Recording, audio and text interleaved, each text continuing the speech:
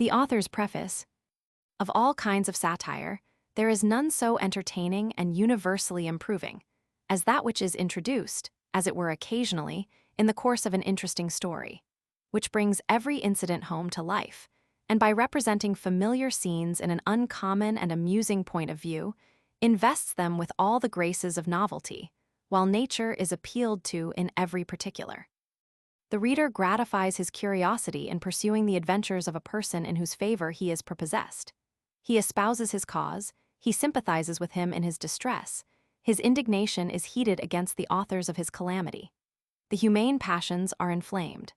The contrast between dejected virtue and insulting vice appears with greater aggravation, and every impression having a double force on the imagination, the memory retains the circumstance, and the heart improves by the example. The attention is not tired with a bare catalogue of characters, but agreeably diverted with all the variety of invention, and the vicissitudes of life appear in their peculiar circumstances, opening an ample field for wit and humor. Romance, no doubt, owes its origin to ignorance, vanity, and superstition. In the dark ages of the world, when a man had rendered himself famous for wisdom or valor, his family and adherents availed themselves of his superior qualities, magnified his virtues, and represented his character and person as sacred and supernatural. The vulgar easily swallowed the bait, implored his protection, and yielded the tribute of homage and praise, even to adoration. His exploits were handed down to posterity with 1,000 exaggerations. They were repeated as incitements to virtue. Divine honors were paid, and altars erected to his memory, for the encouragement of those who attempted to imitate his example, and hence arose the heathen mythology, which is no other than a collection of extravagant romances. As learning advanced, and genius received cultivation, these stories were embellished with the graces of poetry, that they might the better recommend themselves to the attention. They were sung in public, at festivals, for the instruction and delight of the audience, and rehearsed before battle as incentives to deeds of glory. Thus tragedy and the epic muse were born, and, in the progress of taste, arrived at perfection. It is no wonder that the ancients could not relish a fable in prose, after they had seen so many remarkable events celebrated in verse by their best poets. We therefore find no romance among them during the era of their excellence, unless the Cyropaedia of Xenophon may be so called. And it was not till arts and sciences began to revive after the eruption of the barbarians into Europe that anything of this kind appeared.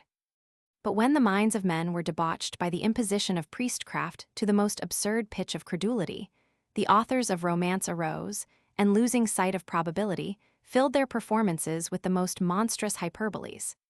If they could not equal the ancient poets in point of genius, they were resolved to excel them in fiction, and apply to the wonder, rather than the judgment, of their readers. Accordingly, they brought necromancy to their aid, and instead of supporting the character of their heroes by dignity of sentiment and practice, distinguished them by their bodily strength, activity, and extravagance of behavior. Although nothing could be more ludicrous and unnatural than the figures they drew, they did not want patrons and admirers. And the world actually began to be infected with the spirit of knight-errantry, when Cervantes, by an inimitable piece of ridicule, reformed the taste of mankind, representing chivalry in the right point of view, and converting romance to purposes far more useful and entertaining, by making it assume the sock and point out the follies of ordinary life. The same method has been practiced by other Spanish and French authors, and by none more successfully than by Monsieur Le Sage, who, in his Adventures of Gil Blas, has described the knavery and foibles of life, with infinite humor and sagacity. The following sheets I have modeled on his plan, taking me liberty, however, to differ from him in the execution, where I thought his particular situations were uncommon, extravagant, or peculiar to the country in which the scene is laid. The disgraces of Gil Blas are, for the most part, such as rather excite mirth than compassion. He himself laughs at them, and his transitions from distress to happiness, or at least ease, are so sudden that neither the reader has time to pity him, nor himself to be acquainted with affliction. This conduct, in my opinion, not only deviates from probability, but prevents that generous indignation, which ought to animate the reader against the sordid and vicious disposition of the world. I have attempted to represent modest merit struggling with every difficulty to which a friendless orphan is exposed, from his own want of experience, as well as from the selfishness, envy, malice, and base indifference of mankind. To secure a favorable prepossession, I have allowed him the advantages of birth and education, which in the series of his misfortunes will, I hope, engage the ingenuous more warmly in his behalf. And though I foresee that some people will be offended at the mean scenes in which he is involved, I persuade myself that the judicious will not only perceive the necessity of describing those situations to which he must of course be confined, in his low estate, but also find entertainment in viewing those parts of life, where the humors and passions are undisguised by affectation, ceremony, or education, and the whimsical peculiarities of disposition appear as nature has implanted them. But I believe I need not trouble myself in vindicating a practice authorized by the best writers in this way, some of whom I have already named. Every intelligent reader will, at first sight, perceive I have not deviated from nature in the facts, which are all true in the main, although the circumstances are altered and disguised to avoid personal satire. It now remains to give my reasons for making the chief personage of this work a North Briton, which are chiefly these. I could, at a small expense, bestow on him such education as I thought the dignity of his birth and character required, which could not possibly be obtained in England, by such slender means as the nature of my plan would afford. In the next place, I could represent simplicity of manners in a remote part of the kingdom, with more propriety than in any place near the capital. And lastly, the disposition of the Scots, addicted to traveling, justifies my conduct in deriving an adventurer from that country. That the delicate reader may not be offended at the unmeaning oaths which proceed from the mouths of some persons in these memoirs, I beg leave to promise that I imagine nothing could more effectually expose the absurdity of such miserable expletives than a natural and verbal representation of the discourse in which they occur.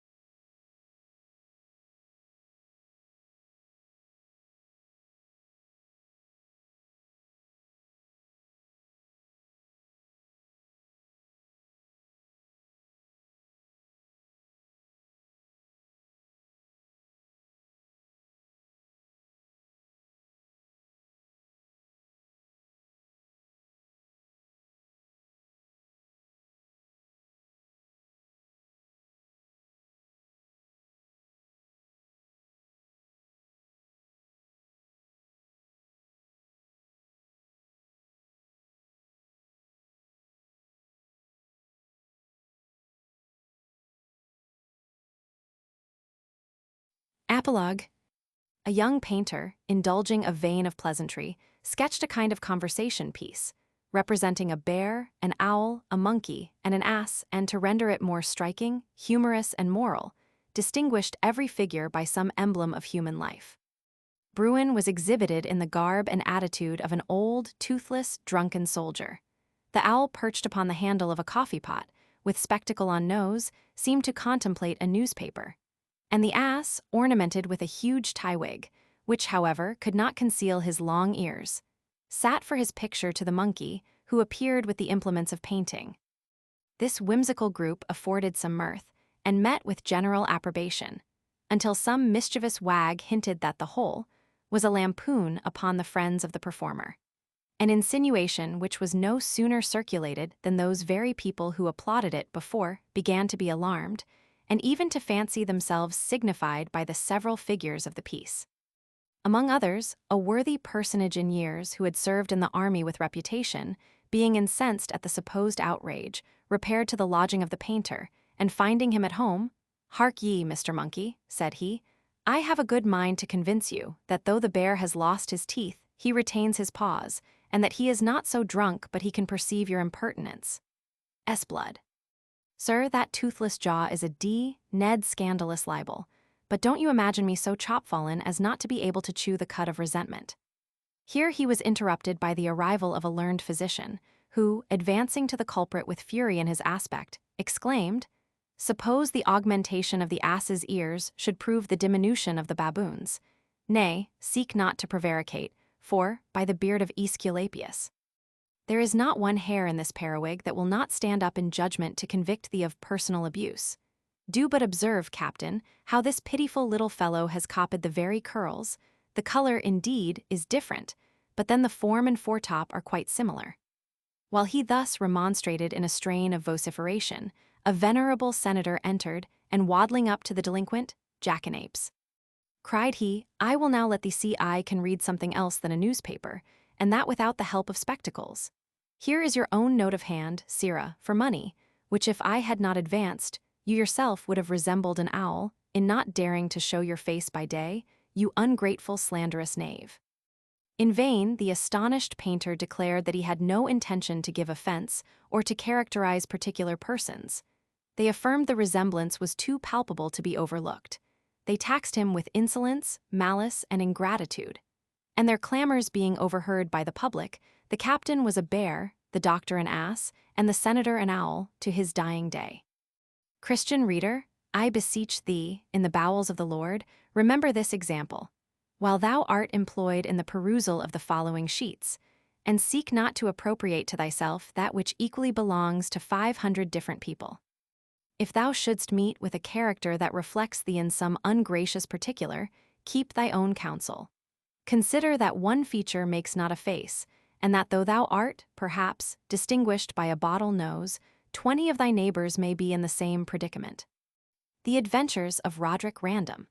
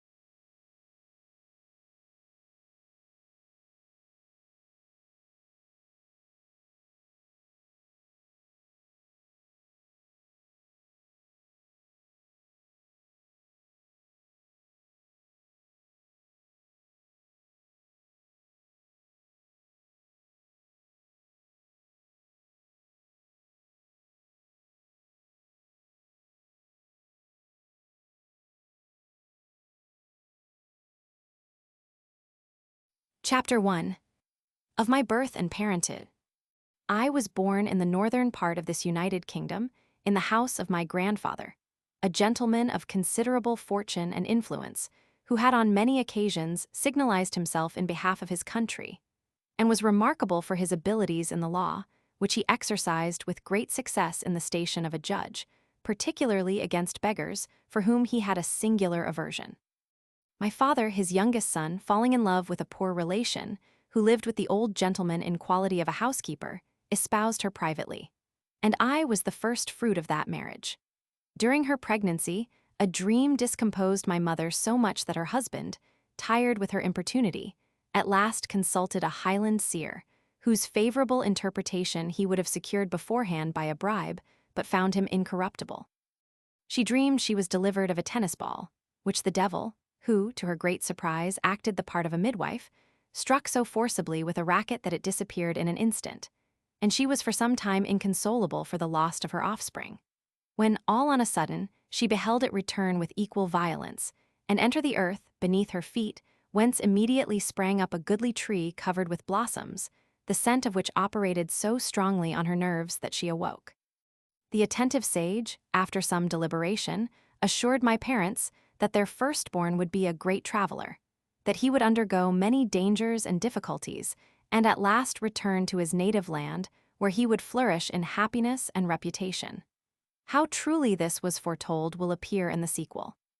It was not long before some officious person informed my grandfather of certain familiarities that passed between his son and housekeeper, which alarmed him so much that, a few days after, he told my father it was high time for him to think of settling, and that he had provided a match for him, to which he could in justice have no objections. My father, finding it would be impossible to conceal his situation much longer, frankly owned what he had done, and excused himself for not having asked the consent of his father, by saying he knew it would have been to no purpose, and that, had his inclination been known, my grandfather might have taken such measures as would have effectually put the gratification of it out of his power. He added that no exceptions could be taken to his wife's virtue, birth, beauty, and good sense, and as for fortune, it was beneath his care. The old gentleman, who kept all his passions, except one, in excellent order, heard him to an end with great temper, and then calmly asked how he proposed to maintain himself and spouse. He replied he could be in no danger of wanting while his father's tenderness remained, which he and his wife should always cultivate with the utmost veneration, and he was persuaded his allowance would be suitable to the dignity and circumstances of his family, and to the provision already made for his brothers and sisters, who were happily settled under his protection. Your brothers and sisters, said my grandfather, did not think it beneath them to consult me in an affair of such importance as matrimony.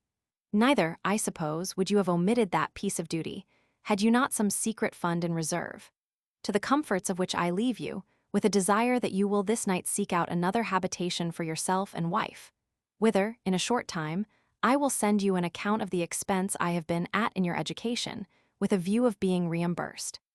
Sir, you have made the grand tour. You are a polite gentleman, a very pretty gentleman. I wish you a great deal of joy, and am your very humble servant. So saying, he left my father in a situation easily imagined. However, he did not long hesitate, for, being perfectly well acquainted with his father's disposition, he did not doubt that he was glad of this pretense to get rid of him. And his resolves being as invariable as the laws of the Medes and Persians, he knew it would be to no purpose to attempt him by prayers and entreaties.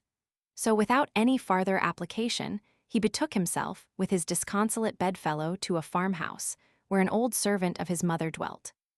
There they remained some time in a situation, but ill adapted to the elegance of their desires and tenderness of their love, which nevertheless my father chose to endure, rather than supplicate an unnatural and inflexible parent. But my mother, foreseeing the inconveniences to which she must have been exposed, had she been delivered in this place, and her pregnancy was very far advanced, without communicating her design to her husband, went in disguise to the house of my grandfather, hoping that her tears and condition would move him to compassion and reconcile him to an event which was now irrecoverably past.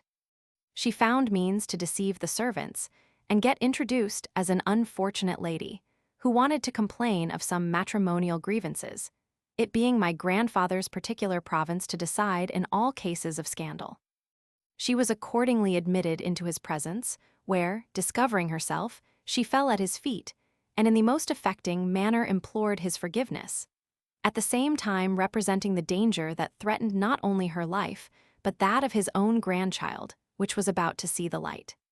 He told her he was sorry that the indiscretion of her and his son had compelled him to make a vow, which put it out of his power to give them any assistance, that he had already imparted his thoughts on that subject to her husband, and was surprised that they should disturb his peace with any farther importunity. This said, he retired. The violence of my mother's affliction had such an effect on her constitution that she was immediately seized with the pains of childbed, and had not an old maidservant, to whom she was very dear, afforded her pity and assistance, at the hazard of incurring my grandfather's displeasure, she and the innocent fruit of her womb must have fallen miserable victims to his rigor and inhumanity. By the friendship of this poor woman she was carried up to a garret, and immediately delivered of a man-child, the story of whose unfortunate birth he himself now relates. My father, being informed of what had happened, flew to the embraces of his darling spouse, and while he loaded his offspring with paternal embraces, could not forbear shedding a flood of tears on beholding the dear partner of his heart, for whose ease he would have sacrificed the treasures of the East, stretched upon a flock bed, in a miserable apartment, unable to protect her from the inclemencies of the weather. It is not to be supposed that the old gentleman was ignorant of what passed, though he affected to know nothing of the matter, and pretended to be very much surprised, when one of his grandchildren, by his eldest son deceased, who lived with him as his heir apparent, acquainted him with the affair. He determined therefore to observe no medium, but immediately, on the 3rd day after her delivery, sent her a peremptory order to be gone, and turned off the servant who had preserved her life. This behavior so exasperated my father that he had recourse to the most dreadful imprecations, and on his bare knees implored that heaven would renounce him if ever he should forget or forgive the barbarity of his sire. The injuries which this unhappy mother received from her removal in such circumstances, and the want of necessaries where she lodged, together with her grief and anxiety of mind, soon threw her into a languishing disorder, which put an end to her life. My father, who loved her tenderly, was so affected with her death that he remained 6 weeks deprived of his senses, during which time the people where he lodged carried the infant to the old man who relented so far, on hearing the melancholy story of his daughter-in-law's death, and the deplorable condition of his son, as to send the child to nurse, and he ordered my father to be carried home to his house, where he soon recovered the use of his reason. Whether this hard-hearted judge felt any remorse for his cruel treatment of his son and daughter, or, which is more probable, was afraid his character would suffer in the neighborhood, he professed great sorrow for his conduct to my father, whose delirium was succeeded by a profound melancholy and reserve. At length he disappeared, and notwithstanding all imaginable inquiry, could not be heard of, a circumstance which confirmed most people in the opinion of his having made away with himself in a fit of despair. How I understood the particulars of my birth will appear in the course of these memoirs.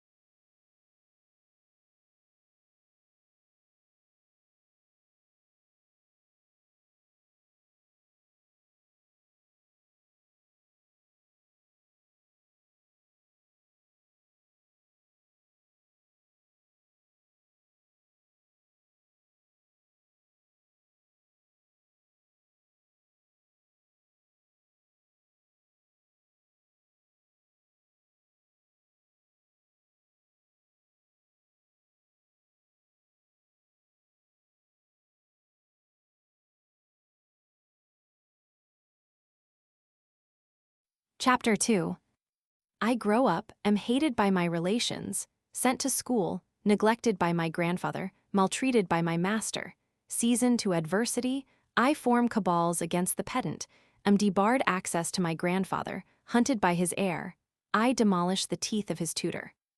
There were not wanting some who suspected my uncles of being concerned in my father's fate, on the supposition that they would all share in the patrimony destined for him. And this conjecture was strengthened by reflecting that in all his calamities they never discovered the least inclination to serve him, but, on the contrary, by all the artifices in their power, fed his resentment and supported his resolution of leaving him to misery and want.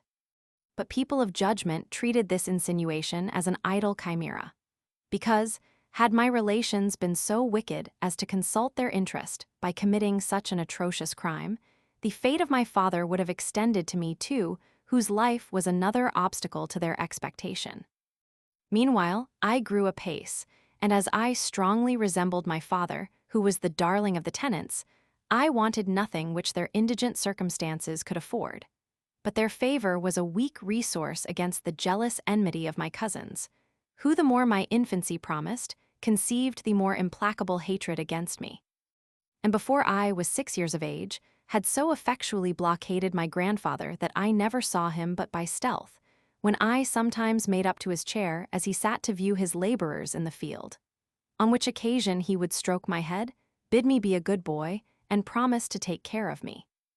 I was soon after sent to school at a village hard by, of which he had been dictator time out of mind. But as he never paid for my board, nor supplied me with clothes, books, and other necessaries I required, my condition was very ragged and contemptible. And the schoolmaster, who, through fear of my grandfather, taught me gratis, gave himself no concern about the progress I made under his instruction. In spite of all these difficulties and disgraces, I became a good proficient in the Latin tongue, and, as soon as I could write tolerably, pestered my grandfather with letters to such a degree that he sent for my master, and chid him severely for bestowing such pains on my education, telling him that, if ever I should be brought to the gallows for forgery, which he had taught me to commit, my blood would lie on his head. The pedant, who dreaded nothing more than the displeasure of his patron, assured his honor that the boy's ability was more owing to his own genius and application than to any instruction or encouragement he received. That, although he could not divest him of the knowledge he had already imbibed, unless he would empower him to disable his fingers, he should endeavor, with God's help, to prevent his future improvement. And indeed, he punctually performed what he had undertaken. For, on pretense that I had written impertinent letters to my grandfather, he caused a board to be made with 5 holes in it, through which he thrust the fingers and thumb of my right hand, and fastened it by whipcord to my wrist, in such a manner as effectually debarred me the use of my pen. But this restraint I was freed from in a few days, by an accident which happened in a quarrel between me and another boy, who, taking upon him to insult my poverty, I was so incensed at his ungenerous reproach that with one stroke with my machine I cut him to the skull, to the great terror of myself and schoolfellows, who left him bleeding on the ground, and ran to inform the master of what had happened. I was so severely punished for this trespass that, were I to live to the age of Methusalem, the impression it made on me would not be effaced, the more than the antipathy and horror I conceived for the merciless tyrant who inflicted it. The contempt which my appearance naturally produced in all who saw me, the continual wants to which I was exposed, and my own haughty disposition, impatient of affronts, involved me in 1,000 troublesome adventures, by which I was at length inured in adversity and emboldened to undertakings far above my years. I was often inhumanly scourged for crimes I did not commit, because, having the character of a vagabond in the village, every piece of mischief, whose author lay unknown, was charged upon me. I have been found guilty of robbing orchards I never entered, of killing cats I never hunted, of stealing gingerbread I never touched, and of abusing old women I never saw.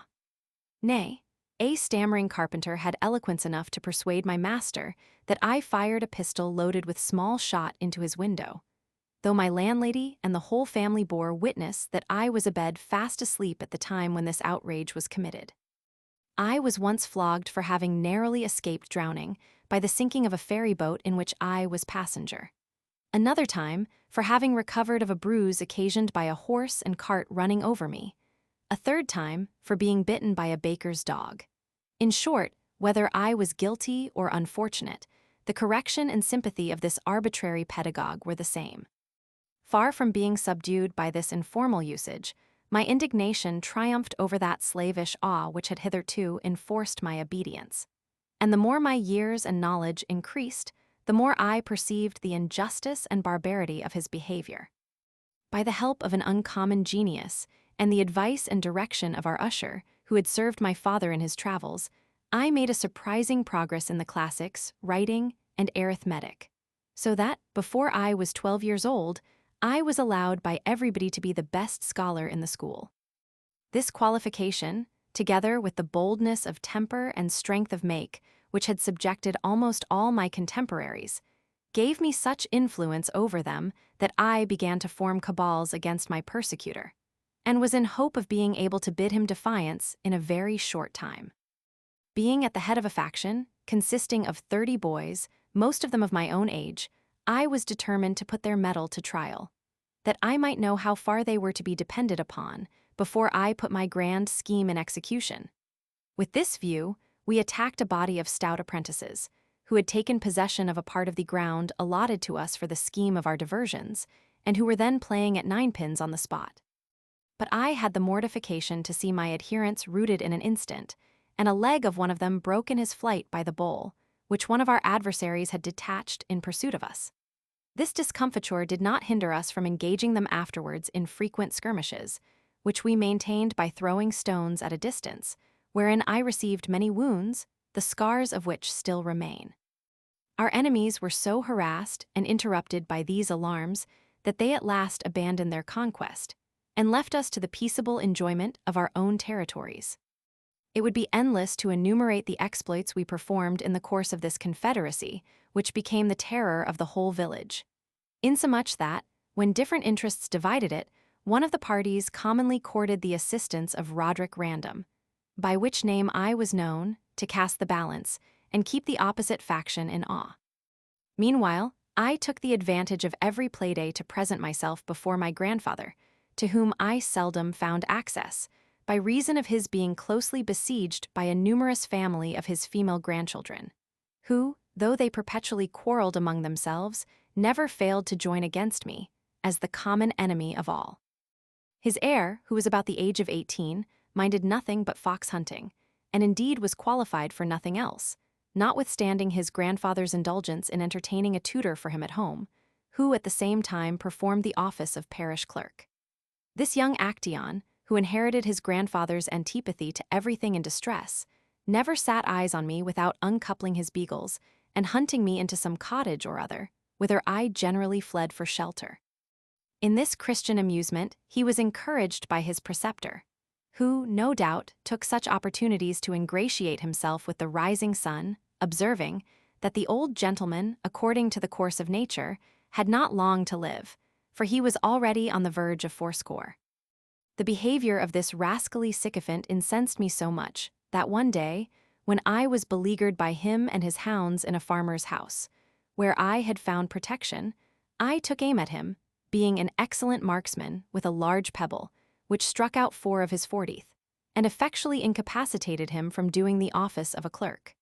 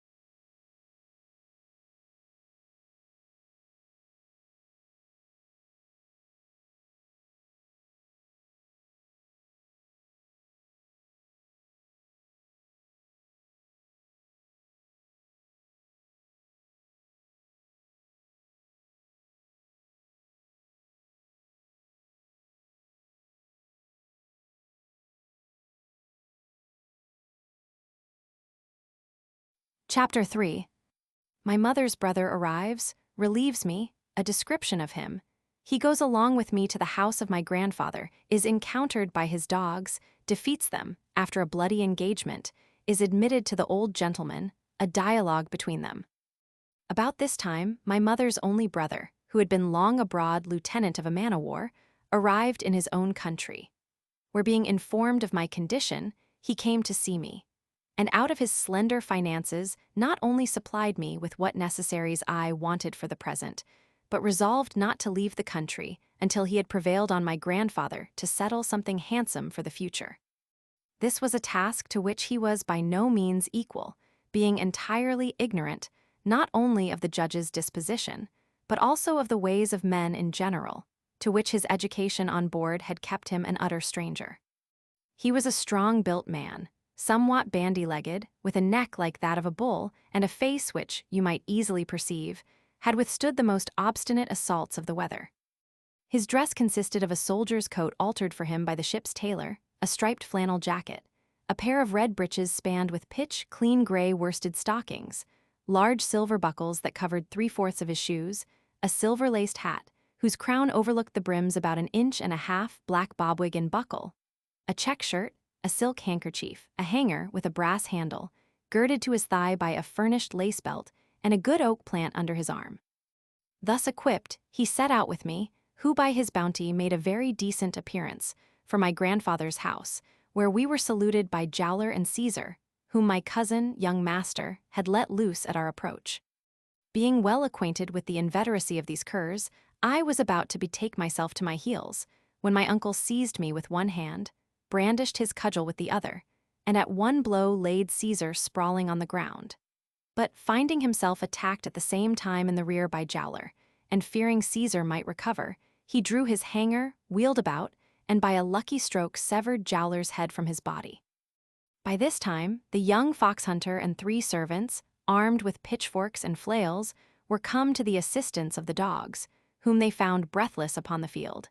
And my cousin was so provoked at the death of his favorites that he ordered his attendants to advance and take vengeance on their executioner, whom he loaded with all the curses and reproaches his anger could suggest. Upon which my uncle stepped forwards with an undaunted air, at the sight of whose bloody weapons his antagonists fell back with precipitation, when he accosted their leader thus: "Look ye, brother, your dogs having boarded me without provocation, what I did was in my own defense. So you had best be civil, and let us shoot ahead, clear of you." Whether the young squire misinterpreted my uncle's desire of peace, or was enraged at the fate of his hounds beyond his usual pitch of resolution, I know not. But he snatched a flail from one of his followers, and came up with a show of assaulting the lieutenant, who, putting himself in a posture of defense, proceeded thus: "Look'ee, you lubberly son of a W.E., if you come athwart me, where your gingerbread work, I'll be foul of your quarter, D.N. me." This declaration, followed by a flourish of his hanger, seemed to check the progress of the young gentleman's choler, who, looking behind him, perceived his attendants had slunk into the house, shut the gate, and left him to decide the contention by himself. Here a parley ensued, which was introduced by my cousin S. asking, "Who the devil are you? What do you want?" "Some scoundrel of a seaman, I suppose, who has deserted and turned thief. But don't think you shall escape, sirrah. I'll have you hanged, you dog, I will. Your blood shall pay for that of my 2 hounds, you ragamuffin. I would not have parted with them to save your whole generation from the gallows, you ruffian, you." "None of your jaw, you swab, none of your jaw," replied my uncle, "else I shall trim your lace jacket for you. I shall rub you down with an oaken towel, my boy, I shall." So saying, he sheathed his hanger and grasped his cudgel. Meanwhile, the people of the house being alarmed, one of my female cousins opened a window and asked what was the matter. "The matter," answered the lieutenant, "no great matter, young woman. I have business with the old gentleman, and this spark, belike, won't allow me to come alongside of him, that's all." After a few minutes' pause, we were admitted and conducted to my grandfather's chamber through a lane of my relations, who honored me with very significant looks as I passed along. When we came into the judge's presence, my uncle, after 2 or 3 seabows, expressed himself in this manner: Your servant, your servant. What cheer, father?" "What cheer? I suppose you don't know me, mayhap you don't. My name is Tom Bowling, and this here boy, you look as if you did not know him neither. 'Tis like you mayn't. He's new rigged, I faith. His cloth don't shake in the wind so much as it want to do. 'Tis my nephew, D.I.C., Roderick Random, your own flesh and blood old gentleman. Don't lay astern, you dog," pulling me forward. My grandfather, who was laid up with the gout, received this relation after his long absence with that coldness of civility which was peculiar to him, told him he was glad to see him, and desired him to sit down. Thank ye, sir, I had as lief stand," said my uncle. "For my own part, I desire nothing of you, but if you have any conscience at all, do something for this poor boy, who has been used at a very unchristian rate. Unchristian do I call it. I am sure the Moors in Barbary have more humanity than to leave their little ones to want. I would fain know why my sister's son is more neglected than that their fair-weather Jack," pointing to the young squire, who with the rest of my cousins had followed us into the room. "Is not he as near akin to you as the other? Is he not much handsomer and better built than that great chucklehead? Come, consider, old gentleman, you are going in a short time to give an account of your evil actions. Remember the wrongs you did his father, and make all the satisfaction in your power before it be too late. the least thing you can do is to settle his father's portion on him. The young ladies, who thought themselves too much concerned to contain themselves any longer, set up their throats all together against my protector. Scurvy companion, saucy tarpaulin, rude, impertinent fellow, did he think to prescribe to grandpapa? His sister's brat had been too well taken care of.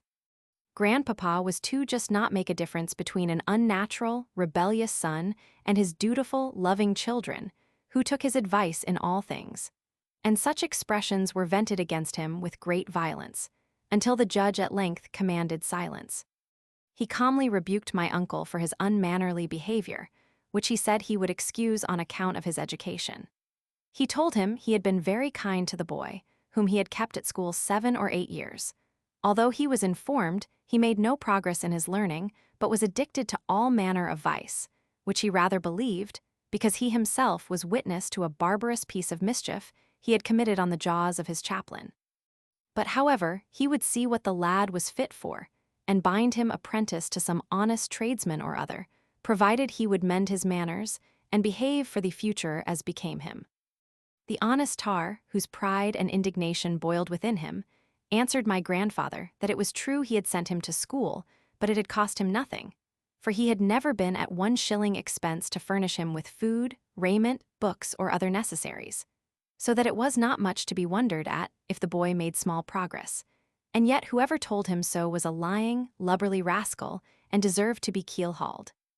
For though he, the lieutenant, did not understand those matters himself, he was well informed as how Rory was the best scholar of his age in all the country, the truth of which he would maintain by laying a wager of his whole half-year's pay on the boy's head. With these words he pulled out his purse and challenged the company. Neither is he predicted to vice, as you affirm, but rather left like a wreck, d'ye see, at the mercy of the wind and weather, by your neglect, old gentleman. As for what happened to your chaplain, I am only sorry that he did not knock out the scoundrel's brains instead of his teeth. By the Lord, if ever I come up with him, he had better be in Greenland, that's all. Thank you for your courteous offer of binding the lad apprentice to a tradesman. I suppose you would make a tailor of him, would you? I had rather see him hanged, d'ye see. Come along, Rory, I perceive how the land lies, my boy. Let's tack about. Faith, while I have 1 shilling you shan't want a tester. Be we, old gentleman, you're bound for the other world, but I believe damnably ill-provided for the voyage. Thus ended our visit, and we returned to the village, my uncle muttering curses all the way against the old shark and the young fry that surrounded him.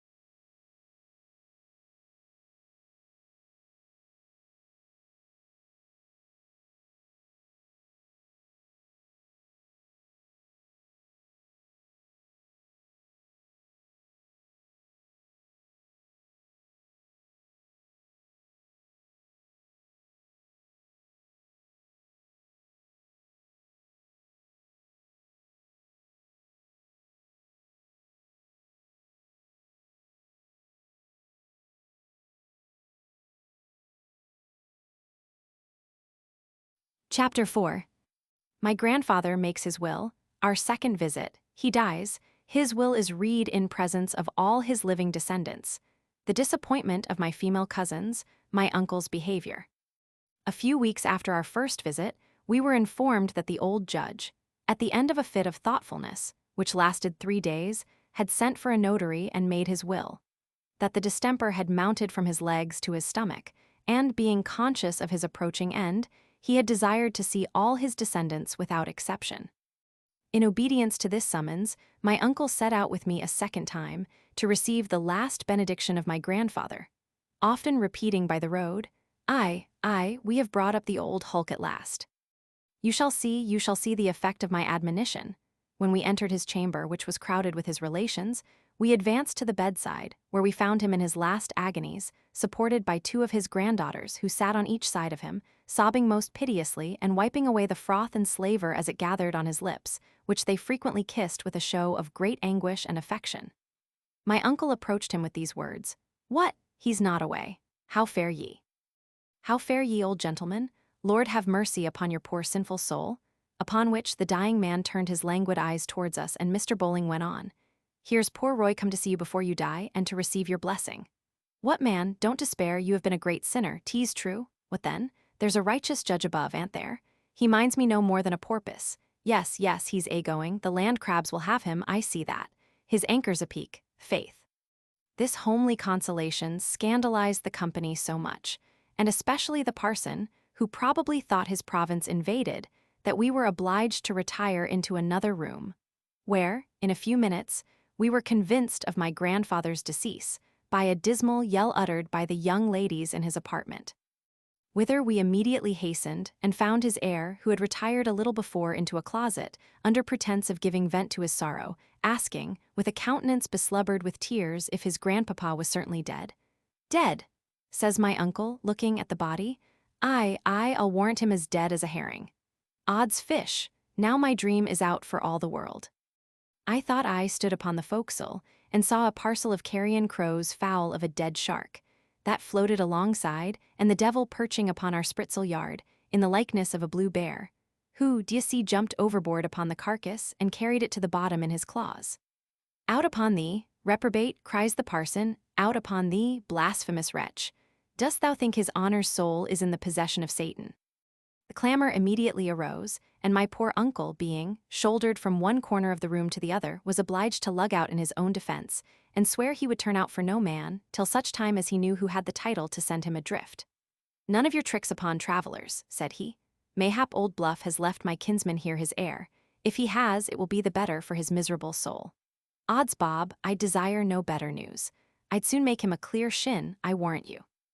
To avoid any further disturbance, one of my grandfather's executors, who was present, assured Mr. Bowling that his nephew should have all manner of justice, that a day should be appointed after the funeral for examining the papers of the deceased in presence of all his relations, till which time every desk and cabinet in the house should remain close sealed, and that he was very welcome to be witness to this ceremony, which was immediately performed to his satisfaction.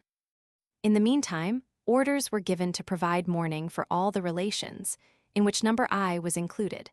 But my uncle would not suffer me to accept of it until I should be assured whether or no I had reason to honor his memory so far.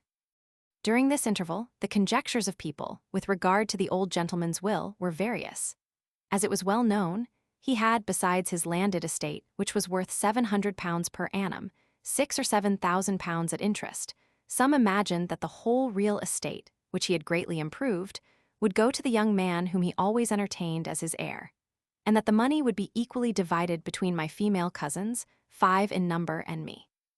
Others were of opinion that, as the rest of the children had been already provided for, he would only bequeath 200 or 300 pounds to each of his granddaughters, and leave the bulk of the sum to me, to atone for his unnatural usage of my father. At length, the important hour arrived, and the will was produced in the midst of the expectants, whose looks and gestures formed a group that would have been very entertaining to an unconcerned spectator. But the reader can scarce conceive the astonishment and mortification that appeared, when an attorney pronounced aloud the young squire sole heir of all his grandfather's estate, personal and real. My uncle, who had listened with great attention, sucking the head of his cudgel all the while, accompanied these words of the attorney with a stare, and hue that alarmed the whole assembly. The eldest and pertest of my female competitors, who had been always very officious about my grandfather's person, inquired, with a faltering accent and visage as yellow as an orange, if there were no legacies, and was answered, none at all, upon which she fainted away. The rest, whose expectations perhaps were not so sanguine, supported their disappointment with more resolution, though not without giving evident marks of indignation, and grief at least as genuine as that which appeared in them at the old gentleman's death. My conductor, after having kicked with his heel for some time against the wainscot, began, So there's no legacy, friend, ha? Here's an old succubus, but somebody's soul howls for it, and me. The parson of the parish, who was one of the executors, and had acted as ghostly director to the old man, no sooner heard this exclamation than he cried out, "Avaunt, unchristian reviler! Avaunt! Wilt thou not allow the soul of his honor to rest in peace?" But this zealous pastor did not find himself so warmly seconded, as formerly, by the young ladies, who now joined my uncle against him, and accused him of having acted the part of a busybody with their grandpapa, whose ears he had certainly abused by false stories to their prejudice. Or else he would not have neglected them in such an unnatural manner. The young squire was much diverted with this scene, and whispered to my uncle that if he had not murdered his dogs, he would have shown him glorious fun by hunting a black badger, so he termed the clergyman. The surly lieutenant, who was not in a humor to relish this amusement, replied, "You and your dogs may be damned. I suppose you'll find them with your old dad in the latitude of hell. Come, Rory, about ship, my lad, we must steer another course, I think." And away we went.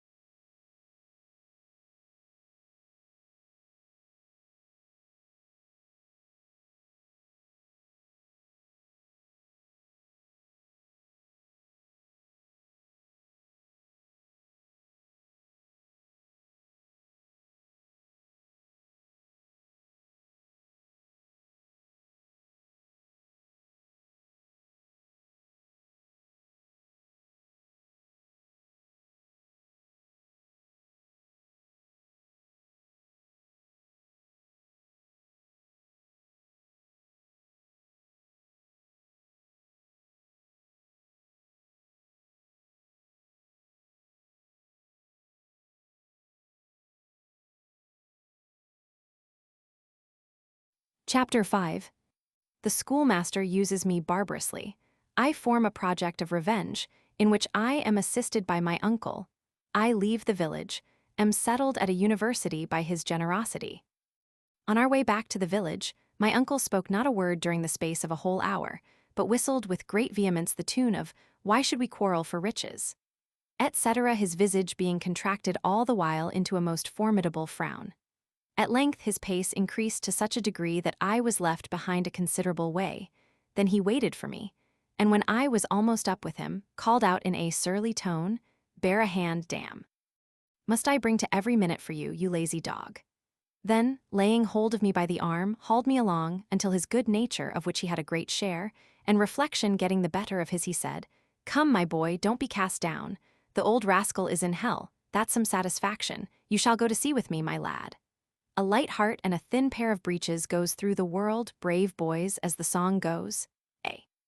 Though this proposal did not at all suit my inclination, I was afraid of discovering my aversion to it, lest I should disoblige the only friend I had in the world.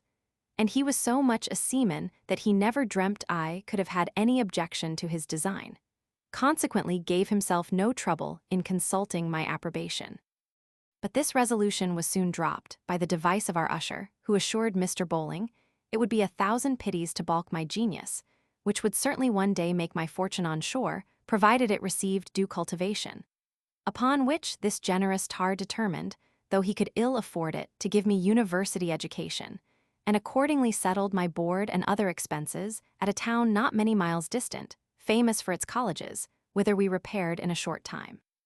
But before the day of our departure, the schoolmaster, who no longer had the fear of my grandfather before his eyes, laid aside all decency and restraint, and not only abused me in the grossest language his rancor could suggest, as a wicked, profligate, dull, beggarly miscreant, whom he had taught out of charity, but also inveighed in the most bitter manner against the memory of the judge, who by the by had procured that settlement for him, hinting, in pretty plain terms, that the old gentleman's soul was damned to all eternity for his injustice in neglecting to pay for my learning.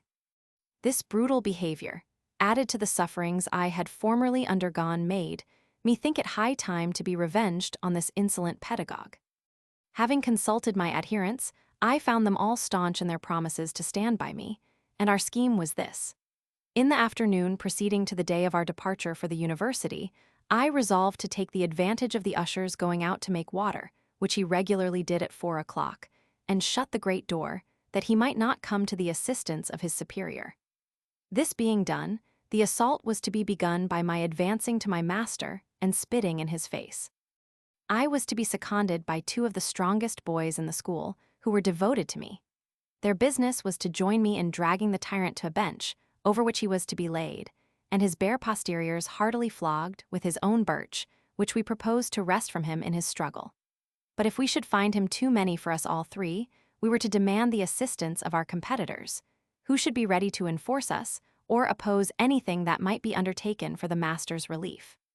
One of my principal assistants was called Jeremy Gawky, son and heir of a wealthy gentleman in the neighborhood, and the name of the other, Hugh Strap, the cadet of a family which had given shoemakers to the village time out of mind. I had once saved Gawky's life by plunging into a river and dragging him on shore when he was on the point of being drowned. I had often rescued him from the clutches of those whom his insufferable arrogance had provoked to a resentment he was not able to sustain, and many times saved his reputation and posteriors by performing his exercises at school, so that it is not to be wondered at if he had a particular regard for me and my interests.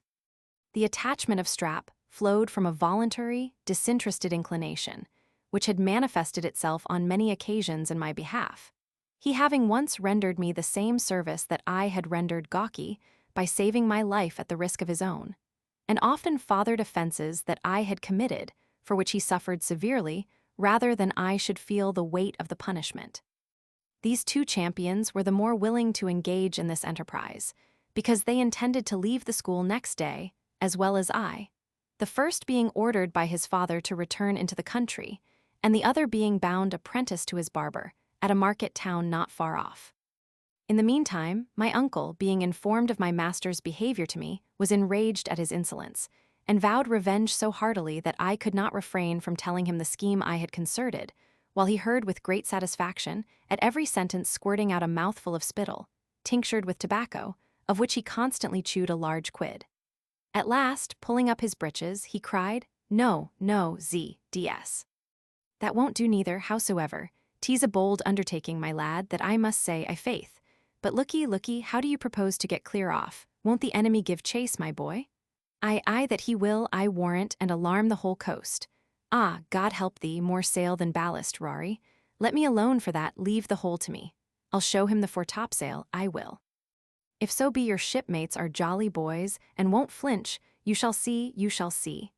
Egad, I'll play him such a salt-water trick, I'll bring him to the gangway and anoint him with a cat-and-nine-tails. He shall have a round dozen doubled, my lad, he shall, and be left lashed to his meditations.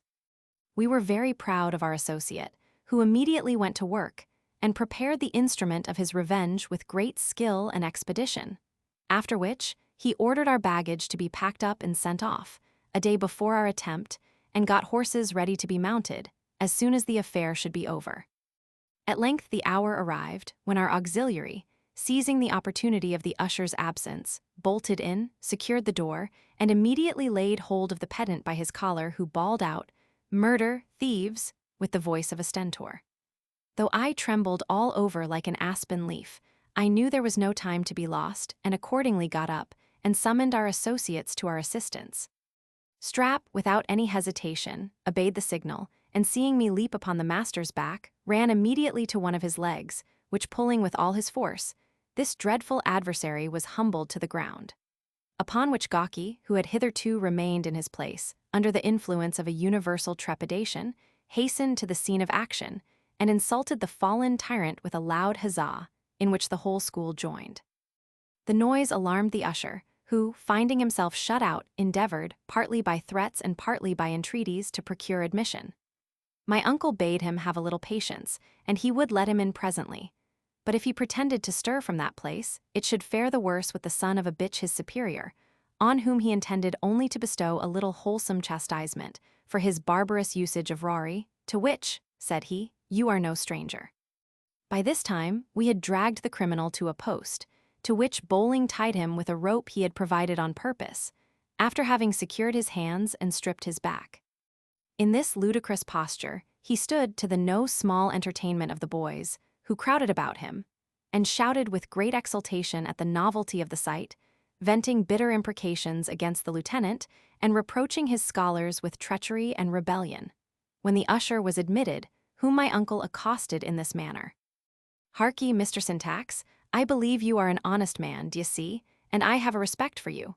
But for all that, we must, for our own security, d'ye see, belay you for a short time. With these words, he pulled out some fathoms of cord, which the honest man no sooner saw than he protested with great earnestness he would allow no violence to be offered to him, at the same time accusing me of perfidy and ingratitude. But Bowling representing that it was in vain to resist, and that he did not mean to use him with violence and indecency, but only to hinder him from raising the hue and cry against us before we should be out of their power, he allowed himself to be bound to his own desk, where he sat a spectator of the punishment inflicted on his principal. My uncle, having upbraided this arbitrary wretch with his inhumanity to me, told him that he proposed to give him a little discipline for the good of his soul, which he immediately put in practice, with great vigor and dexterity. This smart application to the pedant's withered posteriors gave him such exquisite pain that he roared like a mad bull, danced, cursed, and blasphemed like a frantic bedlamite. When the lieutenant thought himself sufficiently revenged, he took his leave of him in these words: Now, friend, you'll remember me the longest day you have to live. I have given you a lesson that will let you know what flogging is and teach you to have more sympathy for the future. Shout, boys, shout. This ceremony was no sooner over than my uncle proposed they should quit the school and convey their old comrade Rory to the public house about a mile from the village, where he would treat them all. His offer being joyfully embraced, he addressed himself to Mr. Syntax and begged him to accompany us. But this invitation he refused with great disdain, telling my benefactor he was not the man he took him to be. Well, well, old Surly, replied my uncle, shaking his hand, thou art an honest fellow notwithstanding, and if ever I have the command of a ship, thou shalt be our schoolmaster, I faith. So saying, he dismissed the boys, and locking the door, left the two preceptors to console one another, while we moved forwards on our journey, attended by a numerous retinue, whom he treated according to his promise. We parted with many tears, and lay that night at an inn on the road, about 10 miles short of the town where I was to remain, at which we arrived next day, and I found I had no cause to complain of the accommodations provided for me, in being boarded at the house of an apothecary, who had married a distant relation of my mother. In a few days after, my uncle set out for his ship, having settled the necessary funds for my maintenance and education.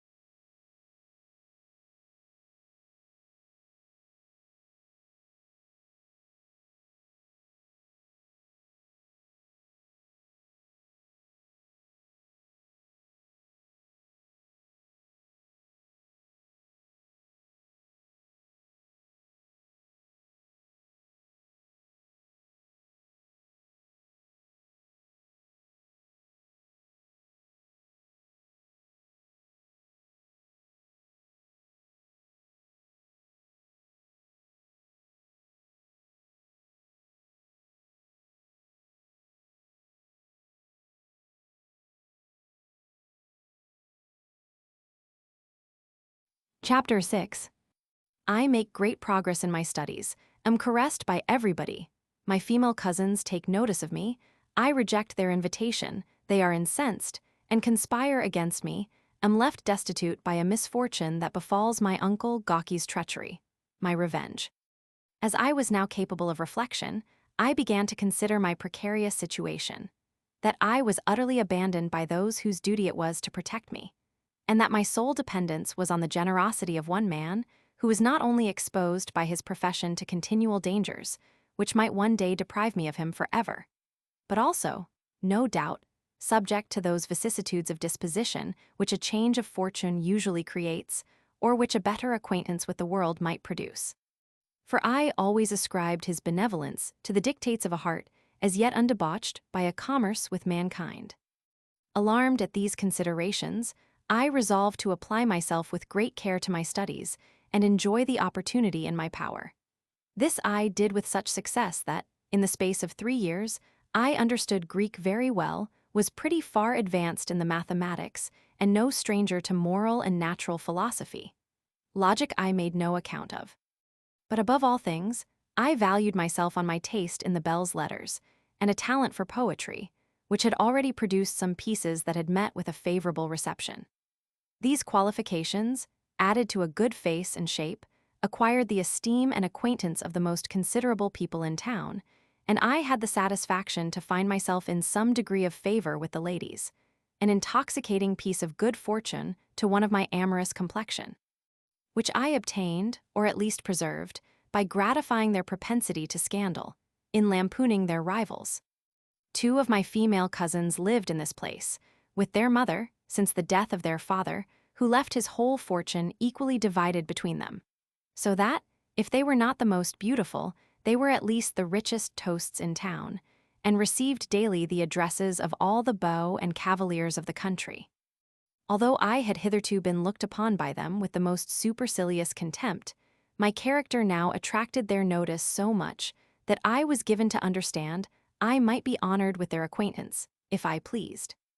The reader will easily perceive that this condescension either flowed from the hope of making my poetical capacity subservient to their malice, or at least of screening themselves from the lash of my resentment, which they had effectually provoked. I enjoyed this triumph with great satisfaction, and not only rejected their offer with disdain, but in all my performances, whether satire or panegyric, industriously avoided mentioning their names, even while I celebrated those of their intimates. This neglect mortified their pride exceedingly and incensed them to such a degree that they were resolved to make me repent of my indifference. The first stroke of their revenge consisted in their hiring a poor collegian to write verses against me, the subject of which was my own poverty and the catastrophe of my unhappy parents. But besides the badness of the composition, of which they themselves were ashamed, they did not find their account in endeavoring to reproach me with those misfortunes which they and their relations had brought upon me, and which consequently reflected much more dishonor on themselves than on me, who was the innocent victim of their barbarity and avarice. Finding this plan miscarry, they found means to irritate a young gentleman against me, by telling him I had lampooned his mistress, and so effectually succeeded in the quality of incendiaries that this enraged lover determined to seize me next night as I returned to my lodgings from a friend's house that I frequented. With this view, he waited in the street, attended by 2 of his companions, to whom he had imparted his design of carrying me down to the river, in which proposed to have me heartily ducked, notwithstanding the severity of the weather, it being then about the middle of December. But this stratagem did not succeed, for, being apprised of their ambush, I got home another way, and by the help of my landlord's apprentice, discharged a volley from the garret window, which did great execution upon them, and next day occasioned so much mirth at their expense that they found themselves under a necessity of leaving the town, until the adventure should be entirely forgotten. My cousins, though twice baffled in their expectation, did not, however, desist from persecuting me, who had now enraged them beyond a possibility of forgiveness by detecting their malice and preventing its effects. Neither should I have found them more humane had I patiently submitted to their rancor, and borne without murmuring the rigor of their unreasonable hate. For I have found by experience that though small favors may be acknowledged and slight injuries atoned, there is no wretch so ungrateful as he whom you have most generously obliged, and no enemy so implacable as those who have done you the greatest wrong. These good-natured creatures, therefore, had recourse to a scheme which conspired with a piece of bad news I soon after received, to give them all the satisfaction they desired. This plan was to debauch the faith of my companion and confidant, who betrayed the trust I reposed in him, by imparting to them the particulars of my small amours, which they published with such exaggerations that I suffered very much in the opinion of everybody, and was utterly discarded by the dear creatures whose names had been called in question. While I was busy in tracing out the author of this treachery, that I might not only be revenged on him, but also vindicate my character to my friends, I one day perceived the looks of my landlady much altered, when I went home to my dinner, and inquiring into the cause, she screwed up her mouth, and fixed her eyes on the ground, told me her husband had received a letter from Mr. Bowling, with one enclosed for me. She was very sorry for what had happened, both for my sake and his own. People should be more cautious of their conduct. She was always afraid his brutal behavior would bring him into some misfortune or other. As for her part, she should be very ready to befriend me, but she had a small family of her own to maintain. The world would do nothing for her if she should come to want. Charity begins at home. She wished I had been bound to some substantial handicraft, such as a weaver or a shoemaker, rather than loiter away my time in learning foolish nonsense that would never bring me in a penny. But some folks are wise, and some are otherwise. I was listening to this mysterious discourse with great amazement when her husband entered and, without speaking a syllable, put both the letters into my hand. I received them trembling and read what follows. To Mr. Roger Potions, sir. This is to let you know that I have quitted the Thunder man of war, being obliged to sheer off for killing my captain, which I did fairly on the beach at Cape Tibrune in the island of Hispaniola, having received his fire and returned it, which went through his body. And I would serve the best man so that ever stepped between stem and stern, if so be that he struck me, as Captain Oakham did. I am, thank God, safe among the French, who are very civil, though I don't understand their lingo, and I hope to be restored in a little time for all the great friends and parliamentary interest of the captain, for I have sent over to my landlord in Deal an account of the whole affair, with our bearings and distances while we were engaged, whereby I have desired him to lay it before his Majesty, who, God bless him, will not suffer an honest tar to be wronged. My love to your spouse, and am your loving friend and servant to command, while, Thomas Bowling. To Roderick Random, dear Rory, don't be grieved at my misfortune, but mind your book, my lad.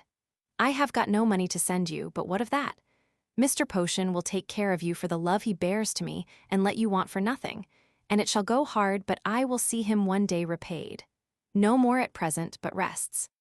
Your dutiful uncle and servant, till death, Thomas Bowling.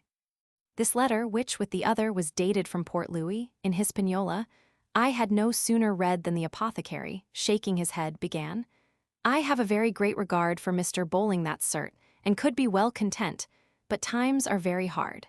There's no such thing as money to be got. I believe 'tis all vanished underground, for my part.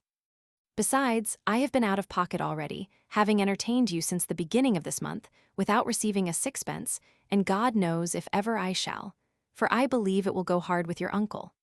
And more than that, I was thinking of giving you warning, for I want your apartment for a new prentice, whom I expect from the country every hour. So I desire you will this week provide yourself with another lodging. The indignation which this harangue inspired gave me spirits to support my reverse of fortune, and to tell him I despised his mean selfish disposition so much that I would rather starve than be beholden to him for one single meal. Upon which, out of my pocket money, I paid him to the last farthing of what I owed, and assured him I would not sleep another night under his roof. This said, I sallied out in a transport of rage and sorrow, without knowing whither to fly for shelter, having not one friend in the world capable of relieving me, and only 3 shillings in my purse. After giving way for a few minutes to the dictates of my rage, I went and hired a small bedroom, at the rate of 1 shilling and 6pence per week, which I was obliged to pay per advance, before the landlord would receive me. Thither I removed my luggage, and next morning got up, with a view of craving the advice and assistance of a person who had on all occasions loaded me with caresses and made frequent offers of friendship, while I was under no necessity of accepting them. He received me with his wonted affability, and insisted on my breakfasting with him, a favor which I did not think fit to refuse. But when I communicated the occasion of my visit, he appeared so disconcerted that I concluded him wonderfully affected with the misery of my condition, and looked upon him as a man of the most extensive sympathy and benevolence. He did not leave me long under this mistake, for recovering himself from his confusion, he told me he was grieved at my misfortune, and desired to know what had passed between my landlord, Mr. Potion, and me. Whereupon I recounted the conversation, and when I repeated the answer I made to his ungenerous remonstrance with regard to my leaving his house, this pretended friend affected a stare, and exclaimed, "Is it possible you could behave so ill to the man who had treated you so kindly all along?" My surprise at hearing this was not at all affected, whatever his might be, and I gave to understand with some warmth that I did not imagine he would so unreasonably espouse the cause of a scoundrel who ought to be expelled from every social community. This heat of mine gave him all the advantage he desired over me, and our discourse, after much altercation, concluded in his desiring never to see me again in that place. To which desire I yielded my consent, assuring him that, had I been as well acquainted with his principles formerly as I was now, he never should have had an opportunity of making that request. And thus we parted. On my return, I met my comrade, Squire Gawky, whom his father had sent, some time ago, to town, for his improvement in writing, dancing, fencing, and other modish qualifications. As I had lived with him since his arrival on the footing of our old intimacy, I made no scruple of informing him of the lowness of my circumstances, and asking a small supply of money to answer my present expense. Upon which he pulled out a handful of halfpence with a shilling or two among them, and swore that was all he had to keep his pocket till next quarter-day, he having lost the greatest part of his allowance the night before at billiards. Though this assertion might very well be true, I was extremely mortified at his indifference, for he neither expressed any sympathy for my mishap nor desire of alleviating my distress, and accordingly I left him without uttering one word. But when I afterwards understood that he was the person who had formerly betrayed me to the malice of my cousins, to whom likewise he had carried the tidings of my forlorn situation, which afforded them great matter of triumph and exultation, I determined with myself to call him to a severe account, for which purpose I borrowed a sword, and wrote a challenge, desiring him to meet me at a certain time and place, that I might have an opportunity of punishing his perfidy at the expense of his blood. He accepted the invitation, and I betook myself to the field, though not without feeling considerable repugnance to the combat, which frequently attacked me in cold sweats by the way. But the desire of revenge, the shame of retracting, and hope of conquest conspired to repel these unmanly symptoms of fear, and I appeared on the plain with a good grace. There I waited an hour beyond the time appointed, and was not ill pleased to find he had no mind to meet me, because I should have an opportunity of exposing his cowardice, displaying my own courage, and of beating him soundly wheresoever I should find, without any dread of the consequence. Elevated with these suggestions, which entirely banished all thoughts of my deplorable condition, I went directly to Gawky's lodgings, where I was informed of his precipitate retreat, he having set out for the country in less than an hour after he had received my billet. And I was vain enough to have the whole story inserted in the news, although I was fain to sell a gold-laced hat to my landlord for less than half price, to defray the expenses and contribute to my subsistence.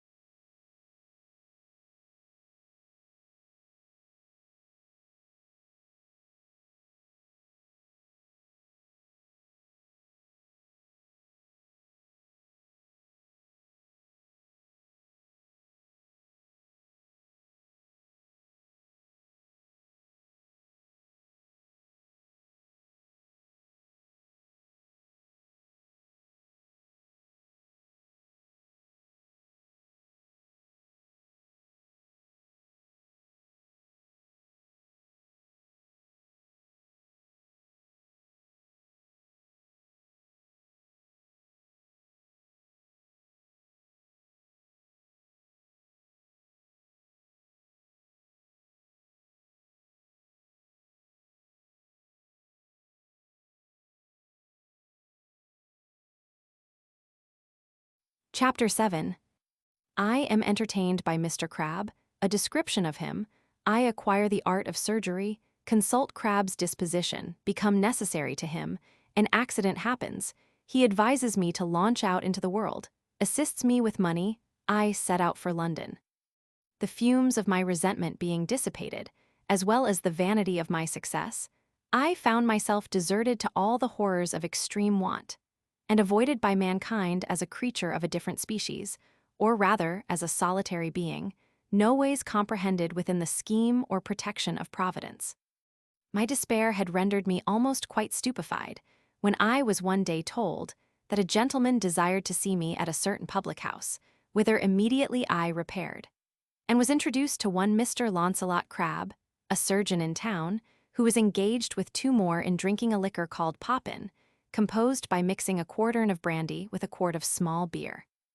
Before I relate the occasion of this message, I believe it will not be disagreeable to the reader if I describe the gentleman who sent for me and mention some circumstances of his character and conduct which may illustrate what follows and account for his behavior to me. This member of the faculty was aged 50, about 5 feet high, and 10 round the belly. His face was as capacious as a full moon, and much of the complexion of a mulberry. His nose, resembling a powder horn, was swelled to an enormous size and studded all over with carbuncles, and his little gray eyes reflected the rays in such an oblique manner that, while he looked a person full in the face, one would have imagined he was admiring the buckle of his shoe. He had long entertained an implacable resentment against Potion, who, though a younger practitioner, was better employed than he, and once had the assurance to perform a cure, whereby he disappointed and disgraced the prognostic of the said Crab. This quarrel, which was at one time upon the point of being made up, by the interposition and mediation of friends, had been lately inflamed beyond a possibility of reconciliation by the respective wives of the opponents, who, chancing to meet at a christening, disagreed about precedence, proceeded from invectives to blows, and were with great difficulty, by the gossips, prevented from converting the occasion of joy into a scene of lamentation. The difference between these rivals was in the height of rancor, when I received the message of Crab, who received me as civilly as I could have expected from one of his disposition, and, after desiring me to sit, inquired into the particulars of my leaving the house of Potion, which when I had related, he said, with a malicious grin, "There's a sneaking dog. I always thought him a fellow without a soul, me, a canting scoundrel, who has crept into business by his hypocrisy, and kissing the A.E. of every body." Aye, says another, one might see with half an eye that the rascal has no honesty in him, by his going so regularly to church. This sentence was confirmed by a third, who assured his companions that Potion was never known to be disguised in liquor, but once at a meeting of the godly, where he had distinguished himself by an extempore prayer an hour long. After this preamble, Crab addressed himself to me in these words: "Well, my lad, I have heard a good character of you, and I'll do for you. You may send your things to my house when you please. I have given orders for your reception." Zounds, what does the booby stare at? If you have no mind to embrace my courteous offer, you may let it alone, and be D. I answered with a submissive bow, that I was far from rejecting his friendly offer, which I would immediately accept, as soon as he should inform me on what footing I was to be entertained. "What footing? D. and my blood," cried he, "do you expect to have a footman and a couple of horses kept for you?" "No, sir," I replied, "my expectations are not quite so sanguine.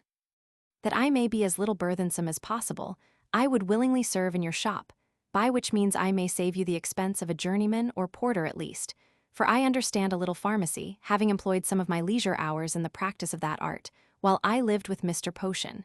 Neither am I altogether ignorant of surgery, which I have studied with great pleasure and application." "Oh ho, you did," says Crab. "Gentlemen, here is a complete artist. Studied surgery, what? In books, I suppose.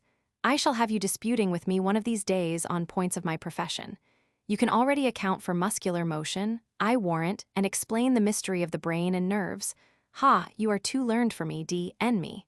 But let's have no more of this stuff. Can you blood and give a clister, spread a plaster, and prepare a potion?" Upon my answering in the affirmative, he shook his head, telling me he believed he should have little good of me for all my promises, but however, he would take me in for the sake of charity.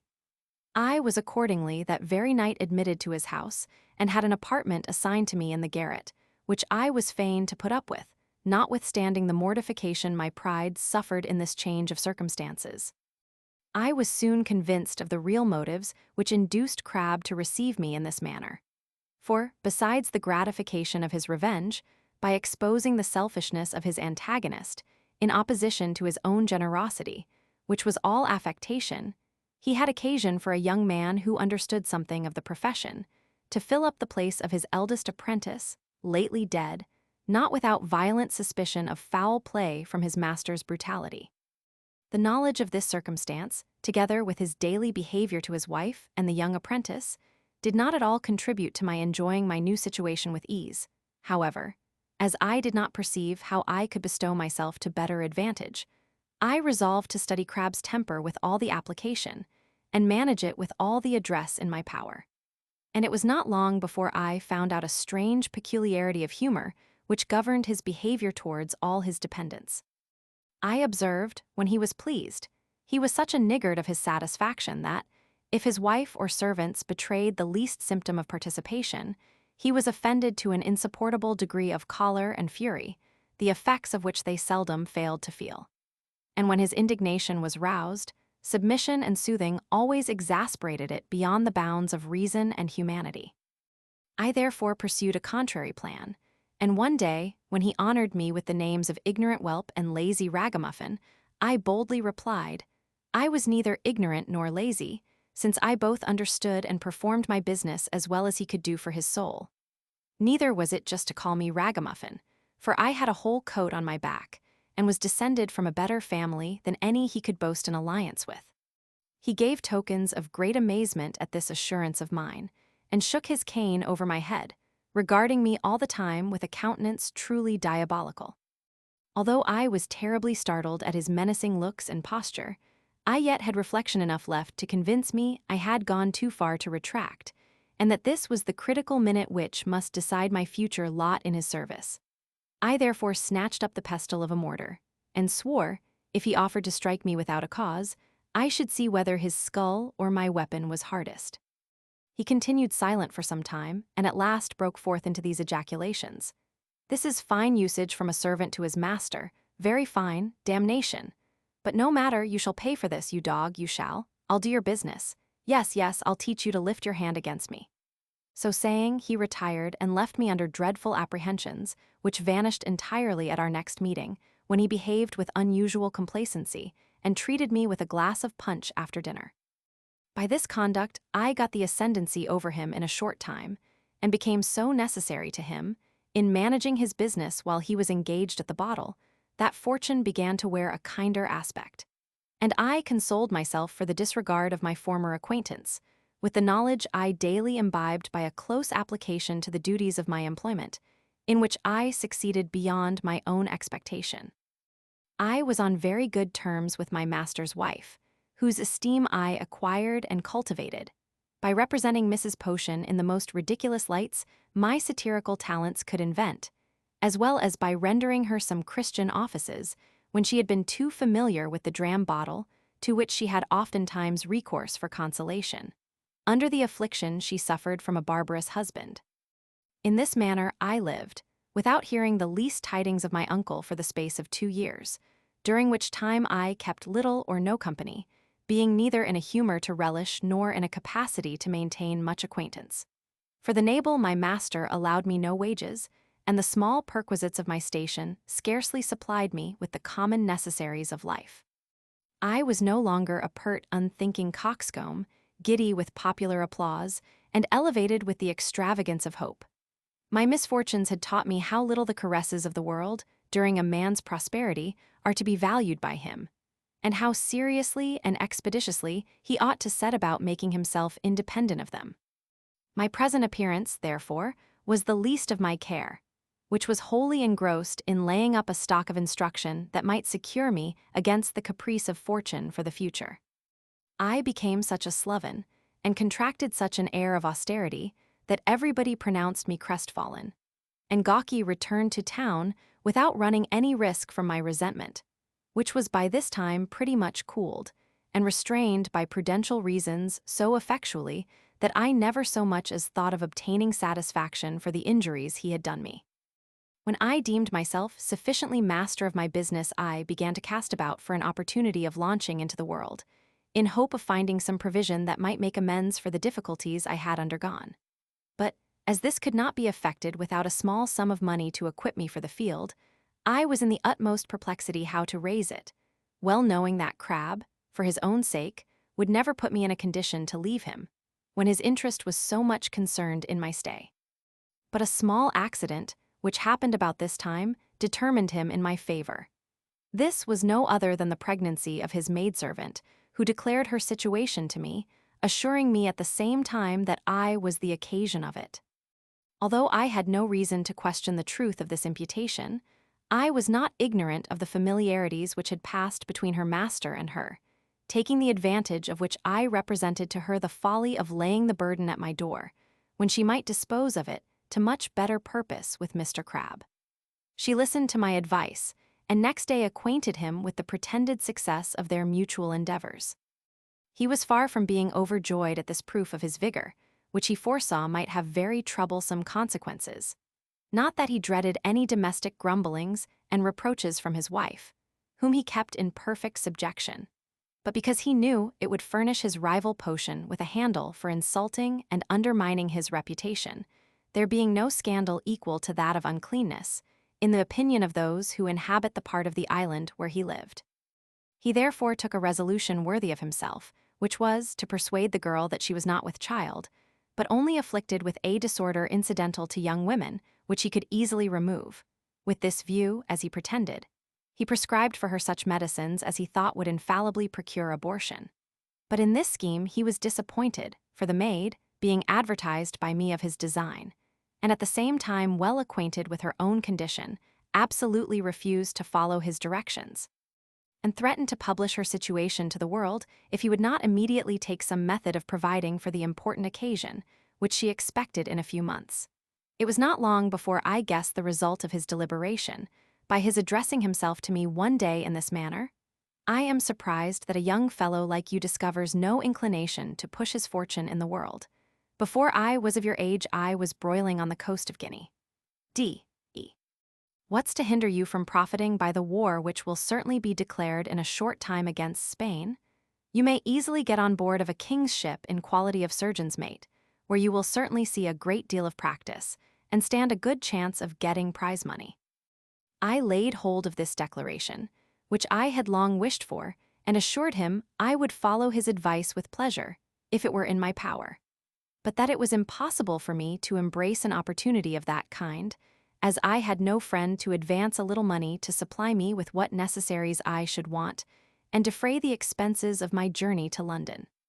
He told me that few necessaries were required, and, as for the expense of my journey, he would lend me money, sufficient not only for that purpose, but also to maintain me comfortably in London until I should procure a warrant for my provision on board of some ship. I gave him 1,000 thanks for his obliging offer, although I was very well apprised of his motive, which was no other than a design to lay the bastard to my charge after my departure, and accordingly set out in a few weeks for London, my whole fortune consisting of 1 suit of clothes, half a dozen ruffled shirts, as many plain, 2 pair of worsted and a like number of threaded stockings, a case of pocket instruments, a small edition of Horace, Weissman's surgery, and 10 guineas in cash, for which Crabbe took my bond, bearing 5% interest, at the same time giving me a letter to a member of Parliament for our town, which he said would do my business effectually.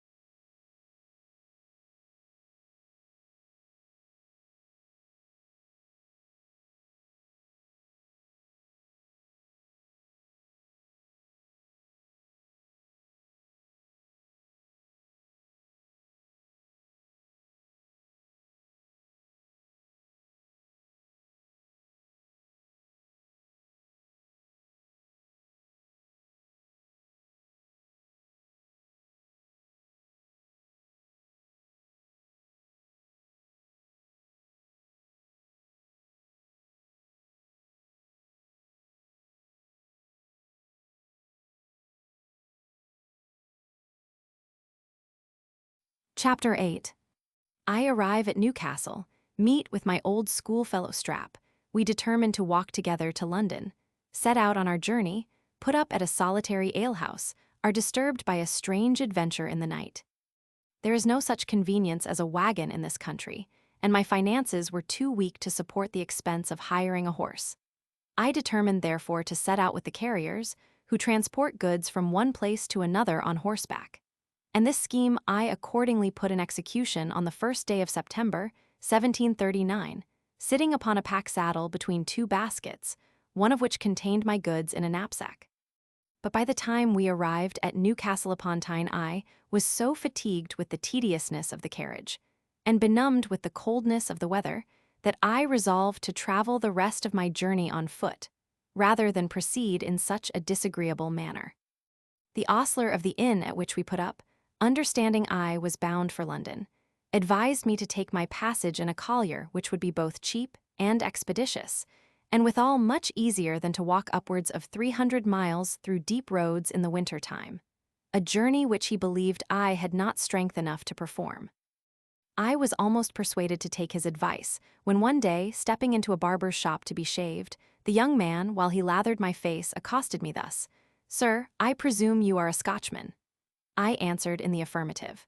"Pray," continued he, "from what part of Scotland?" I no sooner told him than he discovered great emotion, and not confining his operation to my chin and upper lip, besmeared my whole face with great agitation. I was so offended at this profusion that, starting up, I asked him what the d—l he meant by using me so. He begged pardon, telling me his joy at meeting with a countryman had occasioned some confusion in him, and craved my name. But when I declared my name was Random, he exclaimed in rapture, "How, Rory Random?" "The same," I replied, looking at him with astonishment. "What?" cried he, "don't you know your old schoolfellow, Hugh Strap?" At that instant, recollecting his face, I flew into his arms, and in the transport of my joy, gave him back one half of the suds he had so lavishly bestowed on my countenance, so that we made a very ludicrous appearance, and furnished a great deal of mirth for his master and shopmates, who were witnesses of this scene. When our mutual caresses were over, I sat down again to be shaved, but the poor fellow's nerves were so discomposed by this unexpected meeting that his hand could scarcely hold the razor, with which, nevertheless, he found means to cut me in 3 places in as many strokes. His master, perceiving his disorder, bade another supply his place, and after the operation was performed, gave Strap leave to pass the rest of the day with me. We retired immediately to my lodgings, where, calling for some beer, I desired to be informed of his adventures, which contained nothing more than that his master dying before his time was out. He had come to Newcastle about a year ago, in expectation of journey work, along with 3 young fellows of his acquaintance who worked in the keels.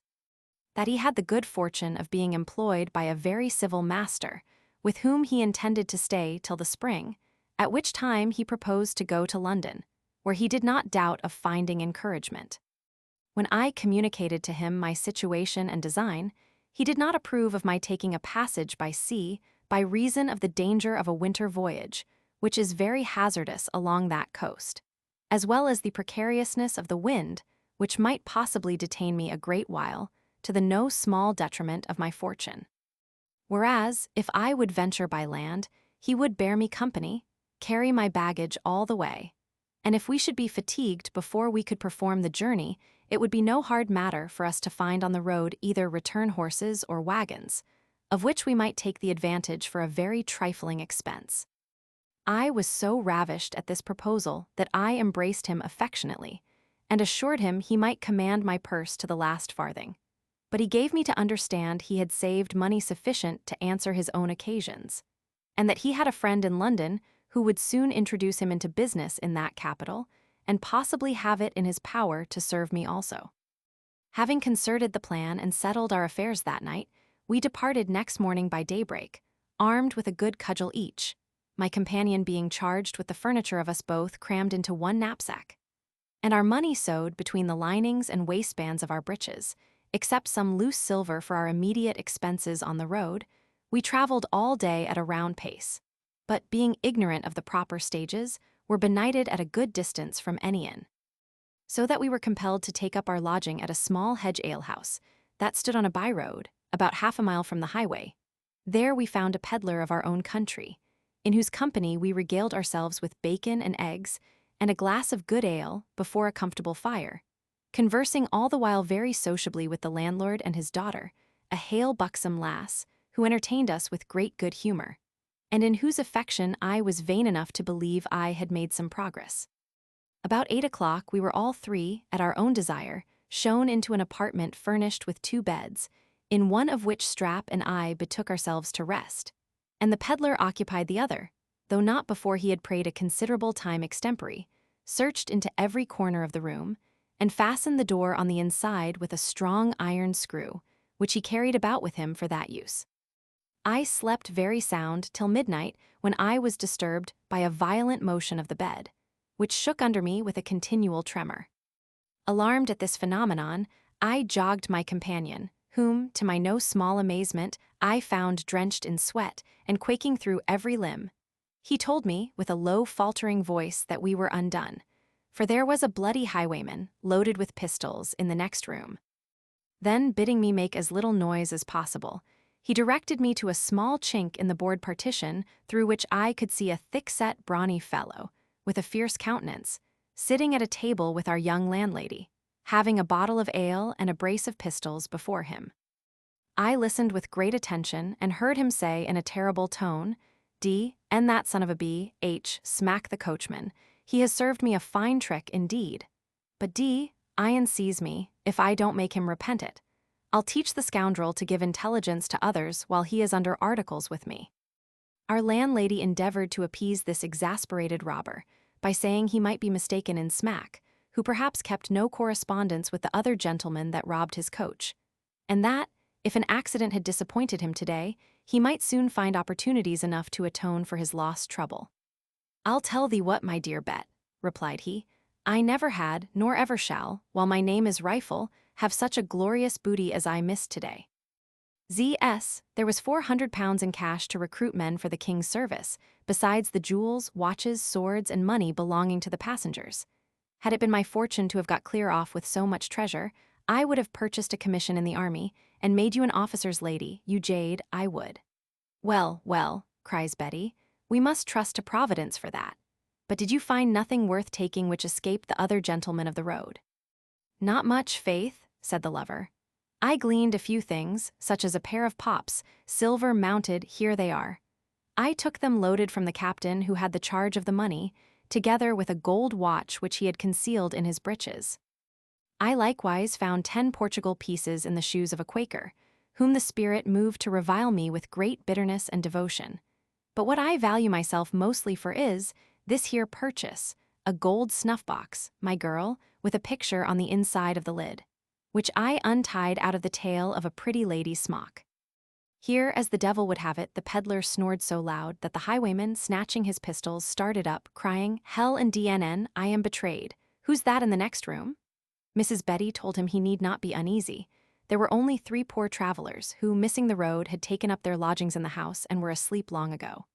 "Travelers," says he, "spies UBCH, but no matter, I'll send them all to hell in an instant." He accordingly ran towards our door, when his sweetheart, interposing, assured him there was only a couple of poor young Scotchmen, who were too raw and ignorant to give him the least cause of suspicion, and the third was a Presbyterian peddler of the same nation, who had often lodged in the house before. This declaration satisfied the thief, who swore he was glad there was a peddler, for he wanted some linen. Then, in a jovial manner, he put about the glass, mingling his discourse to Betty with caresses and familiarities that spoke him very happy in his amours. During that part of the conversation which regarded this, Strap had crept under the bed, where he lay in the agonies of fear, so that it was with great difficulty I persuaded him our danger was over, and prevailed on him to awake the peddler and inform him of what he had seen and heard. The itinerant merchant no sooner felt somebody shaking him by the shoulder than he started up, called as loud as he could, "Thieves, thieves! Lord have mercy upon us!" And Rifle, alarmed at this exclamation, jumped up, cocked one of his pistols, and turned towards the door to kill the first man that should enter. For he verily believed himself beset, when his Dulcinea, after an immoderate fit of laughter, persuaded him that the poor peddler, dreaming of thieves, had only cried out in his sleep. Meanwhile, my comrade had undeceived our fellow lodger, and informed him of his reason for disturbing him. Upon which, getting up softly, he peeped through the hole, and was so terrified with what he saw, that, falling down on his bare knees, he put up a long petition to heaven to deliver him from the hands of that ruffian, and promised never to defraud a customer for the future of the value of a pin's point, provided he might be rescued from the present danger. Whether or not his disburthening his conscience afforded him any ease I knew not, but he slipped into bed again, and lay very quiet until the robber and his mistress were asleep, and snored in concert. Then, rising softly, he untied a rope that was round his pack, which making fast to one end of it, he opened the window with as little noise as possible, and lowered his goods into the yard with great dexterity. Then he moved gently to our bedside and bade us farewell, telling us that, as we ran no risk, we might take our rest with great confidence, and in the morning assure the landlord that we knew nothing of his escape, and lastly, shaking us by the hands, and wishing us all manner of success, he let himself drop from the window without any danger, for the ground was not above a yard from his feet as he hung on the outside. Although I did not think proper to accompany him in his flight, I was not at all free from apprehension when I reflected on what might be the effect of the highwayman's disappointment, as he certainly intended to make free with the peddler's ware. Neither was my companion at more ease in his mind, but on the contrary, so possessed with the dreadful idea of rifle that he solicited me strongly to follow our countryman's example, and so elude the fatal resentment of that terrible adventurer, who would certainly wreak his vengeance on us as accomplices of the peddler's elopement. But I represented to him the danger of giving rifle cause to think we know his profession, and suggested that, if ever he should meet us again on the road, he would look upon us as dangerous acquaintance, and find it his interest to put us out of the way. I told him, withal, my confidence in Betty's good nature, in which he acquiesced, and during the remaining part of the night we concerted a proper method of behavior to render us unsuspected in the morning. It was no sooner day than Betty, entering our chamber, and perceiving our window open, cried out, "Odds bobs, sure you Scotchmen must have hot constitutions to lie all night with the window open in such cold weather." I feigned to start out of sleep, and withdrawing the curtain, called, "What's the matter?" When she showed me, I affected surprise, and said, "Bless me, the window was shut when we went to bed." "I'll be hanged," said she, "if Sawney Waddle, the peddler, has not got up in a dream and done it, for I heard him very obstropulous in his sleep. Sure, I put a chamber pot under his bed." With these words she advanced to the bed in which he lay, and finding the sheets cold, exclaimed, "Good lackadaisy, the rogue is fled." "Fled?" cried I with feigned amazement. "God forbid, sure he has not robbed us." Then, springing up, I laid hold of my breeches and emptied all my loose money into my hand, which having reckoned, I said, "Heaven be praised, our money is all safe. Strap, look to the knapsack." He did so, and found all was right. Upon which we asked, with seeming concern, if he had stolen nothing belonging to the house. "No, no," replied she, "he has stole nothing but his reckoning," which, it seems, this pious peddler had forgot to discharge in the midst of his devotion.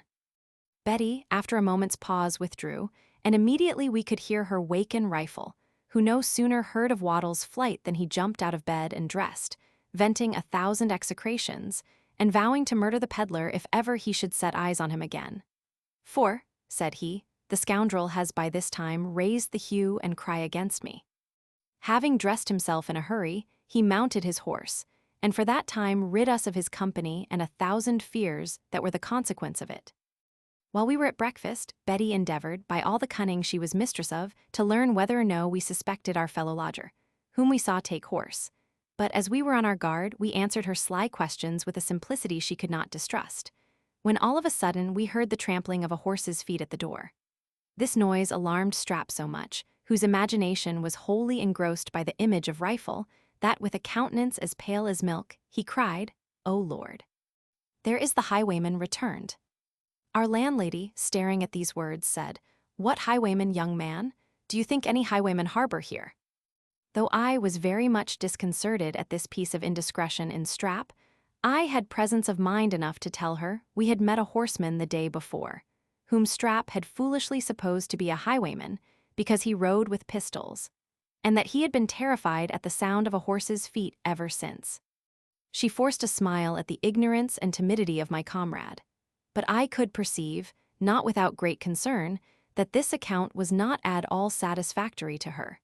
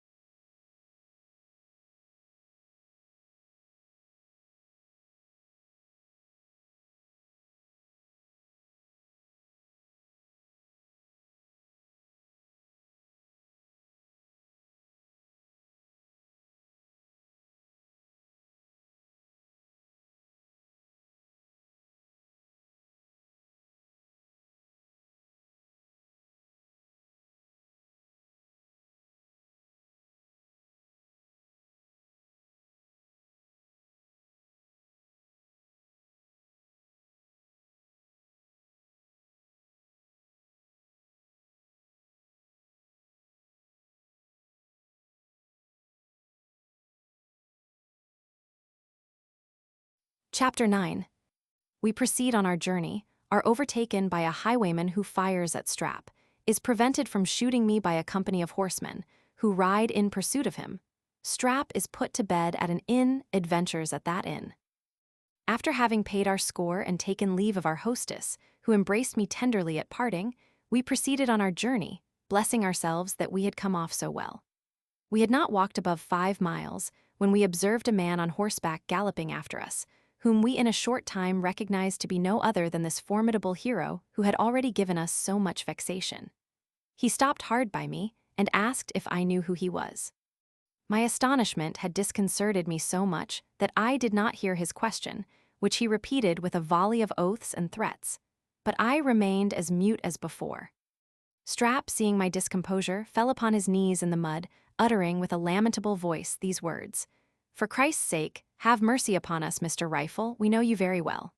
"Oh ho," cried the thief, "you do, but you never shall be evidence against me in this world, you dog." So saying, he drew a pistol and fired it at the unfortunate shaver, who fell flat upon the ground without speaking one word. My comrade's fate and my own situation riveted me to the place where I stood, deprived of all sense and reflection, so that I did not make the least attempt either to run away or deprecate the wrath of this barbarian, who snapped a second pistol at me. But before he had time to prime again, perceiving a company of horsemen coming up, he rode off, and left me standing motionless as a statue, in which posture I was found by those whose appearance had saved my life.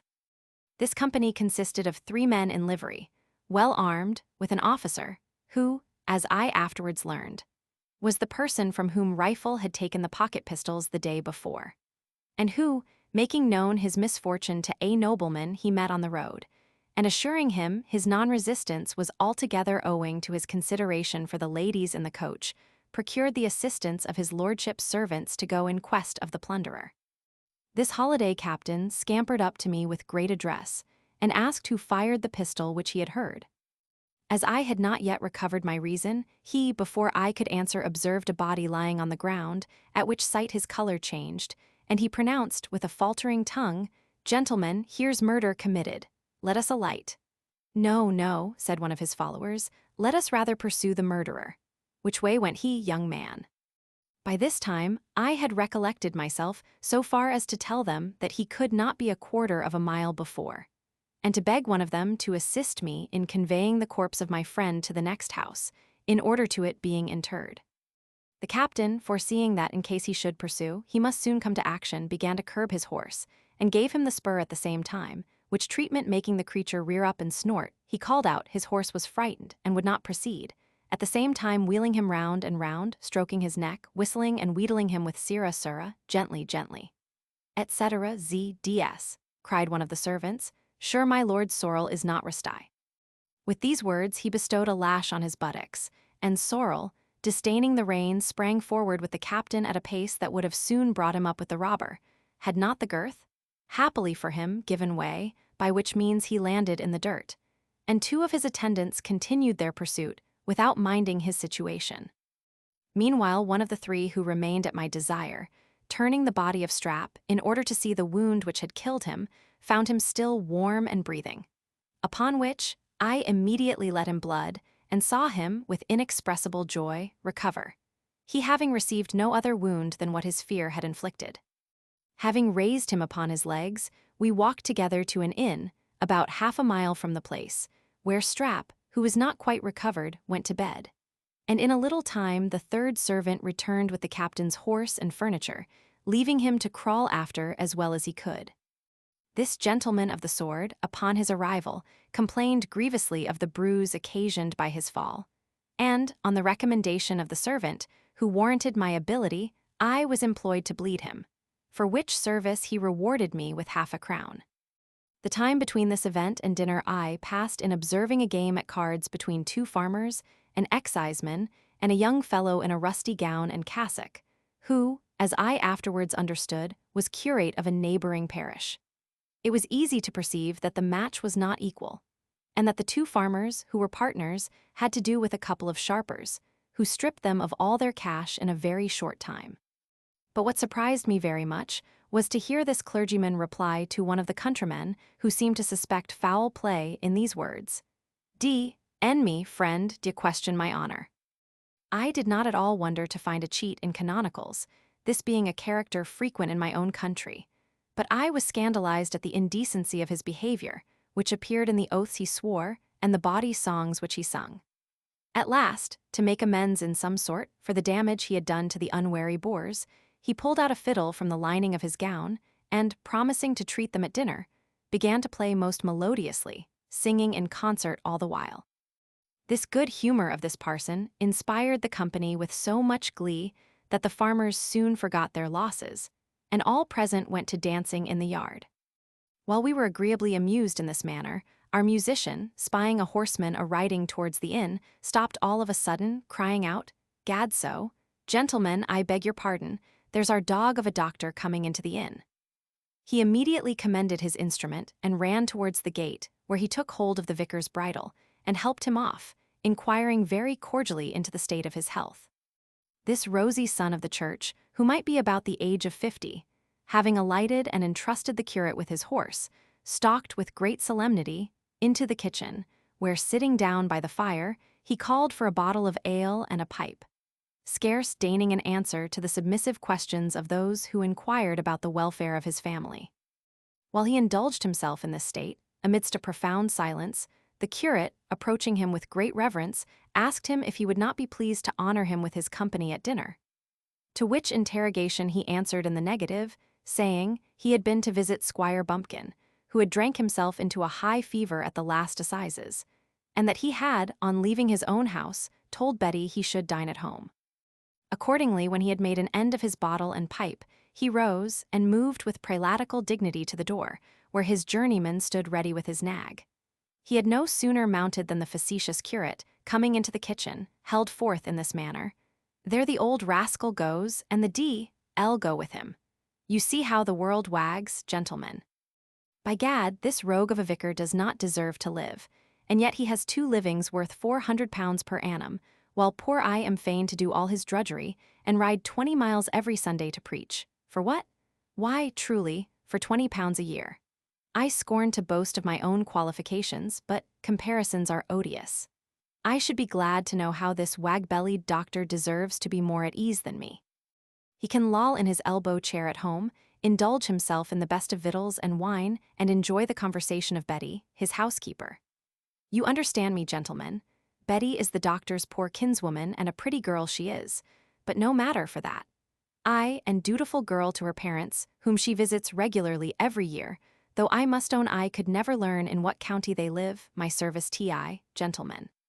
By this time, dinner being ready, I waked my companion, and we ate all together with great cheerfulness. When our meal was ended, and every man's share of the reckoning adjusted, the curate went out on pretense of some necessary occasion, and, mounting his house, left the 2 farmers to satisfy the host in the best manner they could. We were no sooner informed of this piece of finesse than the exciseman, who had been silent hitherto, began to open with a malicious grin: This is an old trick of Shuffle. I could not help smiling when he talked of treating. You must know this is a very curious fellow. He picked up some scraps of learning while he served young Lord Trift at the university, but what he most excels in is pimping. No one knows his talents better than I, for I was valet-de-chamber to Squire Tattle, an intimate companion of Shuffle's lord. He got himself into a scrape by pawning some of his lordship's clothes, on which account he was turned away.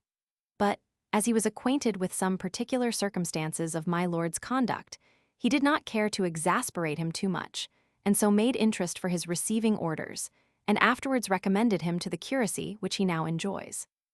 However, the fellow cannot be too much admired for his dexterity in making a comfortable livelihood, in spite of such a small allowance. You hear he plays a good stick, and is really diverting company. These qualifications make him agreeable wherever he goes, and, as for playing at cards, there is not a man within 3 counties for him. The truth is, he is a able cheat, and can shift a card with such address that it is impossible to discover him. Here he was interrupted by one of the farmers, who asked why he had not justice enough to acquaint them with these particulars before they engaged in play. The exciseman replied, without any hesitation, that it was none of his business to intermeddle between man and man. Besides, he did not know they were ignorant of Shuffle's character, which was notorious to the whole country. This did not satisfy the other, who taxed him with abetting and assisting the curate's knavery, and insisted on having his share of the winnings returned. This demand the exciseman as positively refused, affirming that, whatever slights Shuffle might practice on other occasions, he was very certain that he had played on the square with them, and would answer it before any bench in Christendom. So saying, he got up, and having paid his reckoning, sneaked off. The landlord, thrusting his neck into the passage to see if he was gone, shook his head, saying, "Ah, Lord help us! If every sinner was to have his deserts. Well, we victuallers must not disoblige the exciseman. But I know what, if Parson Shuffle and he were weighed together, a straw thrown into either scale would make the balance kick the beam. But masters, this is under the rose," continued Boniface with a whisper.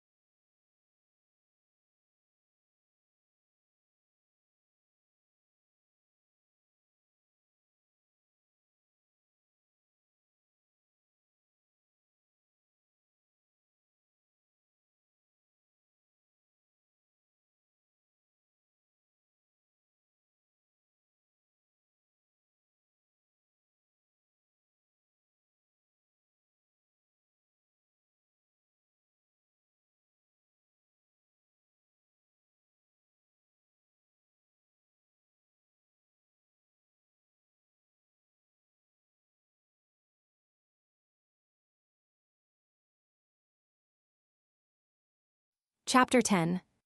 The highwayman is taken. We are detained as evidence against him. Proceed to the next village. He escapes. We arrive at another inn, where we go to bed. In the night we are awaked by a dreadful adventure. Next night we lodge at the house of a schoolmaster. Our treatment there. Strap and I were about to depart on our journey, when we perceived a crowd on the road coming towards us, shouting and hallooing all the way.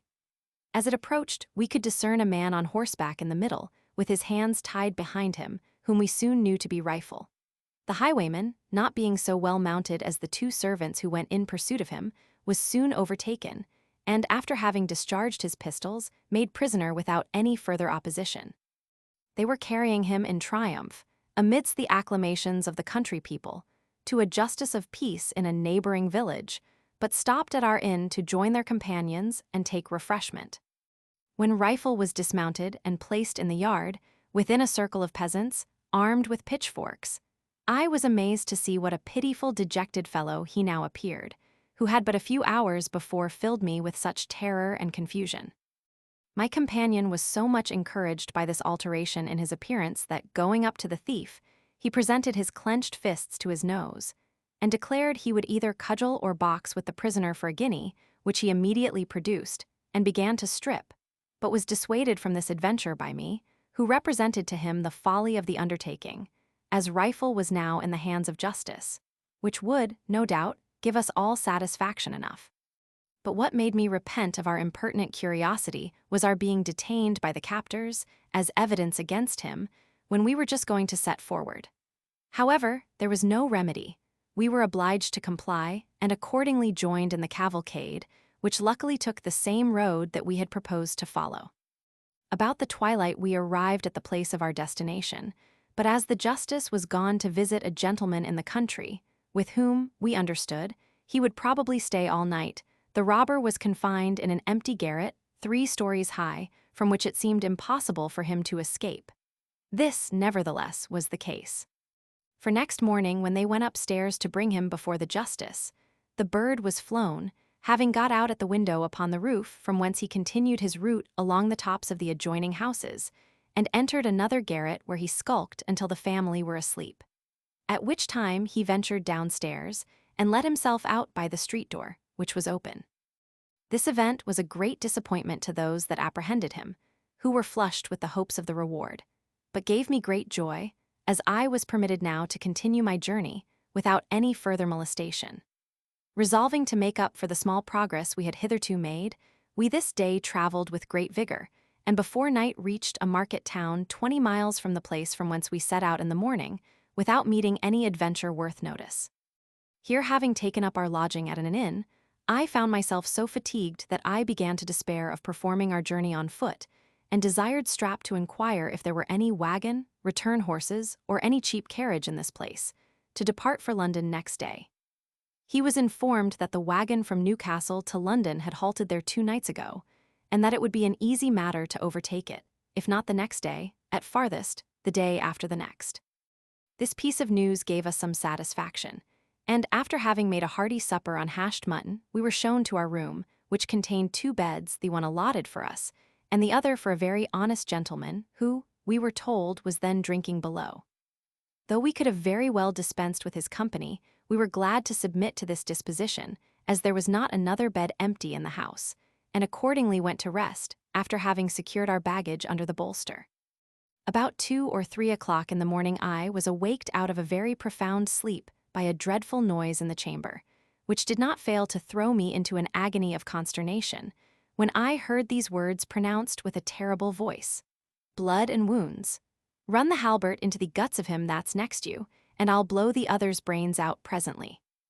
This dreadful salutation had no sooner reached the ears of Strap than, starting out of bed, he ran against somebody in the dark, and overturned him in an instant, at the same time bawling out, "Fire! Murder! Fire!" a cry which in a moment alarmed the whole house, and filled our chamber with a crowd of naked people. When lights were brought, the occasion of all this disturbance soon appeared, which was no other than a fellow lodger, whom we found lying on the floor, scratching his head, with a look testifying the utmost astonishment at the concourse of apparitions that surrounded him. This honest gentleman was, it seems, a recruiting sergeant, who, having listed 2 country fellows overnight, dreaded they had mutinied, and threatened to murder him and the drummer who was along with him.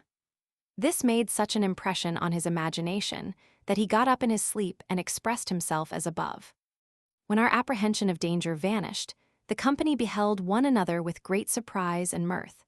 But what attracted the notice of everyone was our landlady, with nothing on her but her shift and a large pair of buckskin breeches, with the backside before, which she had slipped on in the hurry, and her husband with her petticoat about his shoulders.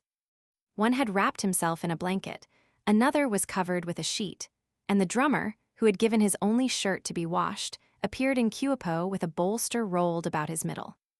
When this affair was discussed, everybody retired to his own apartment.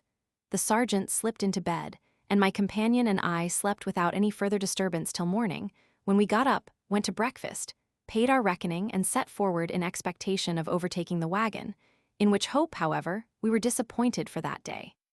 As we exerted ourselves more than usual, I found myself quite spent with fatigue when we entered a small village in the twilight. we inquired for a public house and were directed to one of a very sorry appearance.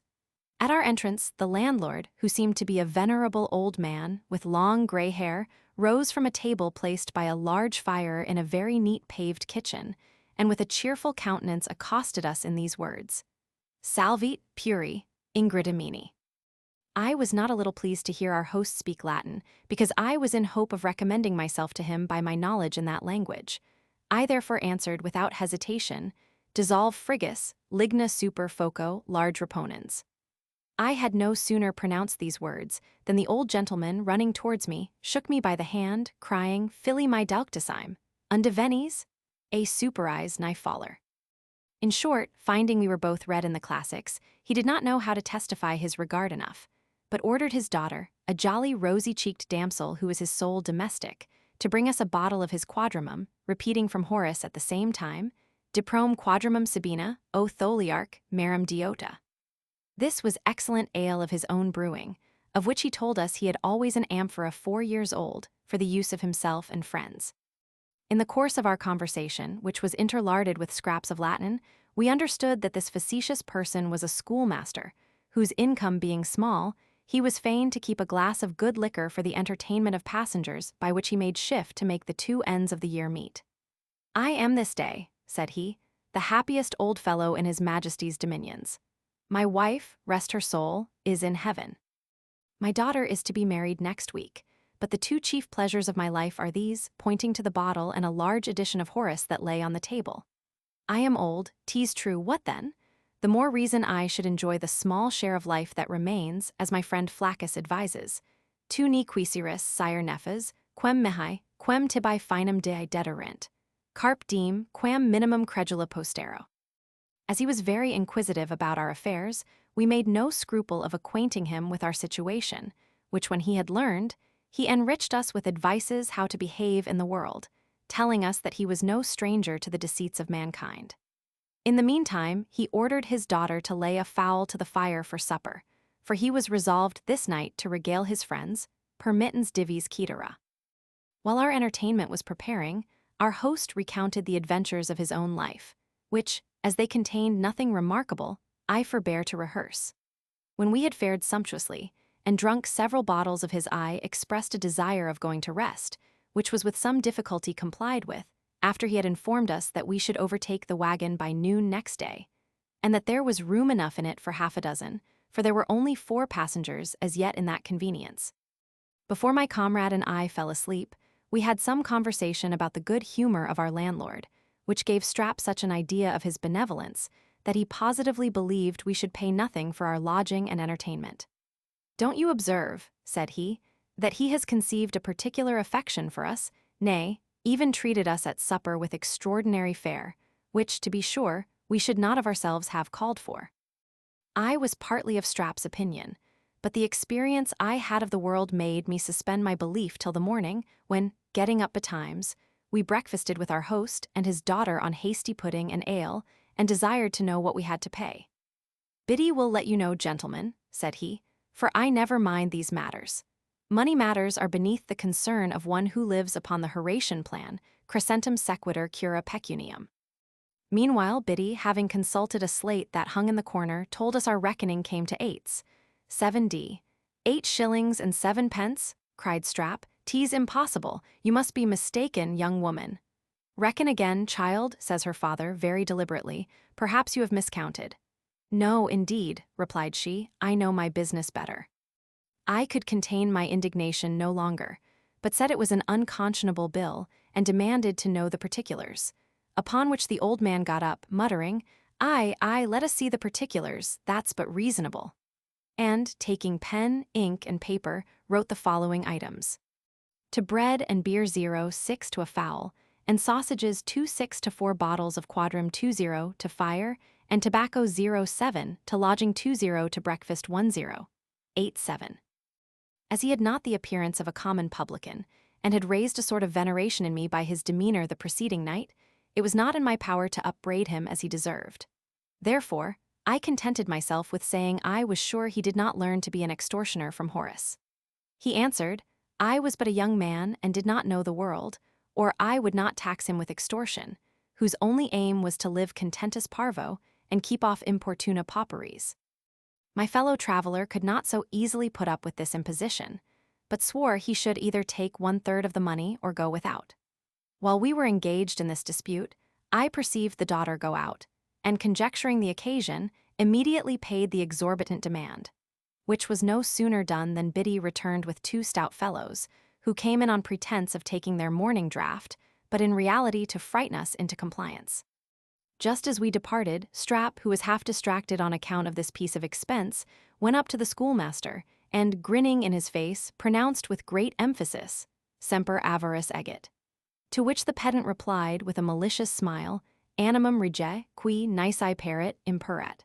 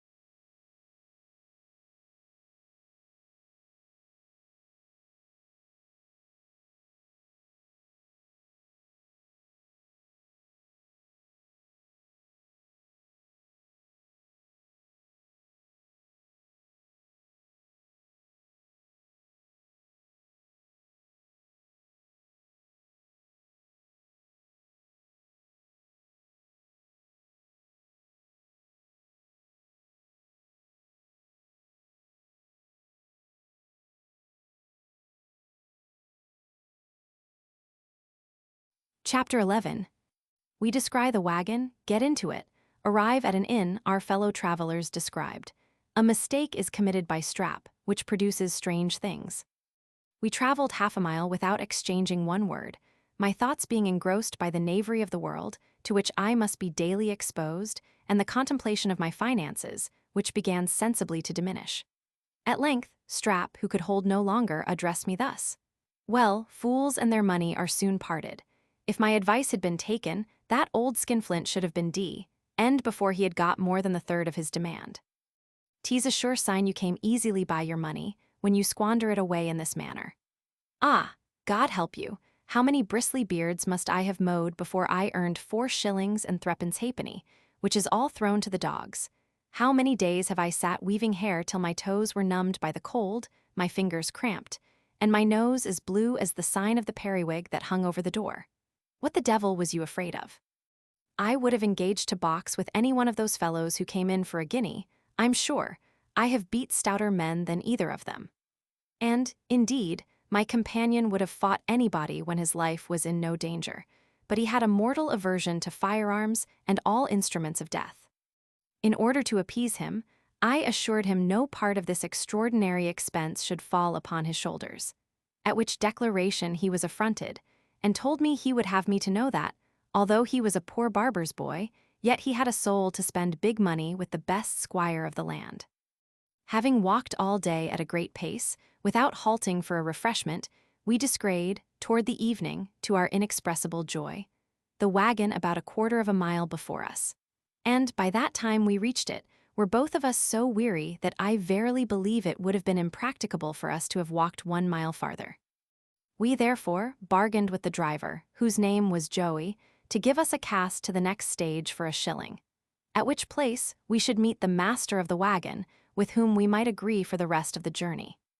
Accordingly the convenience stopped, and Joey, having placed the ladder, Strap, being loaded with our baggage, mounted first. But just as he was getting in, a tremendous voice assailed his ears in these words: "God's fury, there shall no passengers come here." The poor shaver was so disconcerted at this exclamation, which both he and I imagined proceeded from the mouth of a giant, that he descended with great velocity and a countenance as white as paper. Joey, perceiving our astonishment, called with an arch sneer, "Wands, Copton, way won't yow sue for the poor wagoner to make a penny? Coom, young man, get oop, never mind the Copton. Easy not afeard of the captain. This was not encouragement sufficient to Strap, who could not be prevailed upon to venture up again. Upon which I attempted, though not without a quaking heart, when I heard the same voice muttering, like distant thunder, "Hell and the devil confound me, if I don't make you smart for this." However, I crept in, and by accident got an empty place in the straw, which I immediately took possession of, without being able to discern the faces of my fellow travelers in the dark. Strap, following with the knapsack on his back, chanced to take the other side, and by a jolt of the carriage pitched directly upon the stomach of the captain, who bellowed out in a most dreadful manner, blood and thunder, "Where's my sword?" At these words my frighted comrade started up, and at one spring bounced against me with such force that I thought he was the supposed son of Anak, who intended to press me to death. In the meantime a female voice cried, "Bless me, what is the matter, my dear?" "The matter," replied the captain, "and my blood. My guts are squeezed into a pancake by that Scotchman's hump." Strap, trembling all the while at my back, asked him pardon and laid the blame of what had happened upon the jolting of the wagon, and the woman who spoke before went on. Aye, my dear, it is our own fault. We may thank ourselves for all the inconveniences we meet with. I thank God I never traveled so before. I am sure if my lady or Sir John were to know where we are they would not sleep this night for vexation. I wish to God we had writ for the chariot. I know we shall never be forgiven." Come, my dear," replied the captain. "It don't signify fretting now. We shall laugh it over as a frolic. I hope you will not suffer in your health. I shall make my lord very merry with our adventures in this diligence." The discourse gave me such a high notion of the captain and his lady that I durst not venture to join in the conversation, but immediately after another female voice began. "Some people give themselves a great many needless airs. Better folks than any here have traveled in wagons before now. Some of us have rode in coaches and chariots, with 3 footmen behind them, without making so much fuss about it. What then? We are now all upon a footing, therefore let us be sociable and merry. What do you say, Isaac? Is not this a good motion, you doting rogue? Speak, you old cent per cent fornicator. What desperate debt are you thinking of? What mortgage are you planning? Well, Isaac, positively you shall never gain my favor till you turn over a new leaf, grow honest, and live like a gentleman. In the meantime give me a kiss, you old fumbler." These words, accompanied with a hearty smack, enlivened the person to whom they were addressed to such a degree that he cried, in transport, though with a faltering voice, "Ah, you wanton baggage, upon my credit, you are a waggish girl. He. This laugh introduced a fit of coughing, which almost suffocated the poor usurer. Such we afterwards found was the profession of this our fellow traveler.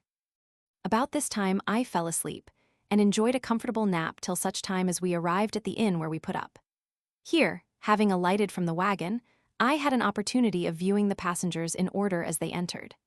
The first who appeared was a brisk, airy girl, about 20 years old, with a silver-laced hat on her head instead of a cap, a blue stuff riding suit, trimmed with silver very much tarnished, and a whip in her hand. After her came, limping, an old man with a worsted nightcap buttoned under his chin, and a broad-brimmed hat slouched over it, an old rusty blue cloak tied about his neck, under which appeared a brown surtout that covered a threadbare coat and waistcoat, and, as he afterwards discerned, a dirty flannel jacket. His eyes were hollow, bleared, and gummy. His face was shriveled into 1,000 wrinkles, his gums were destitute of teeth, his nose sharp and drooping, his chin peaked and prominent, so that, when he mumped or spoke, they approached one another like a pair of nutcrackers. He supported himself on an ivory-headed cane, and his whole figure was a just emblem of winter, famine, and avarice. But how was I surprised when I beheld the formidable captain in the shape of a little thin creature, about the age of 40, with a long withered visage, very much resembling that of a baboon, through the upper part of which 2 little gray eyes peeped. He wore his own hair in a queue that reached to his rump, which immoderate length, I suppose, was the occasion of a baldness that appeared on the crown of his head when he deigned to take off his hat, which was very much of the size and cock of pistol. Having laid aside his greatcoat, I could not help admiring the extraordinary make of this man of war. He was about 5 feet and 3 inches high, 16 inches of which went to his face and long scraggy neck. His thighs were about 6 inches in length, his legs resembling spindles or drumsticks, 5 feet and a half, and his body, which put me in mind of extension without substance, engrossed the remainder. So that on the whole, he appeared like a spider or grasshopper erect, and was almost a vox et praeterea nihil. His dress consisted of a frock of what is called bearskin, the skirts of which were about half a foot long, an hussar waistcoat, scarlet breeches reaching halfway down his thighs, worsted stockings rolled up almost to his groin, and shoes with wooden heels at least 2 inches high. He carried a sword very near as long as himself in one hand, and with the other conducted his lady, who seemed to be a woman of his own age, and still retained some remains of an agreeable person, but so ridiculously affected that, had I not been a novice in the world, I might have easily perceived in her the deplorable vanity and second-hand airs of a lady's woman. We were all assembled in the kitchen, when Captain Weasel, for that was his name, desired a room with a fire for himself and spouse, and told the landlord they would up by themselves. The innkeeper replied that he could not afford them a room by themselves, and as for supping, he had prepared victuals for the passengers in the wagon, without respect of persons, but if he could prevail on the rest to let him have his choice in a separate manner, he should be very well pleased.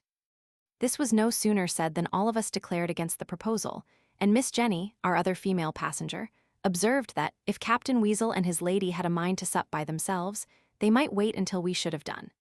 At this hint the captain put on a martial frown and looked very big without speaking, while his yokefellow, with a disdainful toss of her nose, muttered something about creature, which Miss Jenny, overhearing, stepped up to her, saying, "None of your names, good Mrs. Abigail." "Creature, quotha, I'll assure you no such creature as you neither, no 10-pound sneaker, no quality coupler." Here the captain interposed with a D.E. "Madam, what do you mean by that?" "D.N. you, sir, who are you?" replied Miss Jenny. "Who made you a captain, you pitiful, trencher-scraping, pimping curler? Death, the army is come to a fine pass when such fellows as you get commissions. What, I suppose you think I don't know you? Egad, you and your helpmate are well met. A cast-off mistress and a bald valet-de-chamber are well yoked together." "Blood and wounds," cried Weasel. "D'ye question the honor of my wife, madam? Hell and D.Ion. No man in England durst say so much. I would flay him, carbonado him, fury and destruction.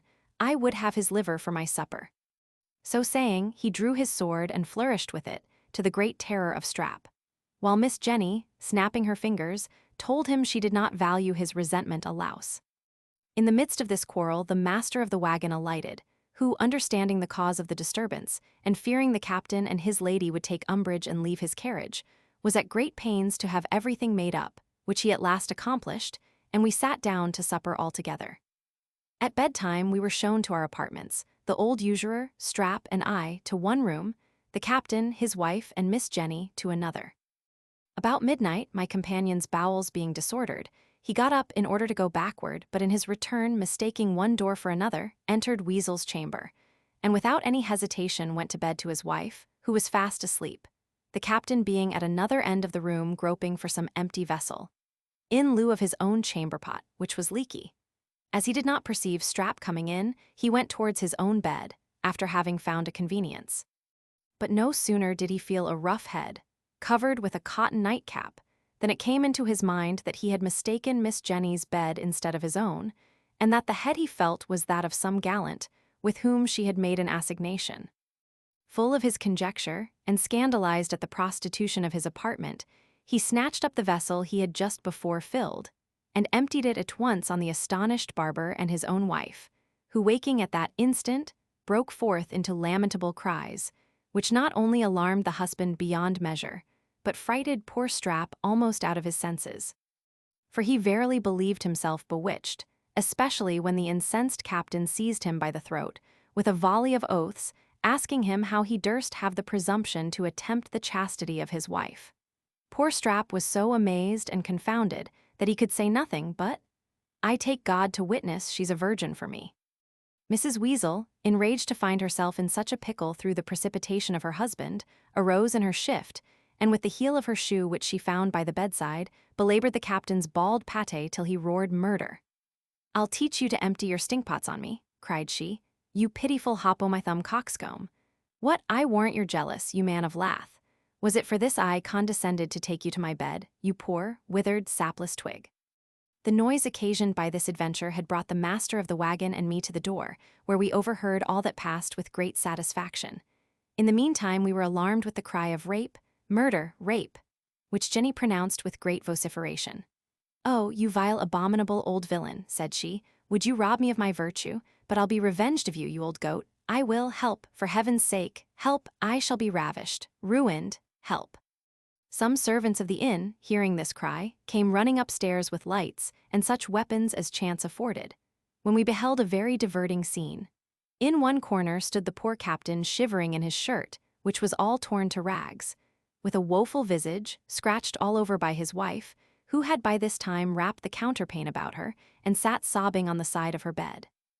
At the other end lay the old usurer, sprawling on Miss Jenny's bed, with his flannel jacket over his shirt, and his tawny meager limbs exposed to the air, while she held him fast by the 2 ears and loaded him with execrations. When he asked what was the matter, she affected to weep, told us she was afraid that wicked rogue had ruined her in her sleep, and bade us take notice of what we saw, for she intended to make use of our evidence against him. The poor wretch looked like one more dead than alive, and begged to be released, a favor which he had no sooner obtained than he protested she was no woman but a devil incarnate, that she had first seduced his flesh to rebel and then betrayed him. "Yes, cockatrice," continued he, "you know you laid this snare for me, but you shan't succeed, for I will hang myself before you shall get a farthing of me." So saying, he crawled to his own bed, groaning all the way. We then advanced to the captain, who told us, "Gentlemen, here has been a D mistake, but I'll be revenged on him who was the cause of it. That Scotchman who carries the knapsack shall not breathe this vital air another day, if my name be Weasel. My dear, I ask you 10,000 pardons, you are sensible, I could mean no harm to you." "I know not what you meant," replied she, sighing, "but I know I have got enough to send me to my grave." At length they were reconciled. The wife was complimented with a share of Miss Jenny's bed, her own being overflowed, and the master of the wagon invited Weasel to sleep the remaining part of the night with him. I retired to mine, where I found Strap mortally afraid, he having stolen away in the dark, while the captain and his lady were at loggerheads.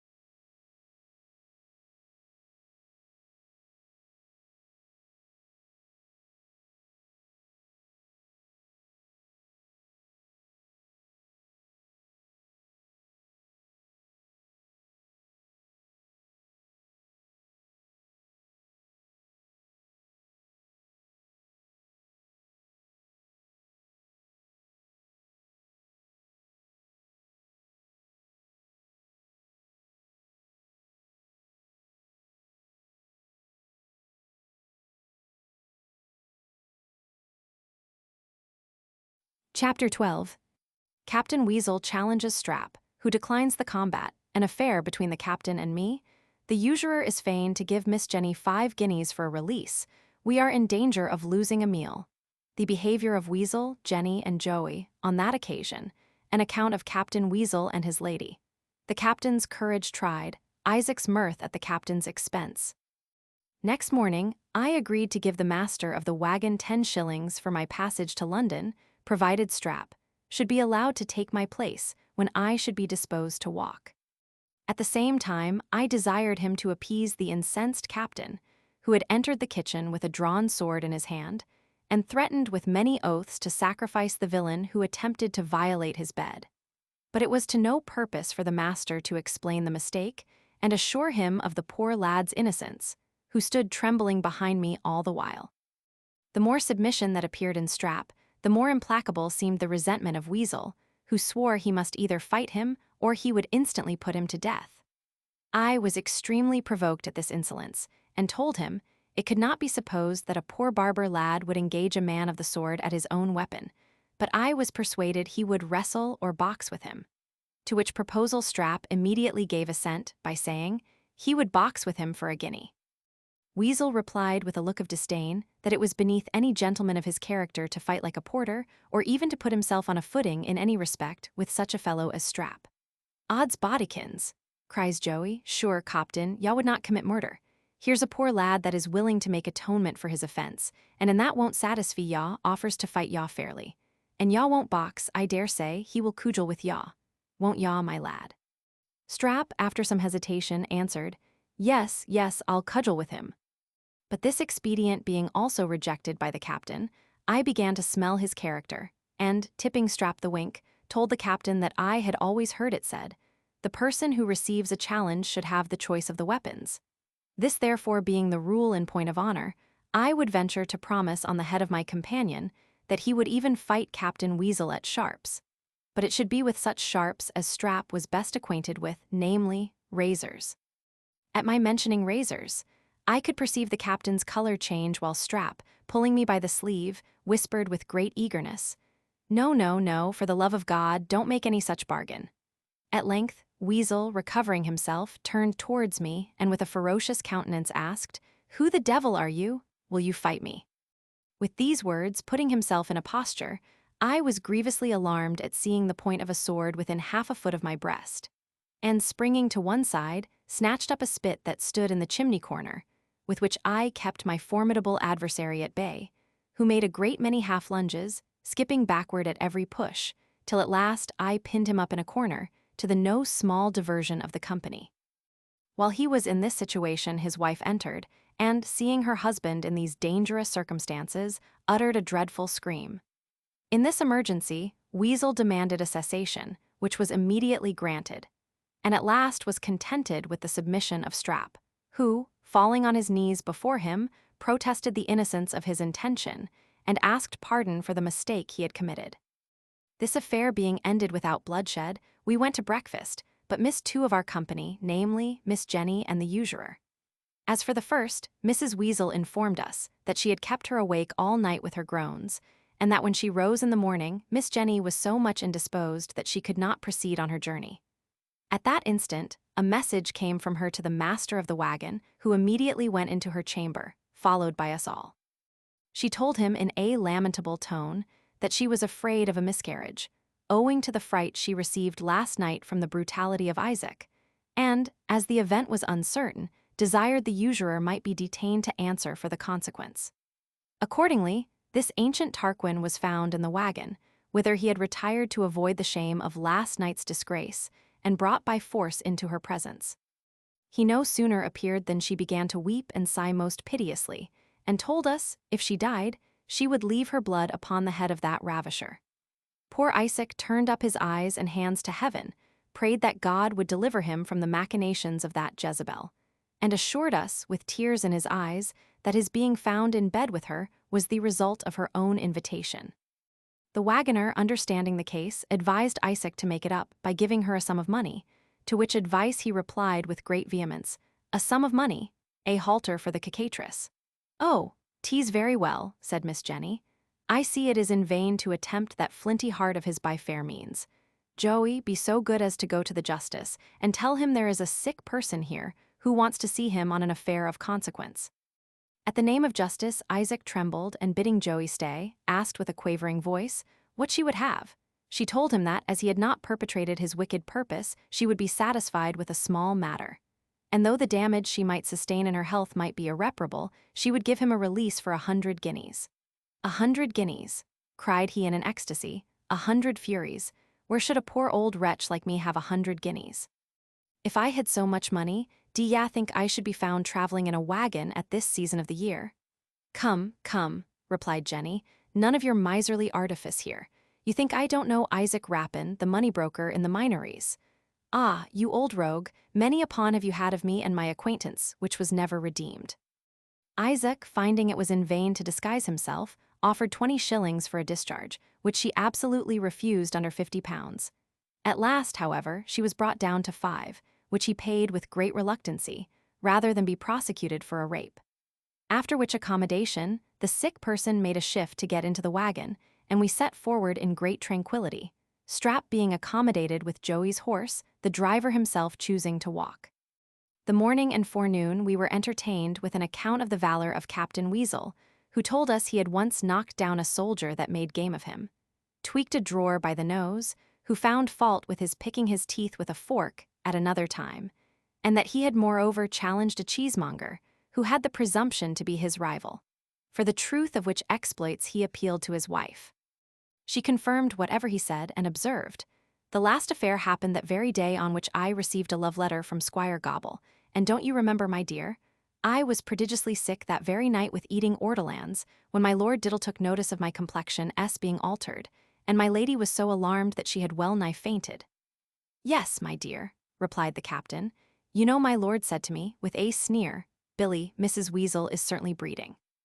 And I answered cavalierly, 'My lord, I wish I could return the compliment.' Upon which the whole company broke out into an immoderate fit of laughter, and my lord, who loves a repartee dearly, came round and bussed me.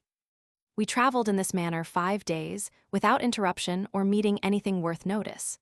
Miss Jenny, who soon recovered her spirits, entertaining us every day with diverting songs, of which she could sing a great number, and rallying her own gallant, who, notwithstanding, would never be reconciled to her. On the 6th day, while we were about to sit down to dinner, the innkeeper came and told us that 3 gentlemen, just arrived, had ordered the victuals to be carried to their apartment, although he had informed them that they were bespoke by the passengers in the wagon. To which information they had replied, the passengers in the wagon might be their betters must be served before them. They supposed it would be no hardship on such travelers to dine upon bread and cheese for one day. This was a terrible disappointment to us all, and we laid our heads together how to remedy it, when Miss Jenny observed that Captain Weasel, being by profession a soldier, ought in this case to protect and prevent us from being insulted. But the captain excused himself, saying he would not for all the world be known to have traveled in a wagon, swearing at the same time that could he appear with honor, they should eat his sword sooner than his provision. Upon this declaration, Miss Jenny, snatching his weapon, drew it and ran immediately into the kitchen, where she threatened to put the cook to death if he did not send the victuals into our chamber immediately. The noise she made brought the 3 strangers down, one of whom no sooner perceived her than he cried, "Ha, Jenny Ramper, what the devil brought thee hither?" "My dear Jack Rattle," replied she, running into his arms, "is it you? Then Weasel may go to hell for a dinner, I shall dine with you."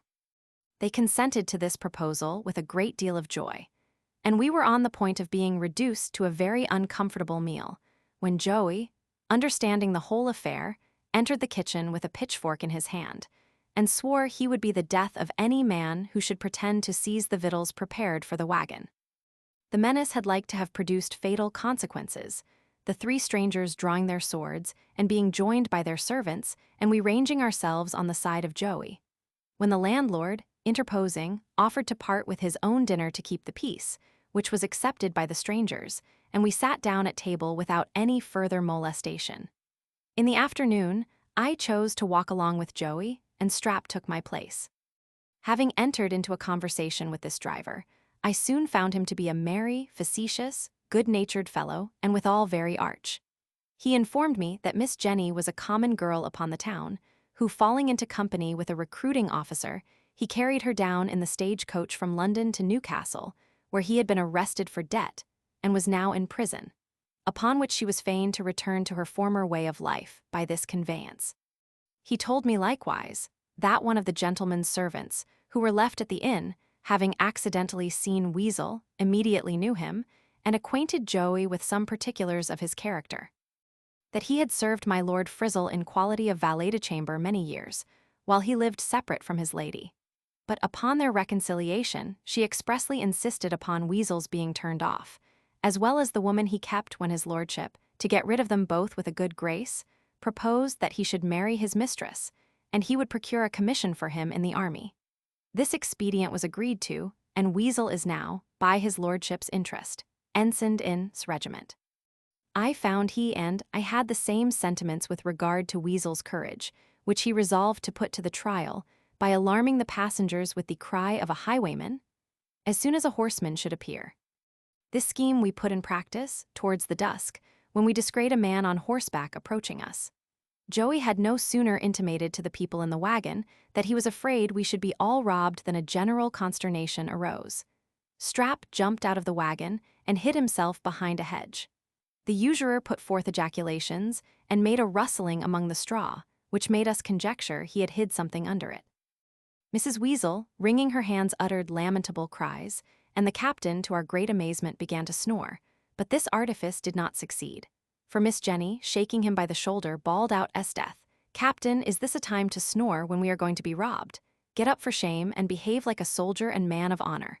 Weasel pretended to be in a great passion for being disturbed, and swore he would have his nap out if all the highwaymen in England surrounded him. And my blood. "What are you afraid of?" continued he, at the same time trembling with such agitation that the whole carriage shook. This singular piece of behavior incensed Miss Ramper so much that she cried, "And your pitiful soul, you are as arrant a poltroon as ever was drummed out of a regiment. Stop the wagon, Joey. Let me out, and by G.D., if I have rhetoric enough, the thief shall not only take your purse, but your skin also." So saying, she leaped out with great agility. By this time the horseman came up and happened to be a gentleman's servant well known to Joey, who communicated the scheme, and desired him to carry it on a little further, by going into the wagon and questioning those within. The stranger, consenting for the sake of diversion, approached it, and in a terrible tone demanded, "Who have we got here?" Isaac replied with a lamentable voice, "Here's a poor miserable sinner, who has got a small family to maintain, and nothing in the world wherewithal but these 15 shillings, which if you rob me of we must all starve together." "Who's that sobbing in the other corner?" said the supposed highwayman. "A poor unfortunate woman," answered Mrs. Weasel, "upon whom I beg you for Christ's sake to have compassion." "Are you maid or wife?" said he. "Wife, to my sorrow," said she. "Who or where is your husband?" Continued he. "My husband," replied Mrs. Weasel, "is an officer in the army and was left sick at the last inn where we dined." "You must be mistaken, madam," said he, "for I myself saw him get into the wagon this afternoon. But pray what smell is that? Sure your lapdog has befouled himself. Let me catch hold of the nasty cur, I'll teach him better manners." Here he laid hold of one of Weasel's legs and pulled him out from under his wife's petticoat, where he had concealed himself. The poor trembling captain, being detected in his inglorious situation, rubbed his eyes, and affecting to wake out of sleep, cried, "What's the matter? What's the matter?" "The matter is not much," answered the horseman. "I only called in to inquire after your health, and so adieu, most noble captain." He clapped spurs to his horse, and was out of sight in a moment. It was some time before Weasel could recollect himself, but at length reassuming the big look, he said, "And the fellow, why did he ride away before I had time to ask him how his lord and lady do? Don't you remember Tom, my dear?" addressing himself to his wife. "Yes," replied she, "I think I do remember something of the fellow, but you know I seldom converse with people of his station." "Heyday," cried Joey, "do yaw not the young moan, Copton?" "Know him," said Weasel. "Many a time has he filled a glass of Burgundy for me at my Lord Trippett's table." "And what may his name be, Copton?" said Joey. His name," replied Weasel, "is Tom Rinser." "Wands," cried Joey, "a has changed his own name then, for Izzy lay a wager he was christened John Trotter." This observation raised a laugh against the captain, who seemed very much disconcerted, when Isaac broke silence and said, "It is no matter who or what he was, since he has not proved the robber we suspected, and we ought to bless God for our narrow escape." "Bless God," said Weasel. "Bless the devil, for what? Had he been a highwayman, I should have eaten his blood, body, and guts before he had robbed me or anyone in this diligence." "Ha, ha, ha," cried Miss Jenny. "I believe you will eat all you kill, indeed, Captain." The usurer was so well pleased at the event of this adventure that he could not refrain from being severe, and took notice that Captain Weasel seemed to be a good Christian, for he had armed himself with patience and resignation instead of carnal weapons, and worked out his salvation with fear and trembling. This piece of satire occasioned a great deal of mirth at Weasel's expense, who muttered a great many oaths and threatened to cut Isaac's throat. The usurer, taking hold of this menace, said, "Gentlemen and ladies, I take you all to witness that my life is in danger from this bloody-minded officer. I'll have him bound over to the peace." This second sneer produced another laugh against him, and he remained crestfallen during the remaining part of our journey.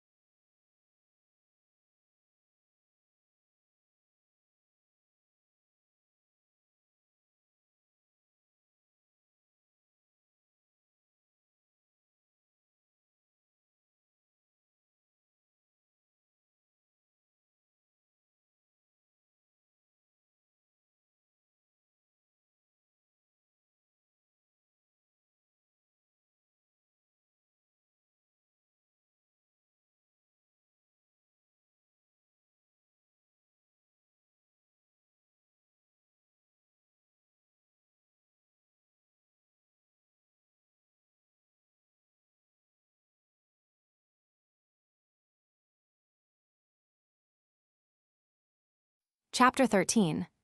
Strap and I are terrified by an apparition, Strap's conjecture. The mystery explained by Joey, we arrive in London. Our dress and appearance described, we are insulted in the street.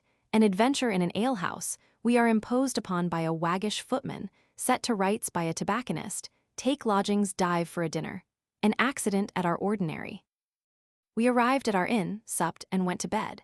But Strap's distemper continuing, he was obliged to rise in the middle of the night, and taking the candle in his hand, which he had left burning for the purpose, he went down to the house of office, whence in a short time he returned in a great hurry, with his hair standing on end, and a look betokening horror and astonishment. Without speaking a word, he set down the light and jumped into bed behind me, where he lay and trembled with great violence. When I asked him what was the matter, he replied, with a broken accent, "God have mercy on us. I have seen the devil." Though my prejudice was not quite so strong as his, I was not a little alarmed at this exclamation, and much more so when I heard the sound of bells approaching our chamber, and felt my bedfellow cling close to me, uttering these words, "Christ have mercy upon us, there he comes." At that instant a monstrous overgrown raven entered our chamber, with bells at his feet, and made directly towards our bed.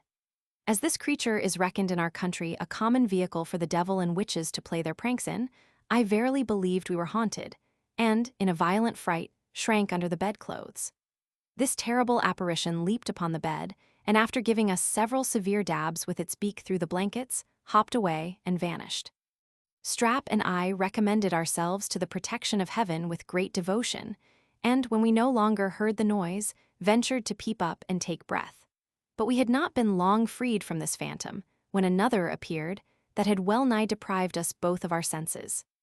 We perceived an old man enter the room, with a long white beard that reached to his middle. There was a certain wild peculiarity in his eyes and countenance that did not savor of this world, and his dress consisted of a brown stuff coat, buttoned behind and at the wrists, with an odd-fashioned cap of the same stuff upon his head. I was so amazed that I had not power to move my eyes from such a ghastly object, but lay motionless and saw him come straight up to me. When he reached the bed, he wrung his hands and cried, with a voice that did not seem to belong to a human creature, "Where is Ralph?" I made no reply, upon which he repeated in an accent still more preternatural, "Where is Ralpo?" He had no sooner pronounced these words than I heard the sound of the bells at a distance, which the apparition, having listened to, tripped away, and left me almost petrified with fear. It was a good while before I could recover myself so far as to speak, and when at length I turned to Strap, I found him in a fit, which, however, did not last long.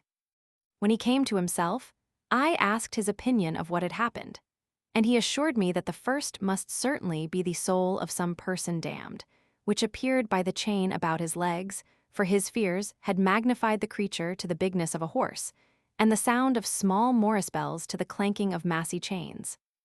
As for the old man, he took it to be the spirit of somebody murdered long ago in this place, which had power granted to torment the assassin in the shape of a raven, and that Ralpo was the name of the said murderer. Although I had not much faith in this interpretation, I was too much troubled to enjoy any sleep, and in all my future adventures never passed a night so ill. In the morning Strap imparted the whole affair to Joey, who, after an immoderate fit of laughter, explained the matter, by telling him that the old man was the landlord's father, who had been an idiot some years, and diverted himself with a tame raven, which, it seems, had hopped away from his apartment in the night, and induced him to follow it to our chamber, where he had inquired after it under the name of Ralpo. Nothing remarkable happened during the remaining part of our journey, which continued 6 or 7 days longer. At length we entered the great city, and lodged all night at the inn where the wagon put up. Next morning, all the passengers parted different ways, while my companion and I sallied out to inquire for the Member of Parliament, to whom I had a letter of recommendation from Mr. Crabbe.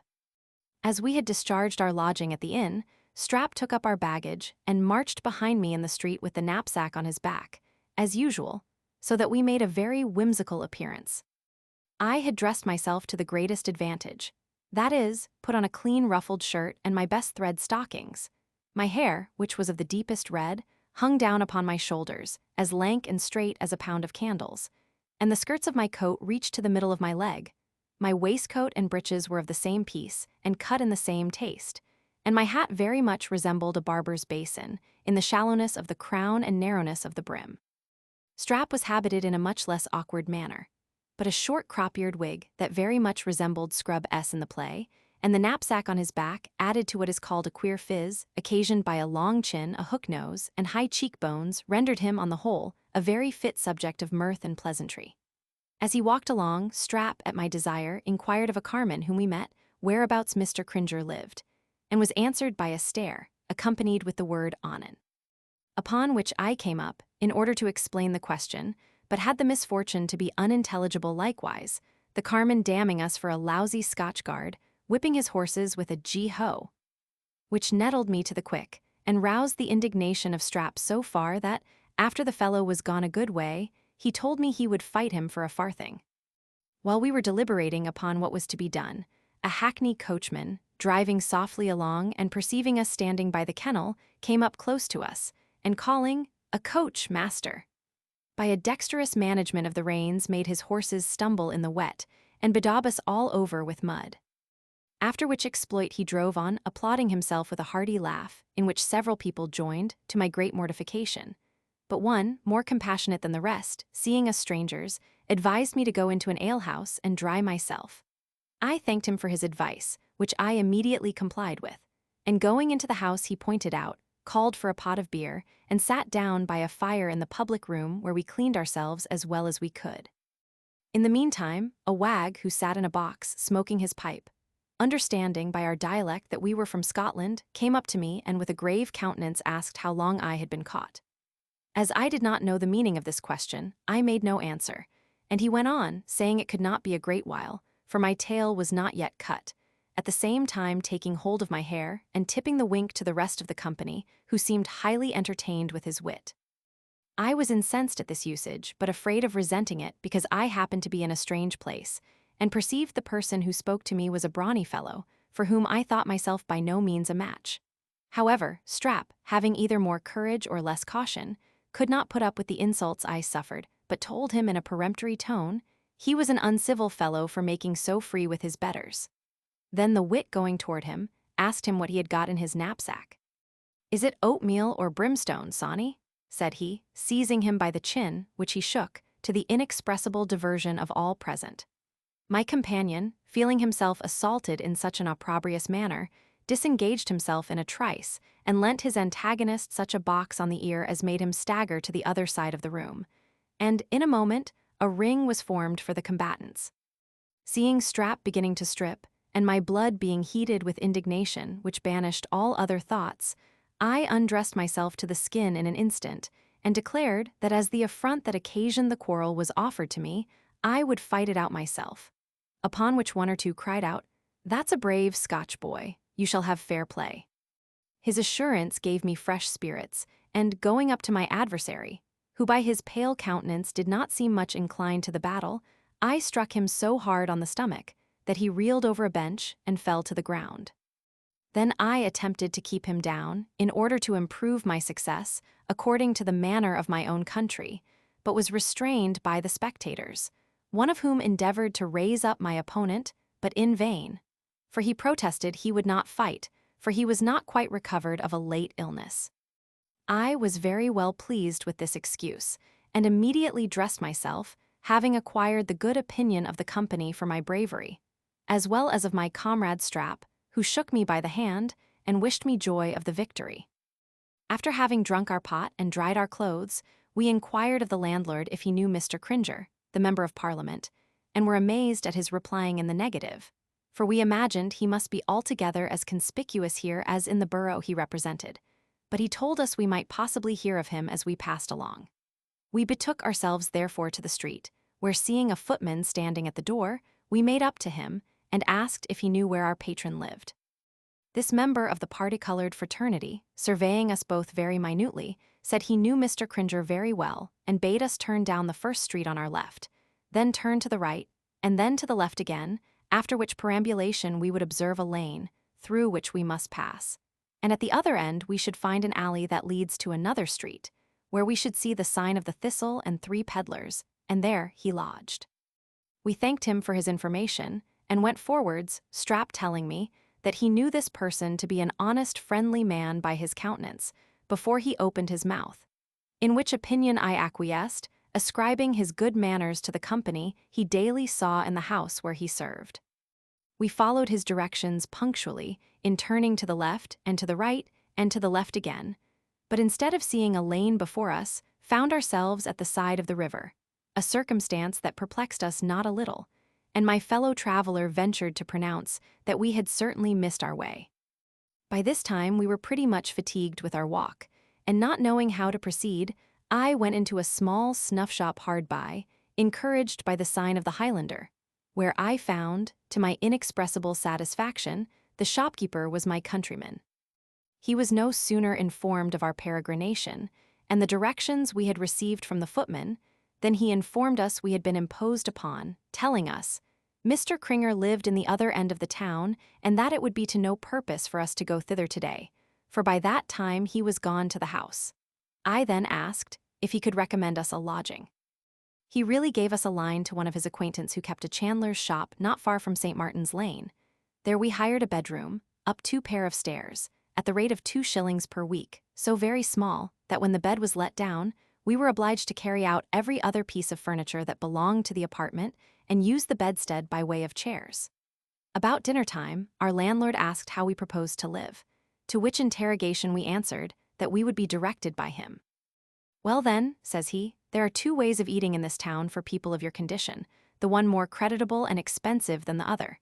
The first is to dine at an eating house frequented by well-dressed people only, and the other is called diving, practiced by those who are either obliged or inclined to live frugally.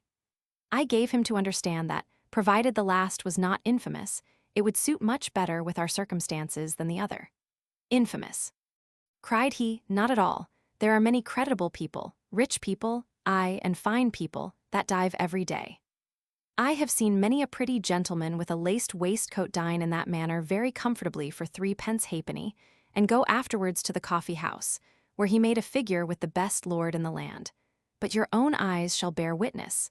I will go along with you today and introduce you. He accordingly conducted us to a certain lane, where stopping, he bade us observe him, and do as he did, and, walking a few paces, dived into a cellar and disappeared in an instant. I followed his example, and descending very successfully, found myself in the middle of a cook's shop, almost suffocated with the steams of boiled beef, and surrounded by a company of hackney coachmen, chairmen, draymen, and a few footmen out of place or on board wages, who sat eating shin of beef, tripe, cow heel, or sausages at separate boards, covered with cloths which turned my stomach. While I stood in a maze, undetermined whether to sit down or walk upwards again, Strap, in his descent, missing one of the stops, tumbled headlong into this infernal ordinary and overturned the cook as she carried a porringer of soup to one of the guests. In her fall, she dashed the whole mess against the legs of a drummer belonging to the foot guards, who happened to be in her way, and scalded him so miserably that he started up and danced up and down, uttering a volley of execrations that made my hair stand on end. While he entertained the company in this manner, with an eloquence peculiar to himself, the cook got up, and after a hearty curse on the poor author of this mischance, who lay under the table with a woeful countenance, emptied a salt-cellar in her hand, and, stripping down the patient's stocking, which brought the skin along with it, applied the contents to the sore. This poultice was scarce laid on, when the drummer, who had begun to abate of his exclamations, broke forth into such a hideous yell as made the whole company tremble. Then, seizing a pewter pint pot that stood by him, squeezed the sides of it together, as if it had been made of pliant leather, grinding his teeth at the same time with a most horrible grin. Guessing the cause of this violent transport, I bade the woman wash off the salt and bathe the part with oil, which she did, and procured him immediate ease. But here another difficulty occurred, which was no other than the landlady's insisting on his paying for the pot he had rendered useless. He said he would pay for nothing but what he had eaten, and bade her be thankful for his moderation, or else he would prosecute her for damages. Strap, foreseeing the whole affair would lie at his door, promised to satisfy the cook, and called for a dram of gin to treat the drummer, which entirely appeased him and composed all animosities. After this accommodation, our landlord and we sat down at a board, and dined upon shin of beef most deliciously. our reckoning amounting to 2 pence halfpenny each, bread and small beer included.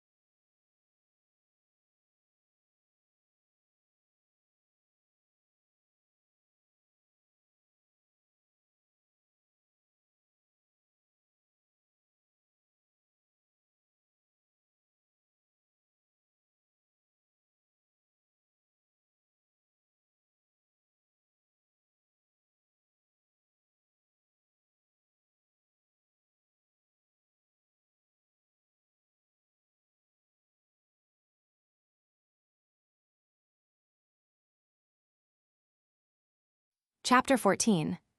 We visit Strap's friend, a description of him, his advice, we go to Mr. Cringer's house, are denied admittance, an accident befalls Strap, his behavior thereupon, an extraordinary adventure occurs, in the course of which I lose all my money. In the afternoon, my companion proposed to call at his friend's house, which, we were informed, was in the neighborhood, whither we accordingly went, and were so lucky as to find him at home.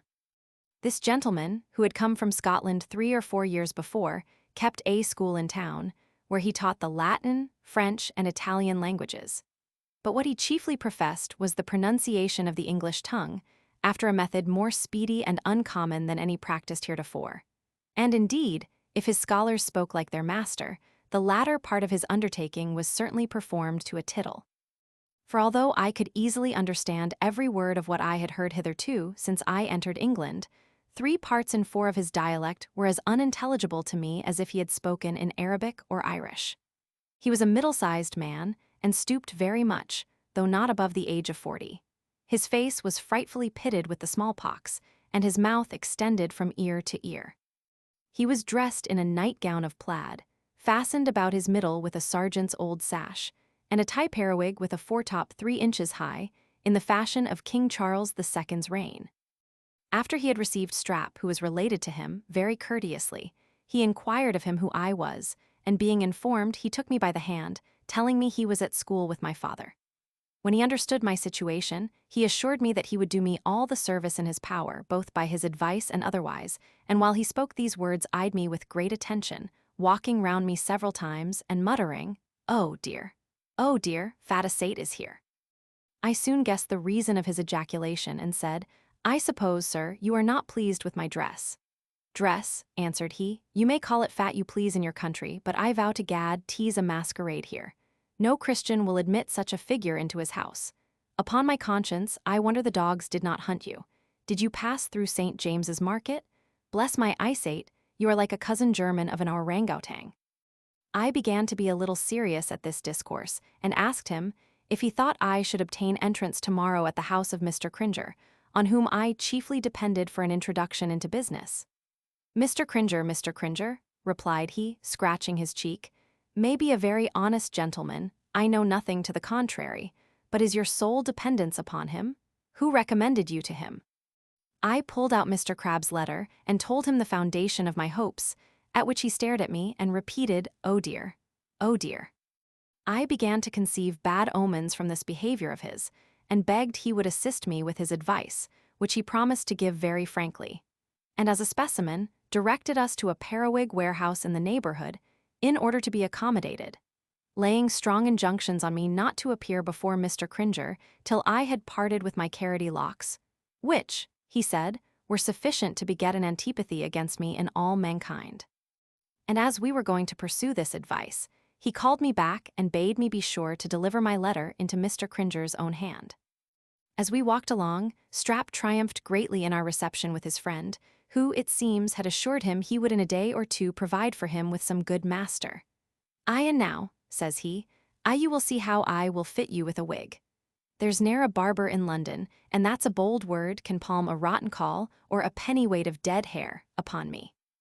And indeed, this zealous adherent did wrangle so long with the merchant, that he was desired 20 times to leave the shop, and see if he could get one cheaper elsewhere.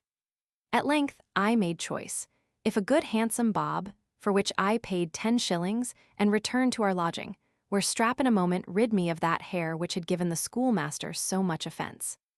We got up next day betimes, having been informed that Mr. Cringer gave audience by candlelight to all his dependents, he himself being obliged to attend the levee of my Lord Terrier at break of day, because his lordship made one at the minister's between 8 and 9 o'clock. When we came to Mr. Cringer's door, Strap, to give me all instance of his politeness, ran to the knocker, which he employed so loud and so long that he alarmed the whole street. And a window opening in the second story of the next house, a vessel was discharged upon him so successfully that the poor barber was wet to the skin, while I, being luckily at some distance, escaped the unsavory deluge. In the meantime, a footman opening the door, and seeing nobody in the street but us, asked, with a stern countenance, if it was I who made such a noise, and what I wanted. I told him I had business with his master, whom I desired to see. Upon which he slapped the door in my face, telling me I must learn better manners before I could have access to his master. Vexed at this disappointment, I turned my resentment against Strap, whom I sharply reprimanded for his presumption.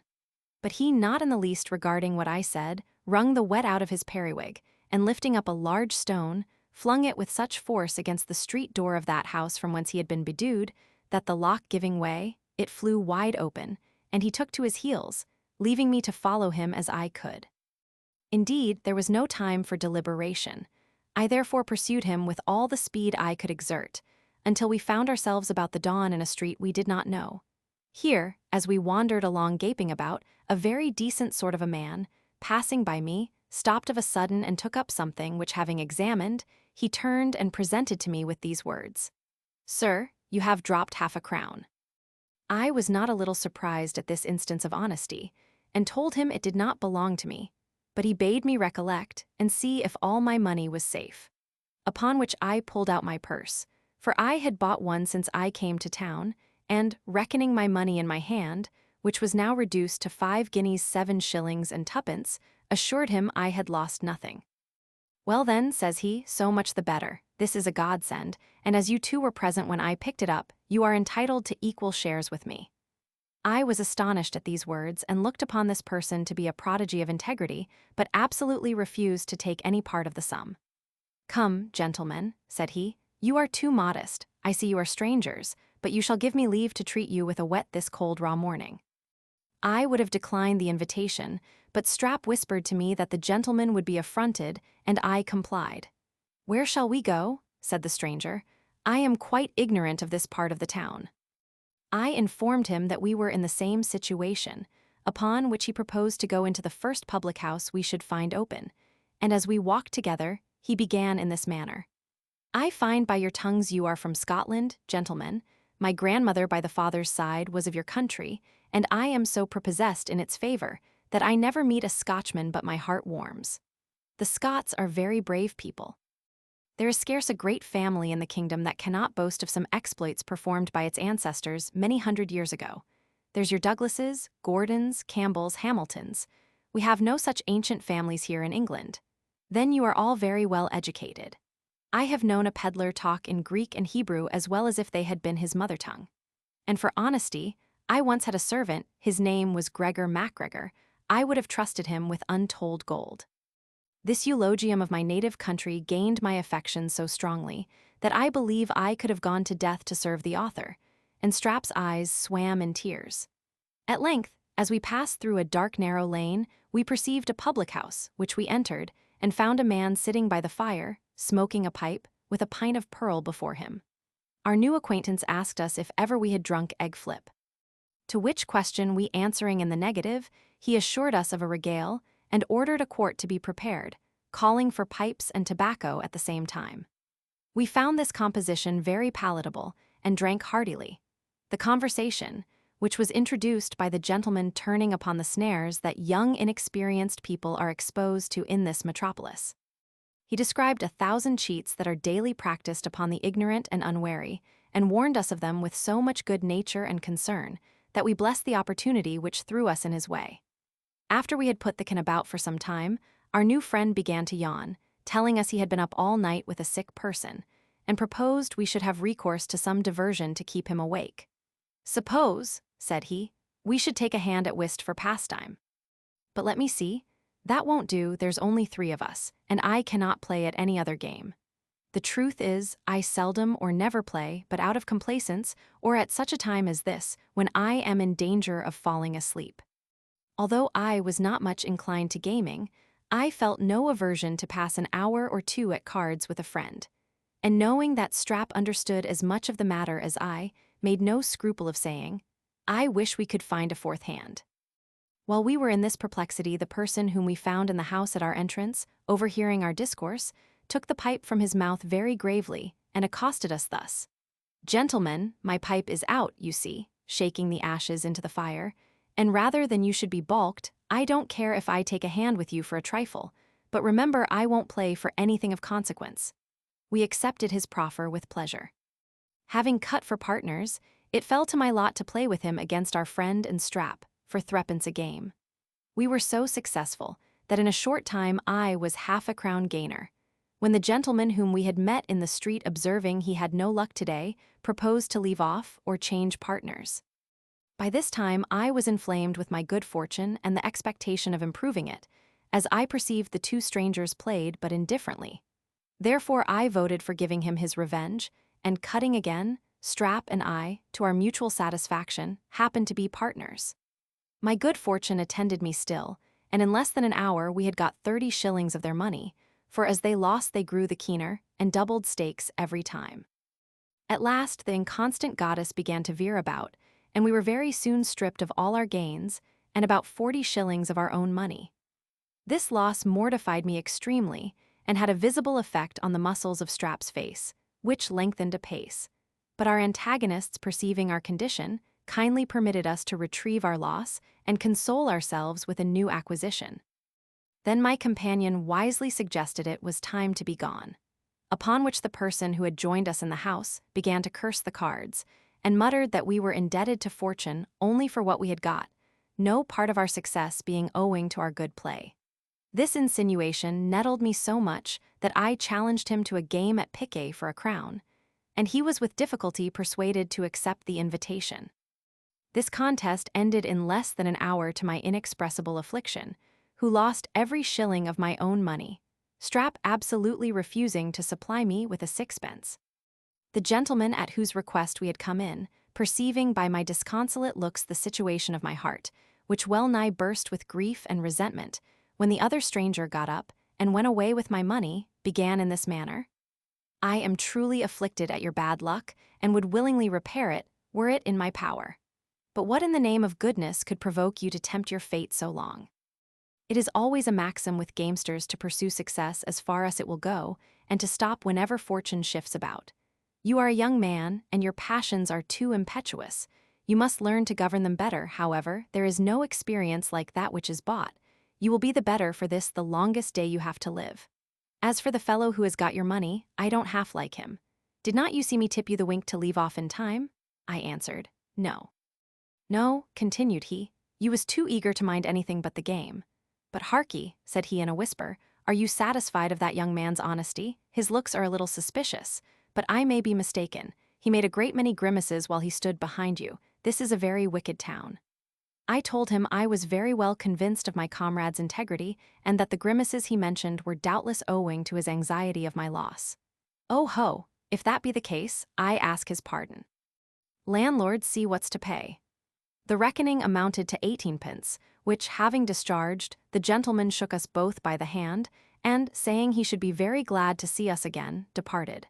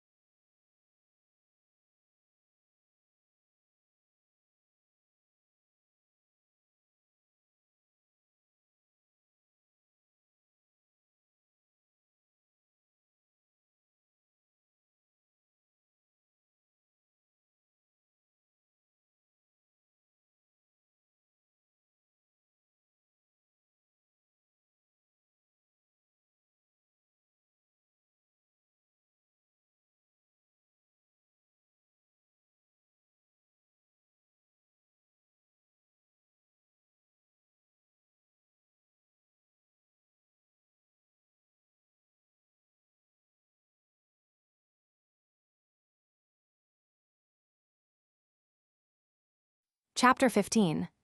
Strap moralizes, presents his purse to me, we inform our landlord of our misfortune. He unravels the mystery. I present myself to Cringer. He recommends and turns me over to Mr. Stateape. I become acquainted with a fellow dependent, who explains the character of Cringer and Stateape, and informs me of the method to be pursued at the Navy Office and Surgeon's Hall. Strap is employed. In our way to our lodging, after a profound silence on both sides, Strap, with a hideous groan, observed that we had brought our pigs to fine market. To this observation I made no reply, and he went on. God send us well out of this place. We have not been in London 48 hours, and I believe we have met with 48,000 misfortunes. We have been jeered, reproached, buffeted, and at last stripped of our money, and I suppose by and by we shall be stripped of our skins. Indeed, as to the money part of it, that was owing to our own folly. Solomon says, "Bray a fool in a mortar, and he will never be wise." Ah, God help us, an ounce of prudence is worth a pound of gold. This was no time for him to tamper with my disposition, already mad with my loss, and inflamed with resentment against him for having refused me a little money to attempt to retrieve it. I therefore turned towards him with a stern countenance, and asked who he called fool. Being altogether unaccustomed to such looks from me, he stood still, and stared in my face for some time, then, with some confusion, uttered, "Fool! I called nobody fool but myself. I am sure I am the greatest fool of the two, for being so much concerned at other people's misfortunes. But nemo omnibus horis sapit, that's all, that's all." Upon which a silence ensued, which brought us to our lodging, where I threw myself upon the bed in an agony of despair, resolved to perish rather than apply to my companion or any other body for relief. But Strap, who knew my temper and whose heart bled within him for my distress, after some pause came to the bedside, and putting a leathern purse into my hand, burst into tears, crying, "I know what you think, but I scorn your thought. There's all I have in the world, take it, and I'll perhaps get more for you before that be done. If not, I'll beg for you, steal for you, go through the wide world with you and stay with you, for though I be a poor cobbler's son, I am no scout." I was so much touched with the generous passion of this poor creature that I could not refrain from weeping also, and we mingled our tears together for some time. Upon examining the purse, I found in it 2 half-guineas and half a crown, which I would have returned to him, saying he knew better than I how to manage it. But he absolutely refused my proposal, and told me it was more reasonable and decent that he should depend upon me, who was a gentleman, than that I should be controlled by him. After this friendly contest was over, and our minds more at ease, we informed our landlord of what had happened to us, taking care to conceal the extremity to which we were reduced. He no sooner heard the story than he assured us we had been grievously imposed upon by a couple of sharpers who were associates, and that this polite, honest, friendly, humane person who had treated us so civilly was no other than a rascally money-dropper, who made it his business to decoy strangers in that manner to one of his own haunts, where an accomplice or two were always waiting to assist in pillaging the prey he had run down. Here the good man recounted a great many stories of people who has been seduced, cheated, pilfered, beat, nay, even murdered by such villains. I was confounded at the artifice and wickedness of mankind, and Strap, lifting up his eyes and hands to heaven, prayed that God would deliver him from such scenes of iniquity, for surely the devil had set up his throne in London. Our landlord being curious to know what reception we had met with at Mr. Cringer's, we acquainted him with the particulars, at which he shook his head, and told us we had not gone the right way to work, that there was nothing to be done with a member of Parliament without a bribe, that the servant was commonly infected with the master's disease and expected to be paid for his work, as well as his betters. He therefore advised me to give the footman a shilling the next time I should desire admittance to my patron, or else I should scarce find an opportunity to deliver my letter. Accordingly, next morning, when the door was opened, I slipped a shilling into his hand, and told him I had a letter for his master. I found the good effect of my liberality, for the fellow let me in immediately, and, taking the letter out of my hand, desired me to wait in a kind of passage for an answer. In this place I continued standing for 3/4 of an hour, during which time I saw a great many young fellows whom I formerly knew in Scotland pass and repass, with an air of familiarity, in their way to and from the audience chamber, while I was fain to stand shivering in the cold, and turn my back to them that they might not perceive the lowness of my condition. At length, Mr. Cringer came out to see a young gentleman to the door, who was no other than Squire Gawky, dressed in a very gay suit of clothes. At parting, Mr. Cringer shook him by the hand and told him he hoped to have the pleasure of his company at dinner. Then, turning about towards me, asked what were my commands. When he understood I was the person who had brought the letter from Mr. Crabbe, he affected to recollect my name, which, however, he pretended he could not do till he had consulted the letter again. To save him the trouble, I told him my name was Random. Upon which he went on, Random, I think I remember the name. And very well he might, for this very individual, Mr. Cringer, had many a time rode before my grandfather's cloak-bag, in quality of a footman. Well, says he, you propose to go on board a man-o'-war as surgeon's mate. I replied by a low bow.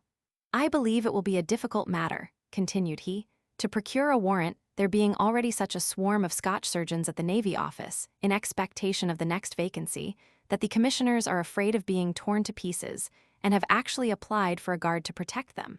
However, some ships will soon be put in commission, and then we shall see what's to be done. So saying, he left me, exceedingly mortified at the different reception Mr. Gawky and I had met with from this upstart, proud, mean member, who, I imagined, would have been glad of an opportunity to be grateful for the obligations he owed to my family. At my return, I was surprised with the agreeable news of Strap, S being employed, on the recommendation of his friend, the schoolmaster, by a periwig maker in the neighborhood, who allowed him 5 shillings per week besides bed and board. I continued to dance attendance every other morning at the levee of Mr. Cringer, during a fortnight, in which time I became acquainted with a young fellow of my own country and profession, who also depended on the member's interest, but was treated with much more respect than I, both by the servants and master, and often admitted into a parlor, where there was a fire for the convenience of the better sort of those who waited for him. Thither I was never permitted to penetrate, on account of my appearance, which was not at all fashionable, but was obliged to stand blowing my fingers in a cold lobby and take the first opportunity of Mr. Cringer, S going to the door to speak with him. One day, while I enjoyed this occasion, a person was introduced, whom Mr. Cringer no sooner saw, than, running towards him, he saluted him with a low bow to the very ground, and afterwards shaking him by the hand with great heartiness and familiarity, called him his good friend, and asked very kindly after Mrs. Staydape and the young ladies. Then, after a whisper, which continued some minutes, wherein I overheard the word honor, repeated several times with great emphasis, Mr. Cringer introduced me to this gentleman, as to a person whose advice and assistance I might depend upon, and having given me his direction, followed me to the door, where he told me I need not give myself the trouble to call at his house any more, for Mr. Staydape would do my business. At that instant my fellow dependent, coming out after me, overheard the discourse of Mr. Cringer, and making up to me in the street, accosted me very civilly. This address I looked upon as no small honor, considering the figure he made, for he was dressed in a blue frock with a button, a green silk waistcoat, trimmed with gold, black velvet breeches, white silk stockings, silver buckles, a gold-laced hat, a spencer wig, and a silver-hilted hanger, with a fine clouded can in his hand. I perceive, says he, you are but lately come from Scotland. Pray what may your business with Mr. Cringer be? I suppose it is no secret, and I may possibly give you some advice that will be serviceable, for I have been surgeon's second mate on board of a 70-gun ship, and consequently know a good deal of the world.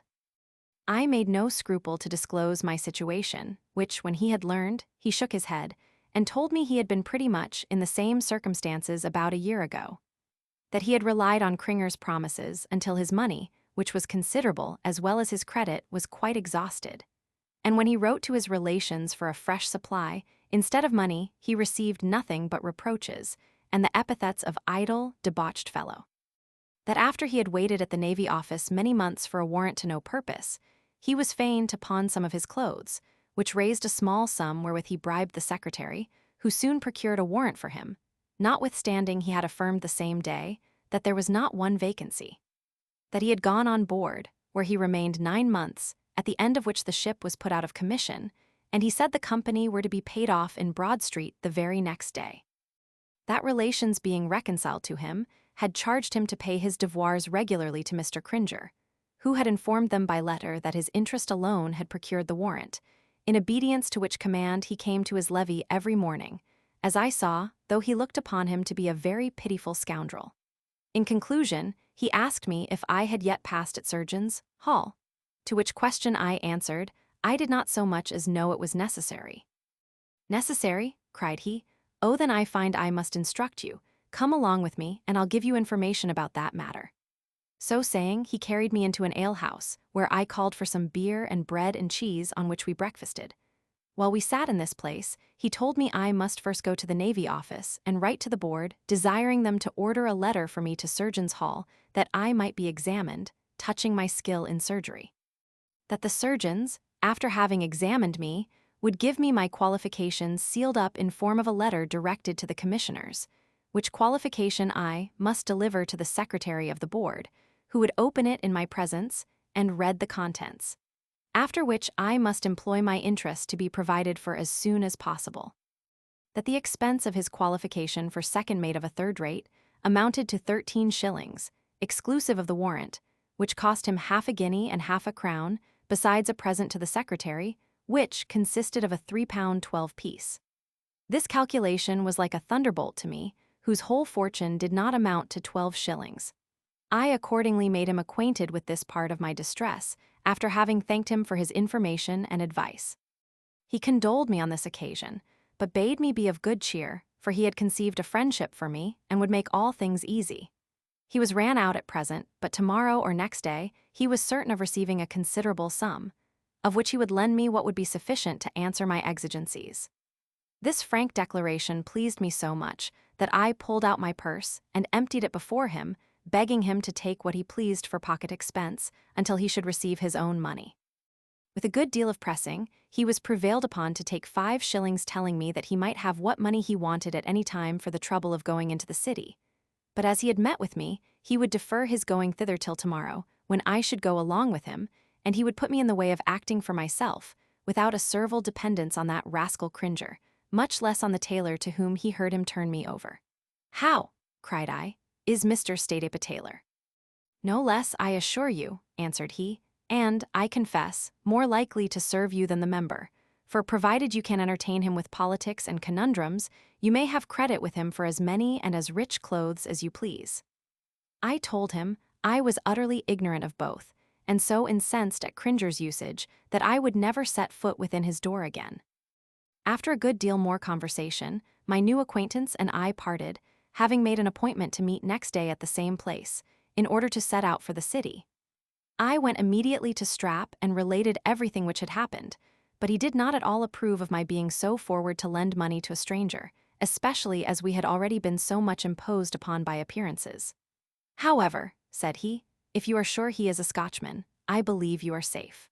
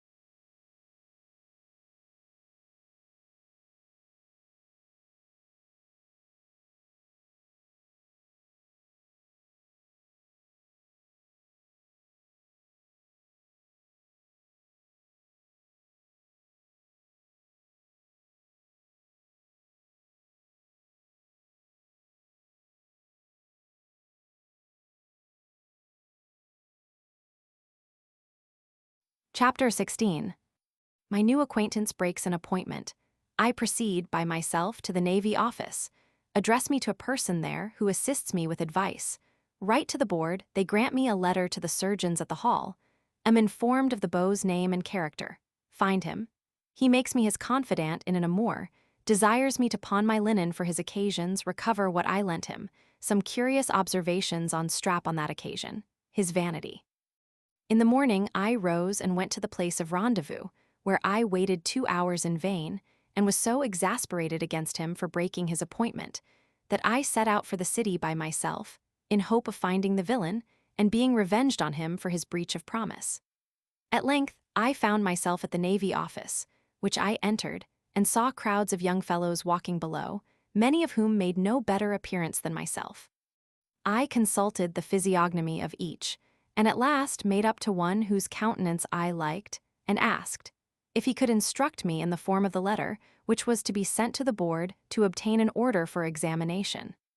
He answered me in broad Scotch that he would show me the copy of what he had writ for himself, by direction of another who know the form, and accordingly pulled it out of his pocket for my perusal, and told me that, if I was expeditious, I might send it into the board before dinner, for they did no business in the afternoon. He then went with me to coffee house hard by, where I wrote the letter, which was immediately delivered to the messenger, who told me I might expect an order tomorrow about the same time. Having transacted this piece of business, my mind was a good deal composed, and as I had met with so much civility from the stranger, I desired further acquaintance with him, fully resolved, however, not to be deceived by him so much to my prejudice as I had been by the beau. He agreed to dine with me at the cook's shop which I frequented, and on our way thither carried me to Change, where I was in hopes of finding Mr. Jackson, for that was the name of the person who had broke his appointment. I sought him there to no purpose, and on our way towards the other end of the town imparted to my companion his behavior towards me. Upon which he gave me to understand that he was no stranger to the name of Bean Jackson, so he was called at the Navy office, although he did not know him personally, that he had the character of a good-natured, careless fellow, who made no scruple of borrowing from any that would lend, that most people who knew him believed he had a good principle at bottom, but his extravagance was such, he would probably never have it in his power to manifest the honesty of his intention. This made me sweat for my 5 shillings, which I nevertheless did not altogether despair of recovering, provided I could find out the debtor. This young man likewise added another circumstance of Squire Jackson's history, which was, that being destitute of all means to equip himself for sea, when he received his last warrant, he had been recommended to a person who lent him a little money, after he had signed a will entitling that person to lift his wages when they should become due, as also to inherit his effects in case of his death. That he was still under the tutorage and direction of that gentleman, who advanced him small sums from time to time upon this security, at the rate of 50%. But at present his credit was very low, because his funds would do little more than pay what he had already received, this moderate interest included. After the stranger, whose name was Thompson, had entertained me with this account of Jackson, he informed me that he himself had passed for third mate of a third rate about 4 months ago, since which time he had constantly attended at the Navy office in hope of a warrant, having been assured from the beginning, both by a Scotch member and one of the commissioners to whom the member recommended him, that he should be put into the first vacancy. Notwithstanding which promise, he had the mortification to see 6 or 7 appointed in the same station almost every week, that now being utterly impoverished, his sole hope consisted in the promise of a friend lately come to town to lend him a small matter for a present to the secretary, without which he was persuaded he might wait 1,000 years to no purpose.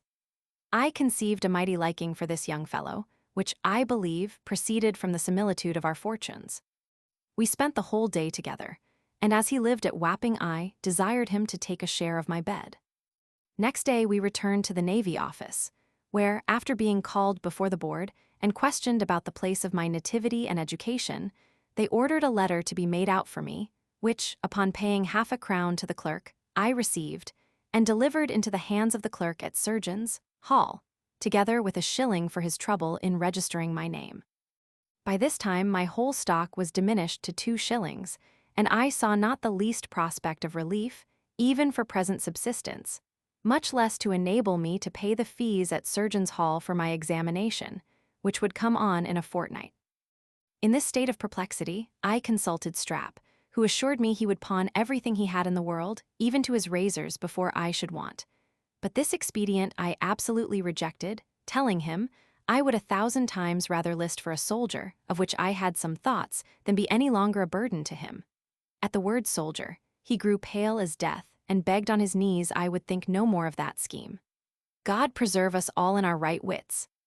Cried he, would you turn soldier, and perhaps be sent abroad against the Spaniards, where you must stand and be shot at like a woodcock? Heaven keep cold lead out of my carcase, and let me die in a bed like a Christian, as all my forefathers have done. What signifies all earthly riches and honor, if one enjoys not content? And hereafter there is no respect of persons. Better be a poor honest barber with a good conscience, and time to repent of my sins upon my deathbed, than be cut off, God bless us, by a musket shot, as it were in the very flower of one's age, in the pursuit of riches and fame. What signify riches, my dear friend? Do they not make unto themselves wings and fly away, as the wise man saith? I could also mention many other sayings in contempt of riches, both from the Bible and other good books. But I know you are not very fond of those things. I shall only assure you that if you take on to be a soldier, I will do the same. And then if we should both be slain, you will not only have your own blood to answer for, but mine also, and peradventure the lives of all those whom we shall kill in battle. Therefore I pray you, consider whether you will sit down contented with small things and share the fruits of my industry in peace, till Providence shall send better tidings. Or, by your despair, plunge both our souls and bodies into everlasting perdition, which God of his infinite mercy forbid.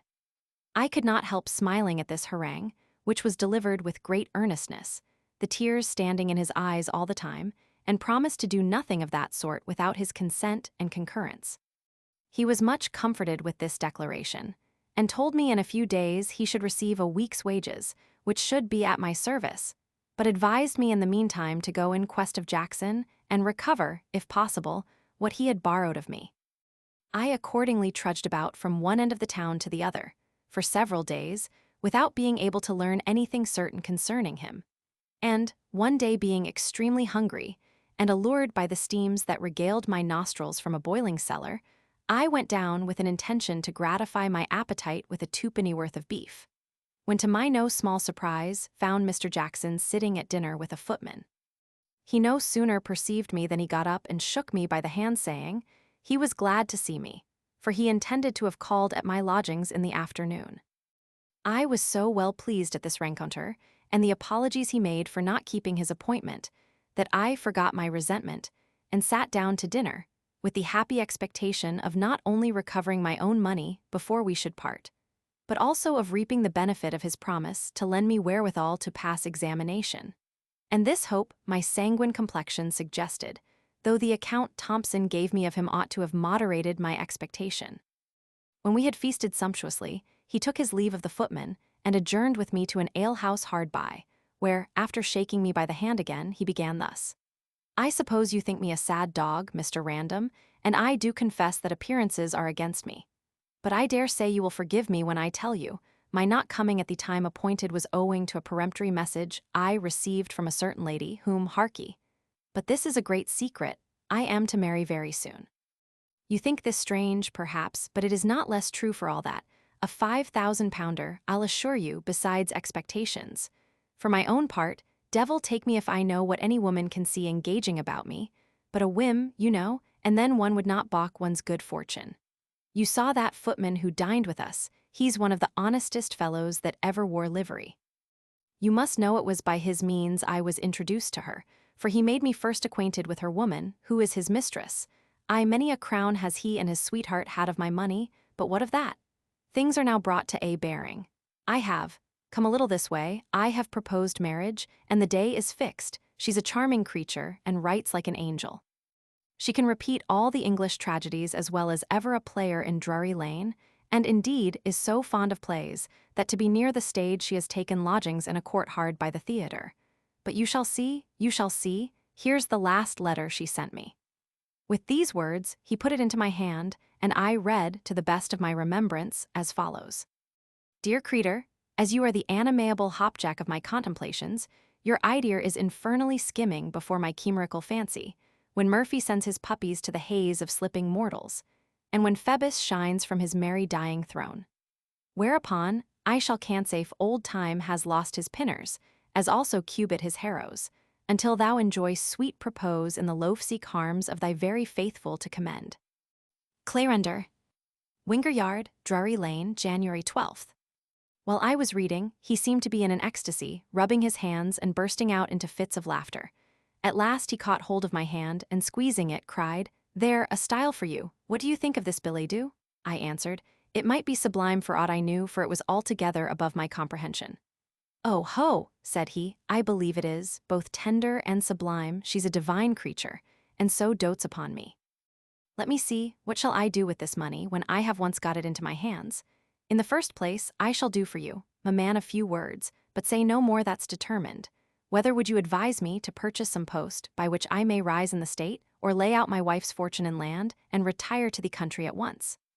I gave my opinion without hesitation that he could not do better than buy an estate and improve, especially since he had already seen so much of the world. Then I launched out into the praises of a country life, as described by the poets whose works I had read. He seemed to relish my advice, but withal told me that although he had seen a great deal of the world both at land and sea, having cruised 3 whole months in the Channel, yet he should not be satisfied until he had visited France, which he proposed to do before he should settle, and to carry his wife along with him.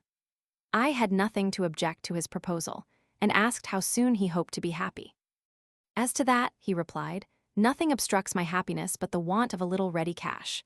For you must know my friend in the city has gone out of town for a week or 2, but I unfortunately missed my pay at Broad Street by being detained too long by the deer charmer. But there will be a recall at Chatham next week, whither the ship's books are sent, and I have commissioned a friend in that place to receive the money."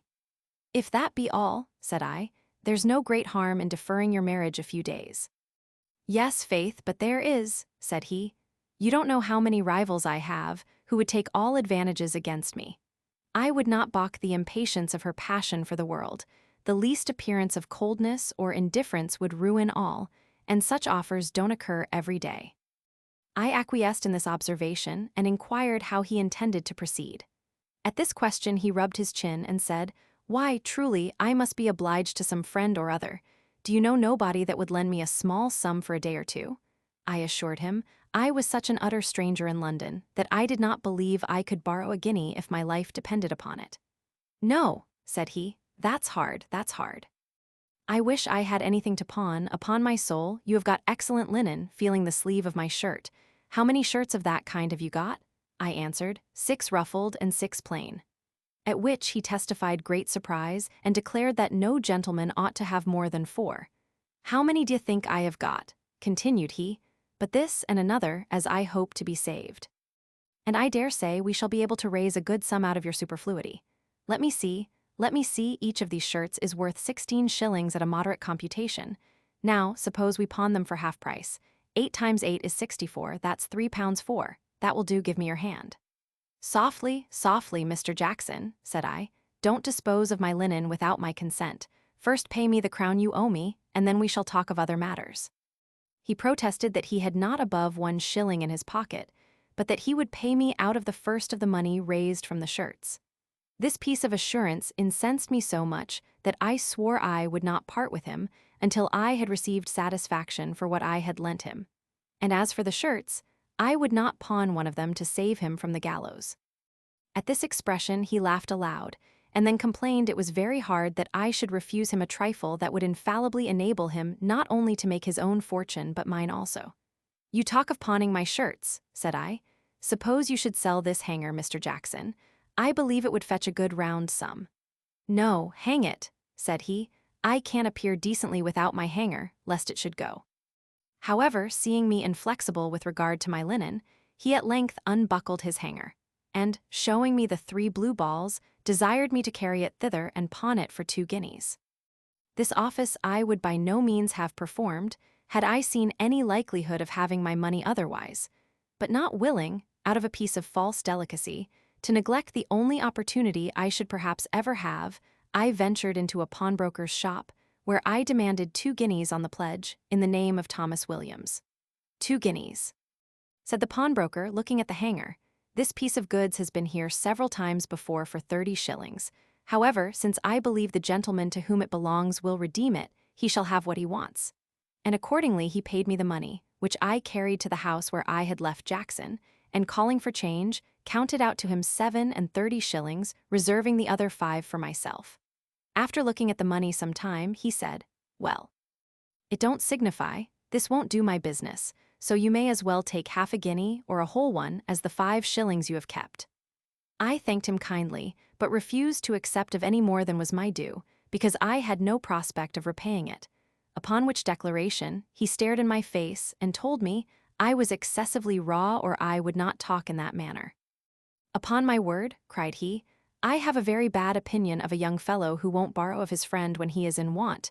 'Tis the sign of a sneaking spirit. Come, come, Random, give me back the 5 shillings, and take this half-guinea, and if ever you are able to pay me, I believe you will. If not, I shall never ask it." When I reflected upon my present necessity, I suffered myself to be persuaded, and after making my acknowledgments to Mr. Jackson, who offered to treat me with a play, I returned to my lodgings with a much better opinion of this gentleman than I had in the morning, and at night imparted my day's adventure to Strap, who rejoiced at my good luck, saying, "I told you if he was a Scotchman you was safe enough, and who knows but this marriage may make us all." You have heard, I suppose, as how a countryman of ours, a journeyman baker, ran away with a great lady of this town, and now keeps his coach. I say nothing, but yesterday morning as I was shaving a gentleman at his own house, there was a young lady in the room, and she threw so many sheep's eyes at a certain person whom I shall not name, that my heart went knock, knock, knock, like a fulling mill, and my hand shsh shook so much that I sliced a piece of skin off the gentleman's nose, whereby he uttered a deadly oath and was going to horsewhip me, when she prevented him and made my peace. Is not a journeyman barber as good as a journeyman baker? The only difference is, the baker uses flour for the belly, and the barber rises it for the head. And as the head is a more noble member than the belly, so is a barber more noble than a baker, for what's the belly without the head? Besides, I am told he could neither read nor write. Now you know I can do both, and moreover speak Latin, but I will say no more, for I despise vanity. Nothing is more vain than vanity. With these words he pulled out of his pocket a wax candle's end, which he applied to his forehead, and upon examination I found had combed his own hair over the toupee of his wig, and was, indeed, in his whole dress become a very smart shaver.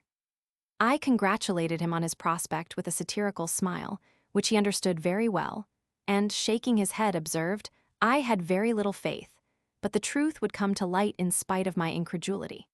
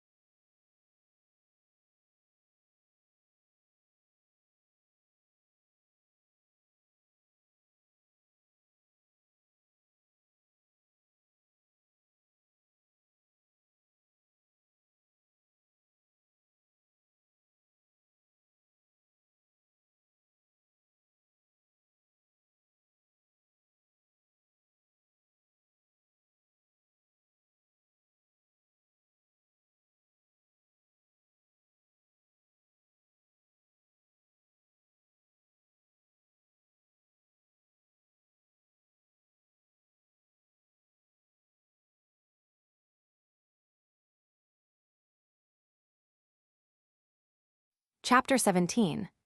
I go to Surgeon's Hall when I meet Mr. Jackson, am examined, a fierce dispute arises between 2 of the examiners. Jackson disguises himself to attract respect, irises himself to attract respect, is detected, in hazard of being sent to Bridewell, he treats us at a tavern, carries us to a night house, a troublesome adventure there, we are committed to the roundhouse, carried before a justice, his behavior. With the assistance of this faithful adherent, who gave me almost all the money he earned, I preserved my half-guinea entire till the day of examination, when I went with a quaking heart to Surgeon's Hall, in order to undergo that ceremony.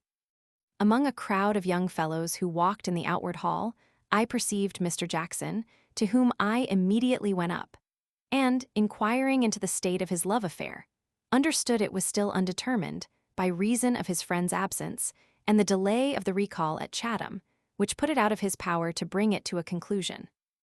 I then asked what his business was in this place. He replied he was resolved to have two strings to his bow, that in case the one failed, he might use the other, and, with this view, he was to pass that night for a higher qualification. At that instant, a young fellow came out from the place of examination, with a pale countenance, his lip quivering, and his looks as wild as if he had seen a ghost. He no sooner appeared than we all flocked about him with the utmost eagerness to know what reception he had met with, which, after some pause, he described, recounting all the questions they had asked, with the answers he made. In this manner we obliged no less than 12 to recapitulate, which, now the danger was past, they did with pleasure, before it fell to my lot. At length the beadle called my name, with a voice that made me tremble. However, there was no remedy. I was conducted into a large hall, where I saw about a dozen of grim faces sitting at a long table, one of whom bade me come forward in such an imperious tone that I was actually for a minute or two bereft of my senses. The first question he put to me was, "Where was you born?" To which I answered, "In Scotland." "In Scotland," said he, "I know that very well. We have scarce any other countrymen to examine here. You Scotchmen have overspread us of late, as the locusts did Egypt. I ask you, in what part of Scotland was you born?" I named the place of my nativity, which he had never heard of. He then proceeded to interrogate me about my age, the town where I served my time, with the term of my apprenticeship. And when I informed him that I served 3 years only, he fell into a violent passion, swore it was a shame and a scandal to send such raw boys into the world as surgeons. That it was great presumption in me, and an affront upon the English, to pretend sufficient skill in my business, having served so short a time, when every apprentice in England was bound 7 years at least, that my friends would have done better if they had made me a weaver or shoemaker. But their pride would have me a gentleman, he supposed, at any rate, and their poverty could not afford the necessary education.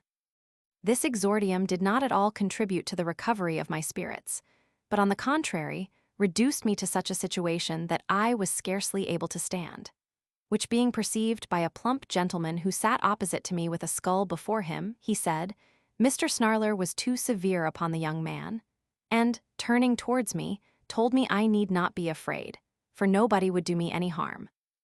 Then, bidding me take time to recollect myself, he examined me, touching the operation of the trepan, and was very well satisfied with my answers. The next person who questioned me was a wag, who began by asking if I had ever seen amputation performed, and I replying in the affirmative, he shook his head and said, "What? Upon a dead subject, I suppose. If," continued he, "during an engagement at sea, a man should be brought to you with his head shot off, how would you behave?" After some hesitation, I own such a case had never come under my observation, neither did I remember to have seen any method of care proposed for such an accident, in any of the systems of surgery I had perused. Whether it was owing to the simplicity of my answer or the archness of the question, I know not, but every member at the board deigned to smile, except Mr. Snarler, who seemed to have very little of the animal risible in his constitution. The facetious member, encouraged by the success of his last joke, went on thus: "Suppose you was called to a patient of a plethoric habit, who has been bruised by a fall, what would you do?" I answered, "I would bleed him immediately." "What?" said he, before you had tied up his arm. But this stroke of wit not answering his expectation, he desired me to advance to the gentleman who sat next him, and who, with a pert air, asked what method of cure I would follow in wounds of the intestines. I repeated the method of care as it is prescribed by the best chirurgical writers, which he heard to an end, and then said with a supercilious smile, "So you think with such treatment the patient might recover?" I told him I saw nothing to make me think otherwise. "That may be," resumed he. "I won't answer for your foresight, but did you ever know a case of this kind succeed?" I acknowledged I did not, and was about to tell him I had never seen a wounded intestine, but he stopped me by saying with some precipitation, "Nor never will. I affirm that all wounds of the intestines, whether great or small, are mortal." "Pardon me, brother," says the fat gentleman, "there is very good authority." Here he was interrupted by the other with, "Sir, excuse me, I despise all authority nullius in verbo, I stand on my own bottom." But sir, replied his antagonist, the reason of the thing shows. A fig for reason, cries this sufficient member. I laugh at reason, give me ocular demonstratio. The corpulent gentleman began to wax warm, and observed that no man acquainted with the anatomy of the parts would advance such an extravagant assertion. This innuendo enraged the other so much that he started up, and in a furious tone exclaimed, "What, sir? Do you question my knowledge in anatomy?" By this time, all the examiners had espoused the opinion of one or other of the disputants, and raised their voices altogether, when the chairman commanded silence, and ordered me to withdraw. In less than a quarter of an hour, I was called in again, received my qualifications scaled up, and was ordered to pay 5 shillings. I laid down my half-guinea upon the table and stood some time, until one of them bade me begone. To this I replied, "I will when I have got my change." Upon which another threw me 5 shillings and 6pence, saying, I should not be a true Scotchman if I went away without my change. I was afterwards obliged to give 3 shillings and 6pence to the beadles, and a shilling to an old woman who swept the hall. This disbursement sank my finances to 13 pence halfpenny, with which I was sneaking off, when Jackson, perceiving it, came up to me, and begged I would tarry for him, and he would accompany me to the other end of the town, as soon as his examination should be over.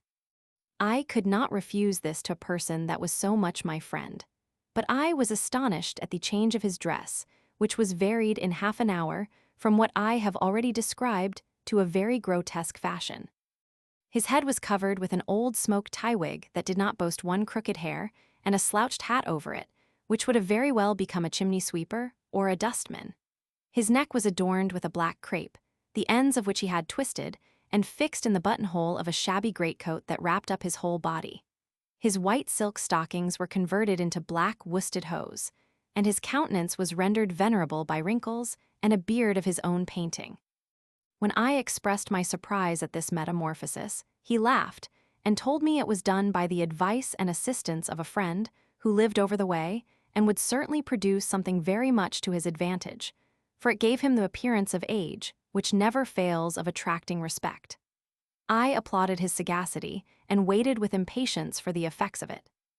At length he was called in, but whether the oddness of his appearance excited a curiosity more than small in the board, or his behavior was not suitable to his figure, I know not, he was discovered to be an impostor, and put into the hands of the beadle in order to be sent to Bridewell.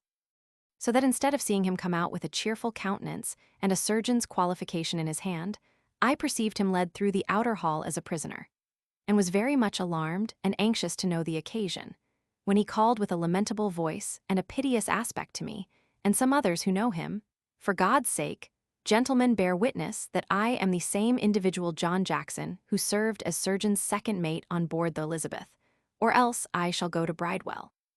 It would have been impossible for the most austere hermit that ever lived to have refrained from laughing at his appearance and address. We therefore indulged ourselves a good while at his expense, and afterwards pleaded his cause so effectually with the beadle, who was gratified with half a crown, that the prisoner was dismissed, and in a few moments renewed his former gaiety, swearing, since the board had refused his money, he would spend every shilling before he went to bed, in treating his friends, at the same time inviting us all to favor him with our company. It was now 10 o'clock at night, and as I had a great way to walk through streets that were utterly unknown to me, I was prevailed on to be of their party, in hopes he would afterwards accompany me to my lodgings, according to his promise. He conducted me to his friend's house, who kept a tavern over the way, where we continued drinking punch, until the liquor mounted up to our heads and made us all extremely frolicsome. I, in particular, was so much elevated that nothing would serve me but a wench, at which demand Jackson expressed much joy, and assured me I should have my desire. Before we parted accordingly, when he had paid the reckoning, we sallied out, roaring and singing, and were conducted by our leader to a place of nocturnal entertainment, where Mr. Jackson's dress attracted the assiduities of 2 or 3 nymphs, who loaded him with caresses in return for the Eric punch with which he treated them, till at length sleep began to exert his power over us all, and our conductor called to pay. When the bill was brought, which amounted to 12 shillings, he put his hand in his pocket, but might have saved himself the trouble, for his purse was gone. This accident disconcerted him a good deal at first, but after some recollection, he seized the two ladies who sat by him, one in each hand, and swore if they did not immediately restore his money, he would charge a constable with them. The good lady at the bar, seeing what passed, whispered something to the drawer, who went out, and then with great composure asked what was the matter. Jackson told her he was robbed and swore if she refused him satisfaction, he would have her and her female friends committed to Bridewell. "Robbed," cried she, "robbed in my house. Gentlemen and ladies, I take you all to witness, this person has scandalized my reputation." At that instant, seeing the constable and watch enter, she proceeded, "What? You must not only endeavor by your false aspersions to ruin my character, but even commit an assault upon my family. Mr. Constable, I charge you with this uncivil person, who has been guilty of a riot here. I shall take care and bring an action against him for defamation."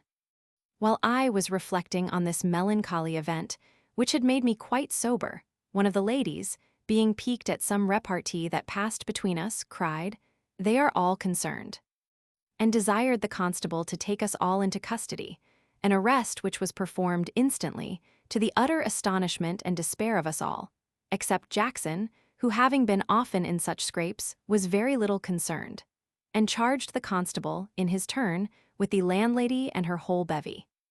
Upon which we were carried altogether prisoners to the roundhouse, where Jackson, after a word of comfort to us, informed the constable of his being robbed, to which he said he would swear next morning before the justice. In a little time, the constable, calling Jackson into another room, spoke to him thus: "I perceive that you and your company are strangers, and am very sorry for your being involved in such an ugly business. I have known this woman a great while. She has kept a notorious house in the neighborhood this many years, and although often complained of as a nuisance, still escapes through her interest with the justices, to whom she and all of her employment pay contribution quarterly for protection.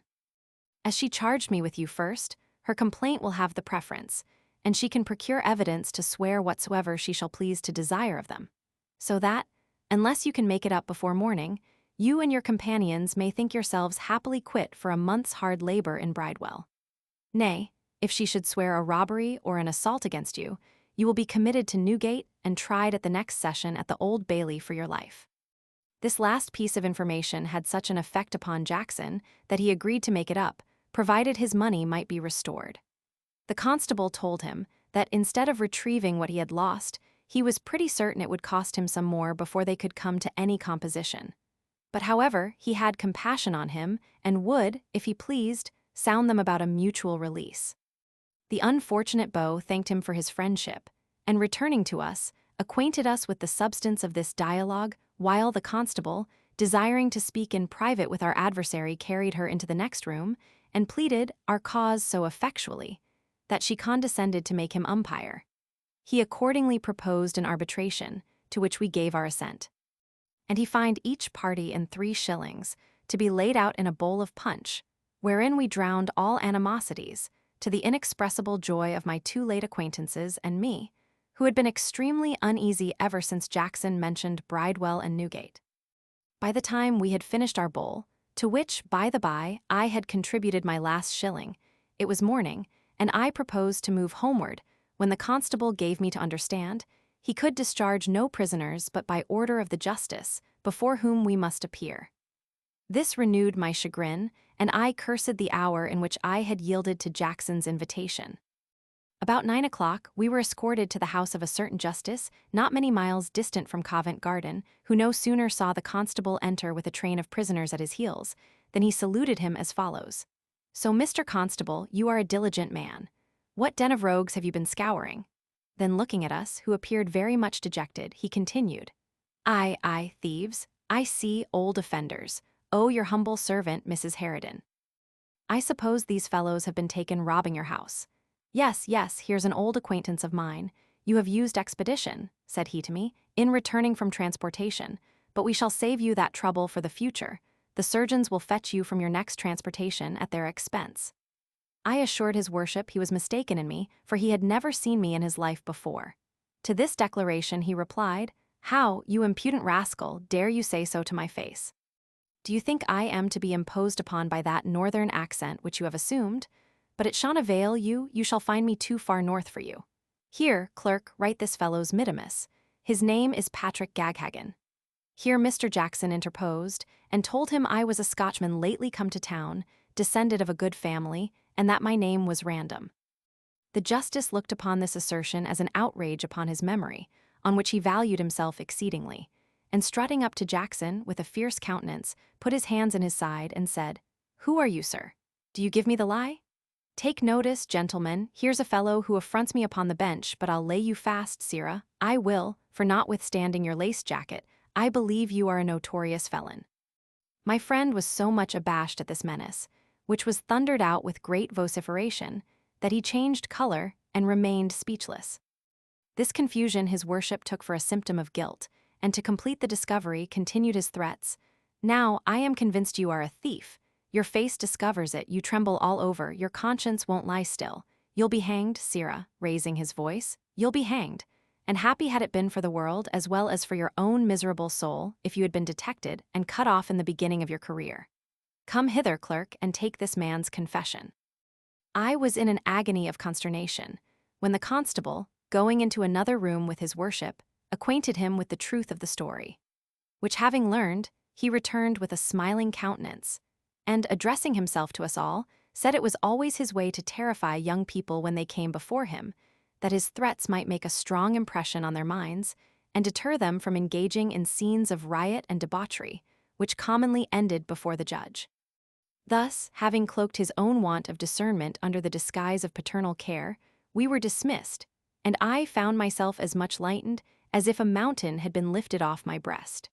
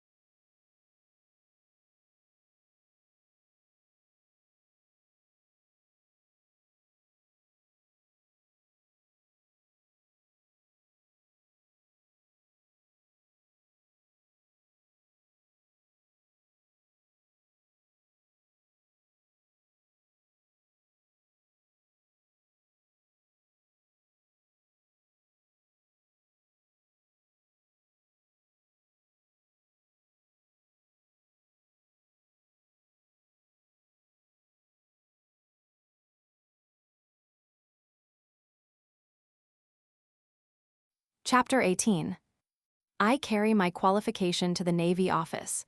The nature of it, the behavior of the secretary, Strap's concern for my absence, a battle betwixt him a blacksmith, the troublesome consequences of it, his harangue to me, his friend the schoolmaster recommends me to a French apothecary, who entertains me as a journeyman. I would most willingly have gone home to sleep, but was told by my companions that we must deliver our letters of qualification at the Navy office before 1 o'clock. Accordingly, we went thither and gave them to the secretary, who opened and read them, and I was mightily pleased to find myself qualified for second mate of a third rate. When he had stuck them all together on a file, one of our company asked if there were any vacancies, to which interrogation he answered, "No." Then I ventured to inquire if many ships were to be put in commission soon, at which question he surveyed me with a look of ineffable contempt, and, pushing us out of his office, locked the door without deigning us another word. We went downstairs and conferred together on our expectations, when I understood that each of them had been recommended to one or other of the commissioners, and each of them promised the first vacancy that should fall, but that none of them relied solely upon that interest, without a present to the secretary, with whom some of the commissioners went snacks. For which reason, each of them had provided a small purse, and I was asked what I proposed to give. This was a vexatious question to me, who, far from being in a capacity to gratify a ravenous secretary, had not wherewithal to purchase a dinner. I therefore answered, I had not yet determined what to give, and sneaked off toward my own lodging, lamenting my fate all the way, and inveighing with much bitterness against the barbarity of my grandfather and the sordid avarice of my relations, who left me a prey to contempt and indigence. Full of these disagreeable reflections, I arrived at the house where I lodged and relieved my landlord from great anxiety on my account. For this honest man believed I had met with some dismal accident and that he never should see me again. Strap, who had come to visit me in the morning, understanding I had been abroad all night, was almost distracted, and after having obtained leave of his master, had gone in quest of me, though he was even more ignorant of the town than I, not being willing to inform the landlord of my adventure. I told him I had met an acquaintance at Surgeon's Hall, with whom I spent the evening and night.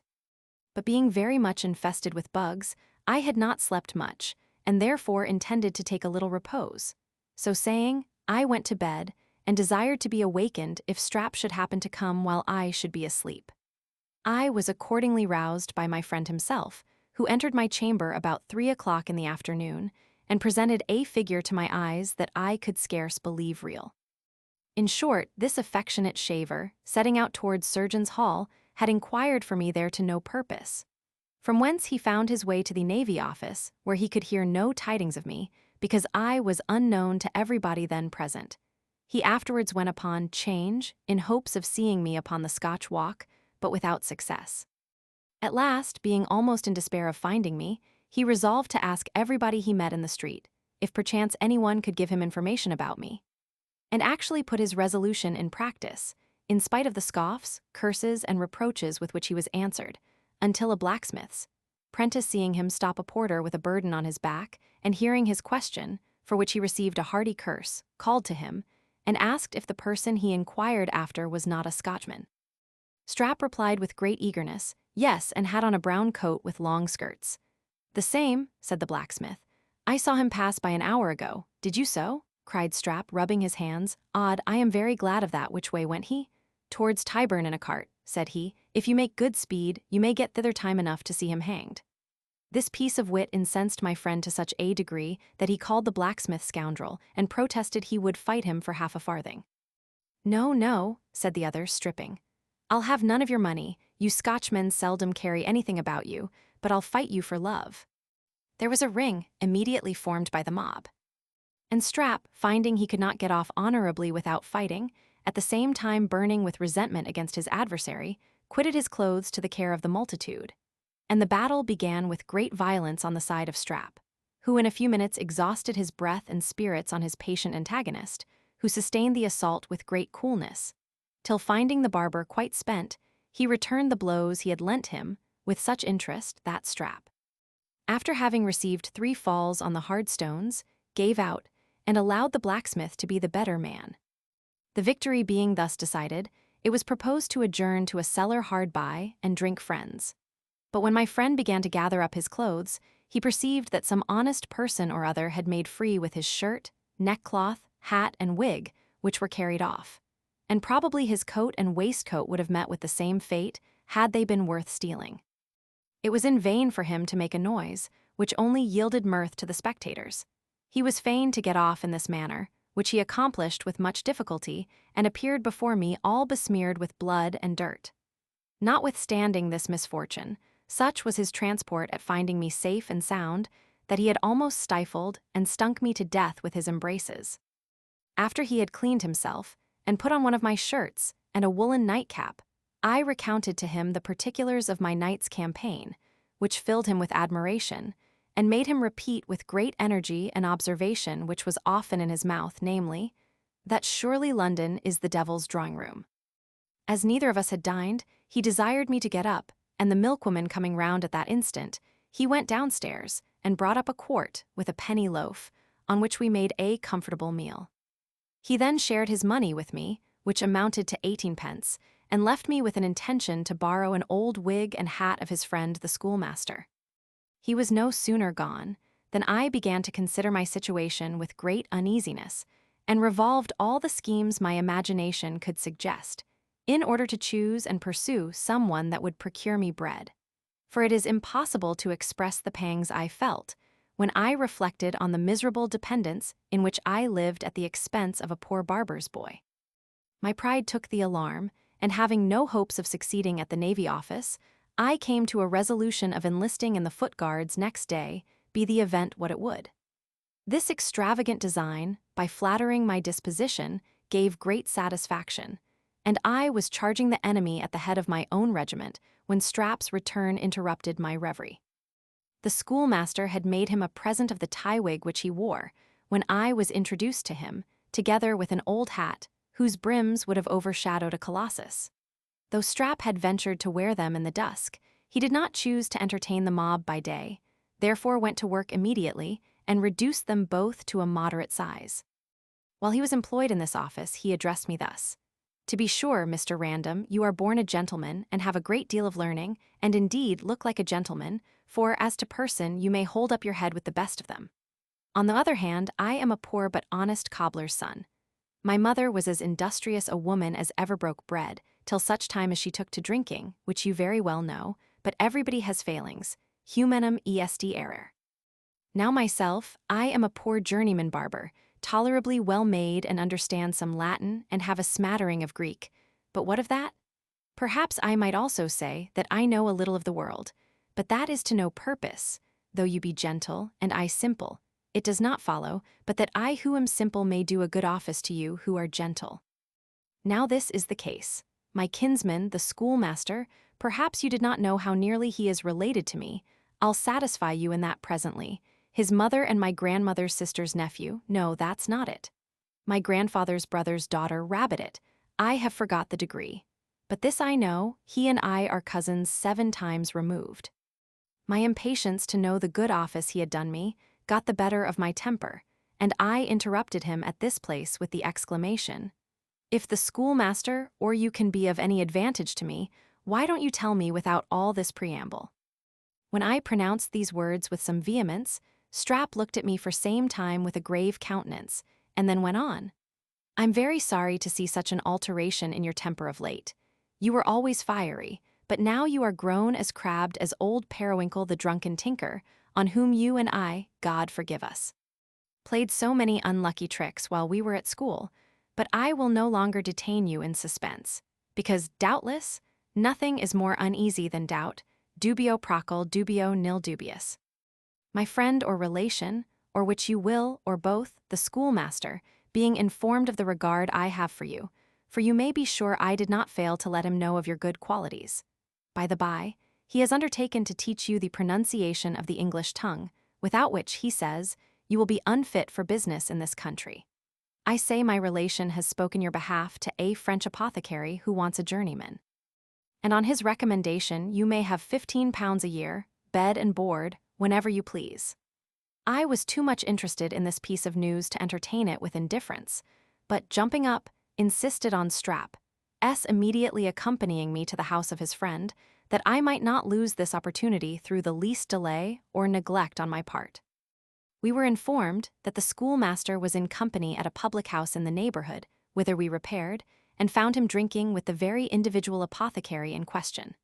When he was called to the door at our desire, and observed my impatience, he broke out into his usual term of admiration.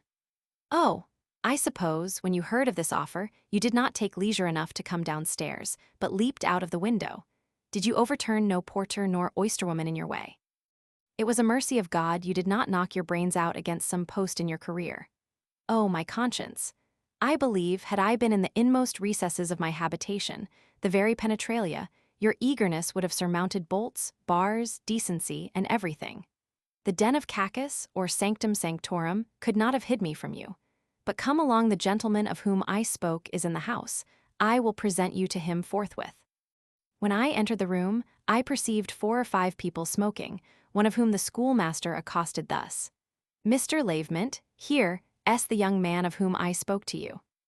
The apothecary, who was a little old withered man, with a forehead about an inch high, a nose turned up at the end, large cheekbones that helped to form a pit for his little gray eyes, a great bag of loose skin hanging down on each side in wrinkles, like the alforjos of a baboon, and a mouth so much accustomed to that contraction which produces grinning, that he could not pronounce a syllable without discovering the remains of his teeth, which consisted of 4 yellow fangs, not improperly, by anatomists, called canine, This person, I say, after having eyed me some time, said, "Oh ho, 'tis ver well, Monsieur Concordance. Young man, you are ver welcome, take one coup of bière and come to mine house tomorrow morning. Monsieur Concordance vil show you de way." Upon this I made my bow, and as I went out of the room could hear him say, "Ma foi, c'est un beau garçon, c'est un gaillard." As I had by my own application, while I served crab, acquired the French tongue well enough to read authors written in that language and understand anything that occurred in conversation, I determined to pretend ignorance to my new master, that he and his family, whom I supposed to be of the same country, not being on the reserve before me, I might possibly discover something in discourse, which would either yield me amusement or advantage. Next morning, Mr. Concordance carried me to the apothecary's house, where the bargain was made, and orders given to provide an apartment for me immediately. But before I entered upon business, the schoolmaster recommended me to his tailor, who gave me credit for a suit of clothes, to be paid out of the first moiety of my wages, and they were begun upon that very day. He afterwards accommodated me with a new hat on the same term, so that in a few days I hoped to make a very fashionable appearance. In the meantime, Strap conveyed my baggage to the place allotted for me, which was a back room up 2 pair of stairs, furnished with a pallet for me to lie upon, a chair without a back, a bottle by way of candlestick, and a triangular piece of glass instead of a mirror, the rest of its ornaments having been lately removed to one of the garrets, for the convenience of the servant of an Irish captain, who lodged in the first floor.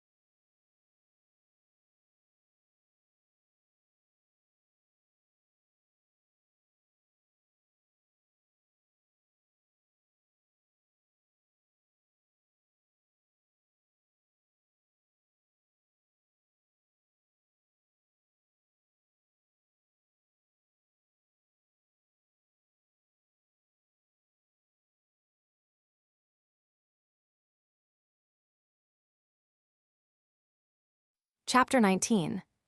The character of Mr. Lavement, his wife and daughter, some anecdotes of the family, the mother and daughter rivals. I am guilty of a mistake that gives me present satisfaction, but is attended with troublesome consequences. Next day, while I was at work in the shop, a bouncing damsel well-dressed came on pretense of finding a vial for some use or other, and taking an opportunity, when she thought I did not mind her, of observing me narrowly, went away with a silent look of disdain. I easily guessed her sentiments, and my pride took the resolution of entertaining the same indifference and neglect towards her.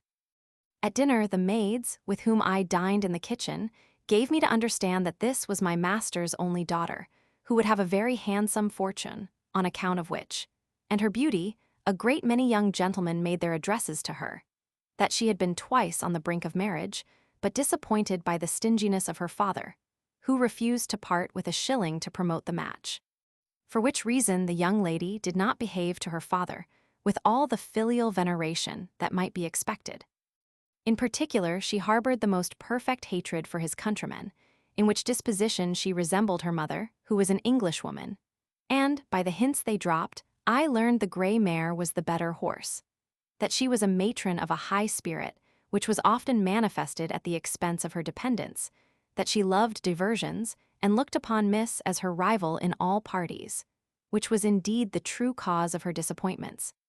For had the mother been hearty in her interest, the father would not have ventured to refuse her demands. Over and above this intelligence, I, of myself, soon made more discoveries. Mr. Lavement's significant grins at his wife, while she looked another way, convinced me that he was not at all content with his lot, and his behavior in presence of the captain made me believe his chief torment was jealousy.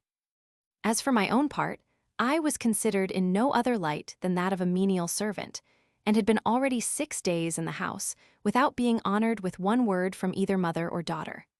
The latter, as I understood from the maids, having at table one day expressed some surprise that her papa should entertain such an awkward, mean-looking journeyman. I was nettled at this piece of information, and next Sunday, it being my turn to take my diversion, dressed myself in my new clothes to the greatest advantage, and, vanity apart, made no contemptible figure. After having spent most part of the day in company with Strap and some of his acquaintance, I came home in the afternoon and was let in by Miss, who, not knowing me, dropped a low curtsy as I advanced, which I returned with a profound bow and shut the door. By the time I had turned about, she had perceived her mistake and changed color, but did not withdraw. The passage being narrow, I could not get away without jolting her, so I was forced to remain where I was with my eyes fixed to the ground and my face glowing with blushes.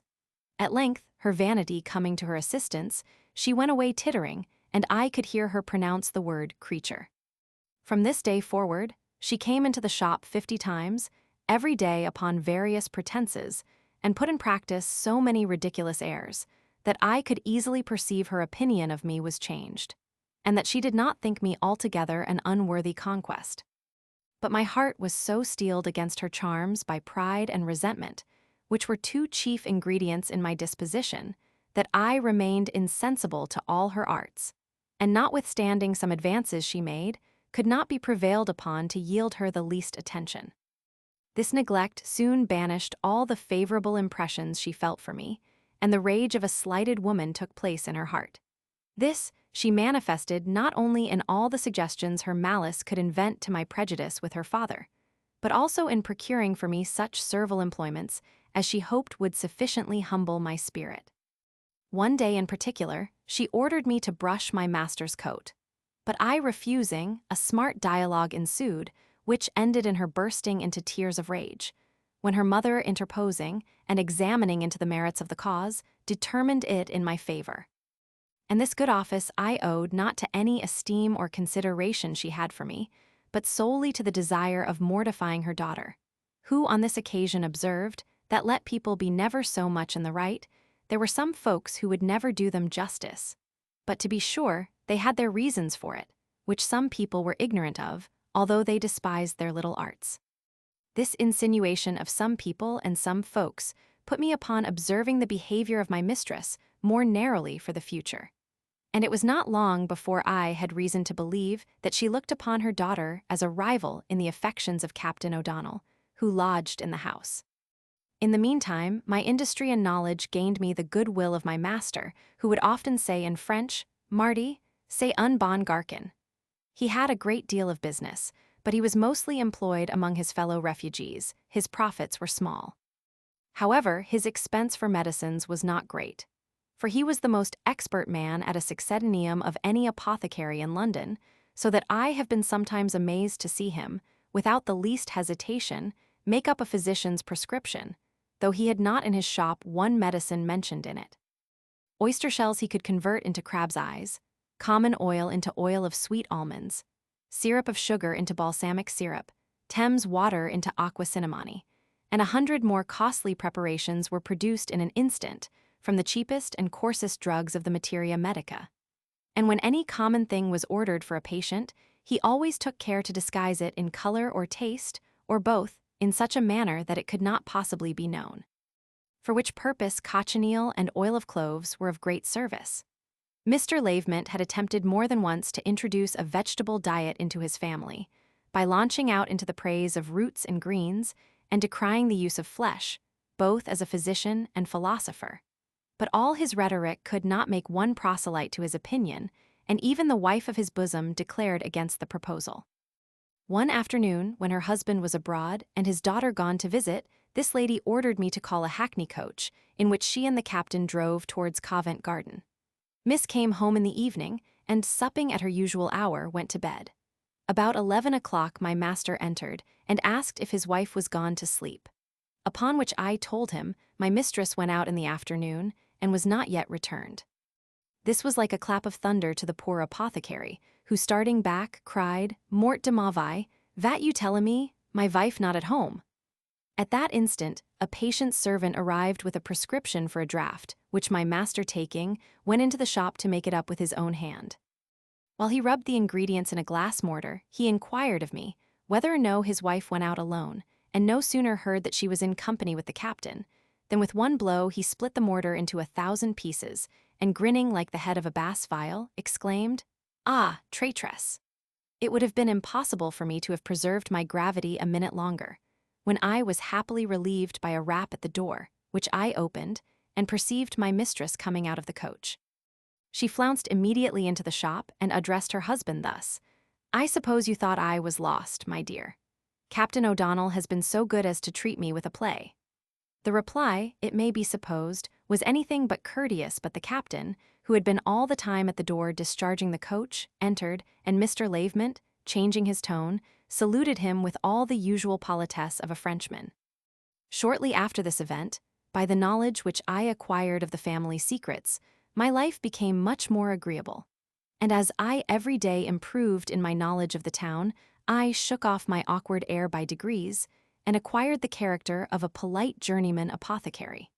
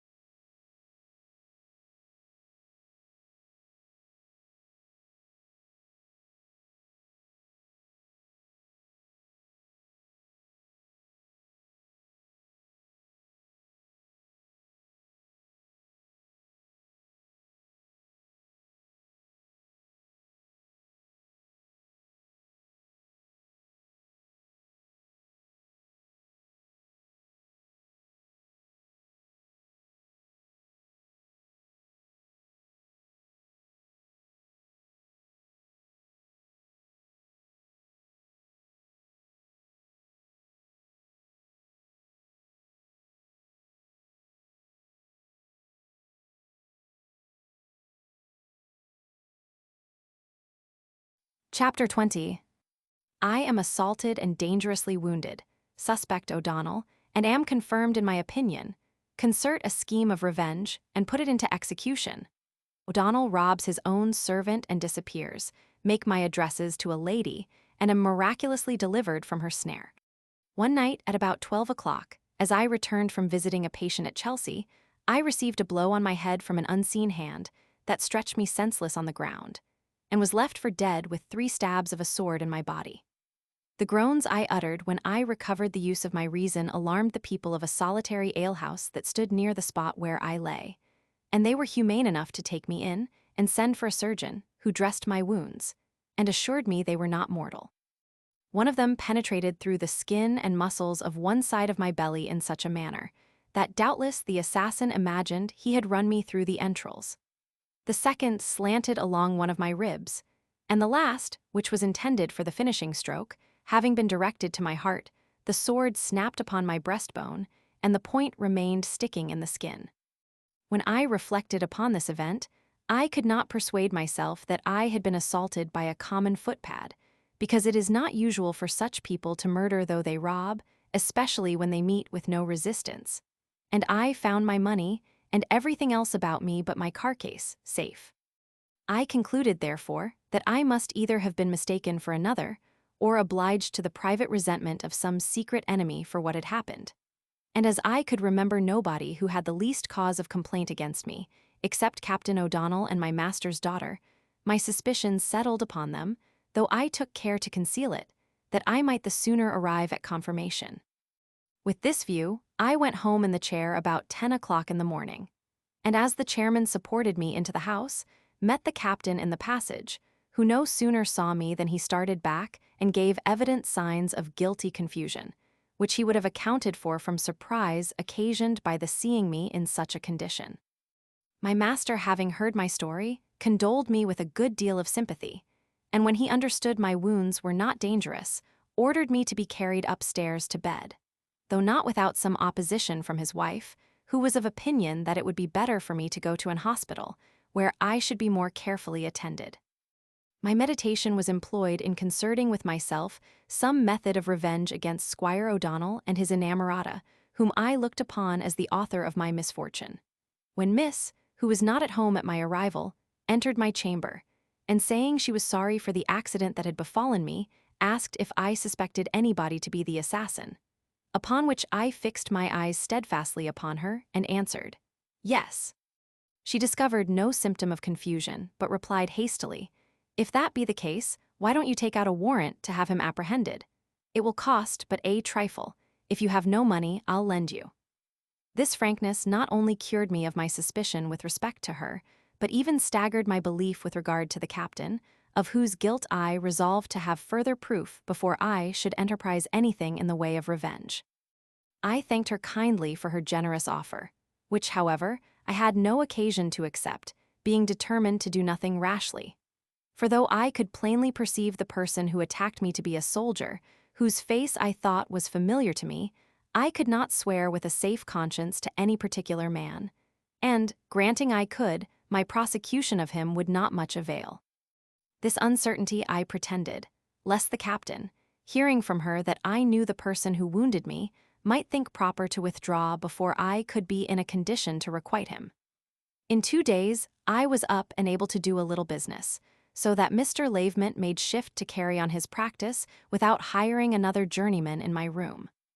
The first thing I attempted towards a certain discovery of my secret enemy was to get into O'Donnell's apartment, while he was abroad in an undress, and examine his sword, the point of which being broken off. I applied the fragment that was found sticking in my body, and found it answered the fractured part exactly.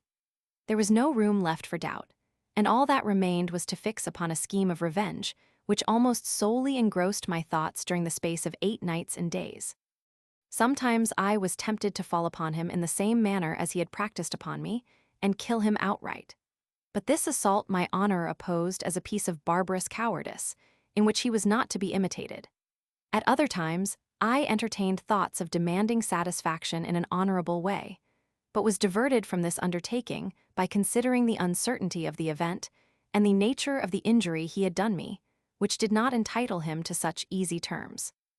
At last I determined to pursue a middle course, and actually put my design in execution after this manner. Having secured the assistance of Strap and 2 of his acquaintance whom he could depend upon, we provided ourselves with disguises, and I caused the following letter to be delivered to him by one of our associates in livery, one Sunday evening. "Sir, if I may be allowed to judge from appearance, it will not be disagreeable for you to hear that my husband is gone to Bagshot to visit a patient, and will not return till tomorrow night. So that, if you have anything to propose to me, as your behavior on many occasions has seemed to insinuate, you will do well to embrace the present opportunity of seeing yours, etc." This letter was signed with the name of an apothecary's wife who lived in Chelsea, of whom I had heard O'Donnell was an admirer. Everything succeeded to our wish. The hero hastened towards the place of appointment, and was encountered by us in the very place where he had assaulted me.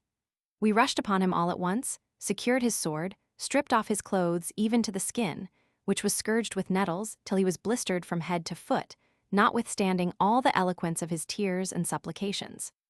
When I was satisfied with the stripes I had bestowed, we carried off his clothes, which we hid in a hedge near the place, and left him stark naked to find his way home in the best manner he could, while I took care to be there before him. I afterwards understood that, in his way to the lodgings of a friend, who lived in the skirts of the town, he was picked up by the watch who carried him to the roundhouse, from whence he sent for clothes to his lodgings, and next morning arrived at the door in a chair, wrapped up in a blanket he had borrowed. For his body was so sore and swelled that he could not bear to be confined in his wearing apparel. He was treated with the utmost tenderness by my mistress and her daughter, who vied with each other in their care and attendance of him. But Lavement himself could not forbear expressing his joy by several malicious grins, while he ordered me to prepare an unguent for his sores. As to myself, nobody can doubt my gratification, when I had every day an opportunity of seeing my revenge protracted on the body of my adversary, by the ulcers of which I had been the cause. And, indeed, I not only enjoyed the satisfaction of having fleed him alive, but another also which I had not foreseen. The story of his being attacked and stripped in such a place having been inserted in the news, gave information to those who found his clothes next day, whither to bring them. And accordingly he retrieved everything he had lost except a few letters, among which was that which I had writ to him in the name of the apothecary's wife. This and the others, which were all on the subject of love, for this Hibernian hero was one of those people who are called fortune hunters, fell into the hands of a certain female author, famous for the scandal she has published, who, after having embellished them with some ornaments of her own invention, gave them to town in print. I was very much shocked on reflection that I might possibly be the occasion of a whole family's unhappiness on account of the letter I had written, but was eased of that apprehension when I understood that the Chelsea apothecary had commenced a lawsuit against the printer for defamation, and looked upon the whole as a piece of forgery committed by the author, who had disappeared. But whatever might be his opinion of the matter, our two ladies seemed to entertain a different idea of it. For as soon as the pamphlet appeared, I could perceive their care of their patient considerably diminish, till at last it ended in a total neglect. It was impossible for him to be ignorant of this change, any more than of the occasion of it. But as he was conscious to himself of having deserved worse than contempt at their hands, he was glad to come off so cheaply, and contented himself with muttering curses and threats against the apothecary, who, as he imagined, having got an inkling of the appointment with his wife, had taken revenge of him in the manner described. By the time he had got a new scarf skin, his character was become so notorious that he thought it high time for him to decamp, and his retreat he performed in one night, without beat of drum, after having robbed his own servant of everything that belonged to him except the clothes he had on his back. A few days after he disappeared, Mr. Lavement, for his own security, took into his custody a large old trunk which he had left, and as it was very heavy, made no question that the contents were sufficient to indemnify him for what O'Donnell owed in lodging. But a month being elapsed without hearing any tidings of this adventurer, and my master being impatient to know what the trunk contained, he ordered me to break it open in his presence, which task I performed with the pestle of our great mortar, and discovered, to his inexpressible astonishment and mortification, a heap of stones.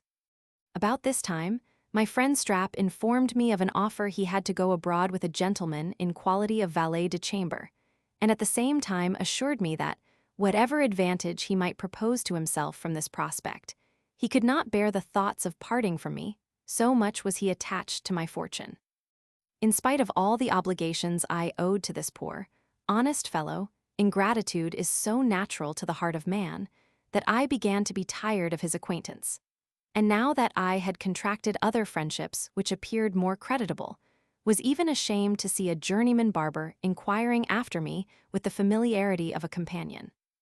I therefore, on pretense of consulting his welfare, insisted upon his accepting the proposal, which he at last determined to embrace, with great reluctance, and in a few days took his leave of me, shedding a flood of tears, which I could not behold without emotion. I now began to look upon me as of a gentleman in reality, learned to dance, frequented plays during the holidays, became the oracle of an alehouse, where every dispute was referred to my decision, and at length contracted an acquaintance with a young lady, who found means to make a conquest of my heart, and upon whom I prevailed, after much attendance and solicitation, to give me a promise of marriage. As this beautiful creature passed for a rich heiress, I blessed my good fortune, and was actually on the point of crowning all my wishes by matrimony, when I made such a discovery as effectually turned me from my design, and I abandoned all thoughts of marriage for the future.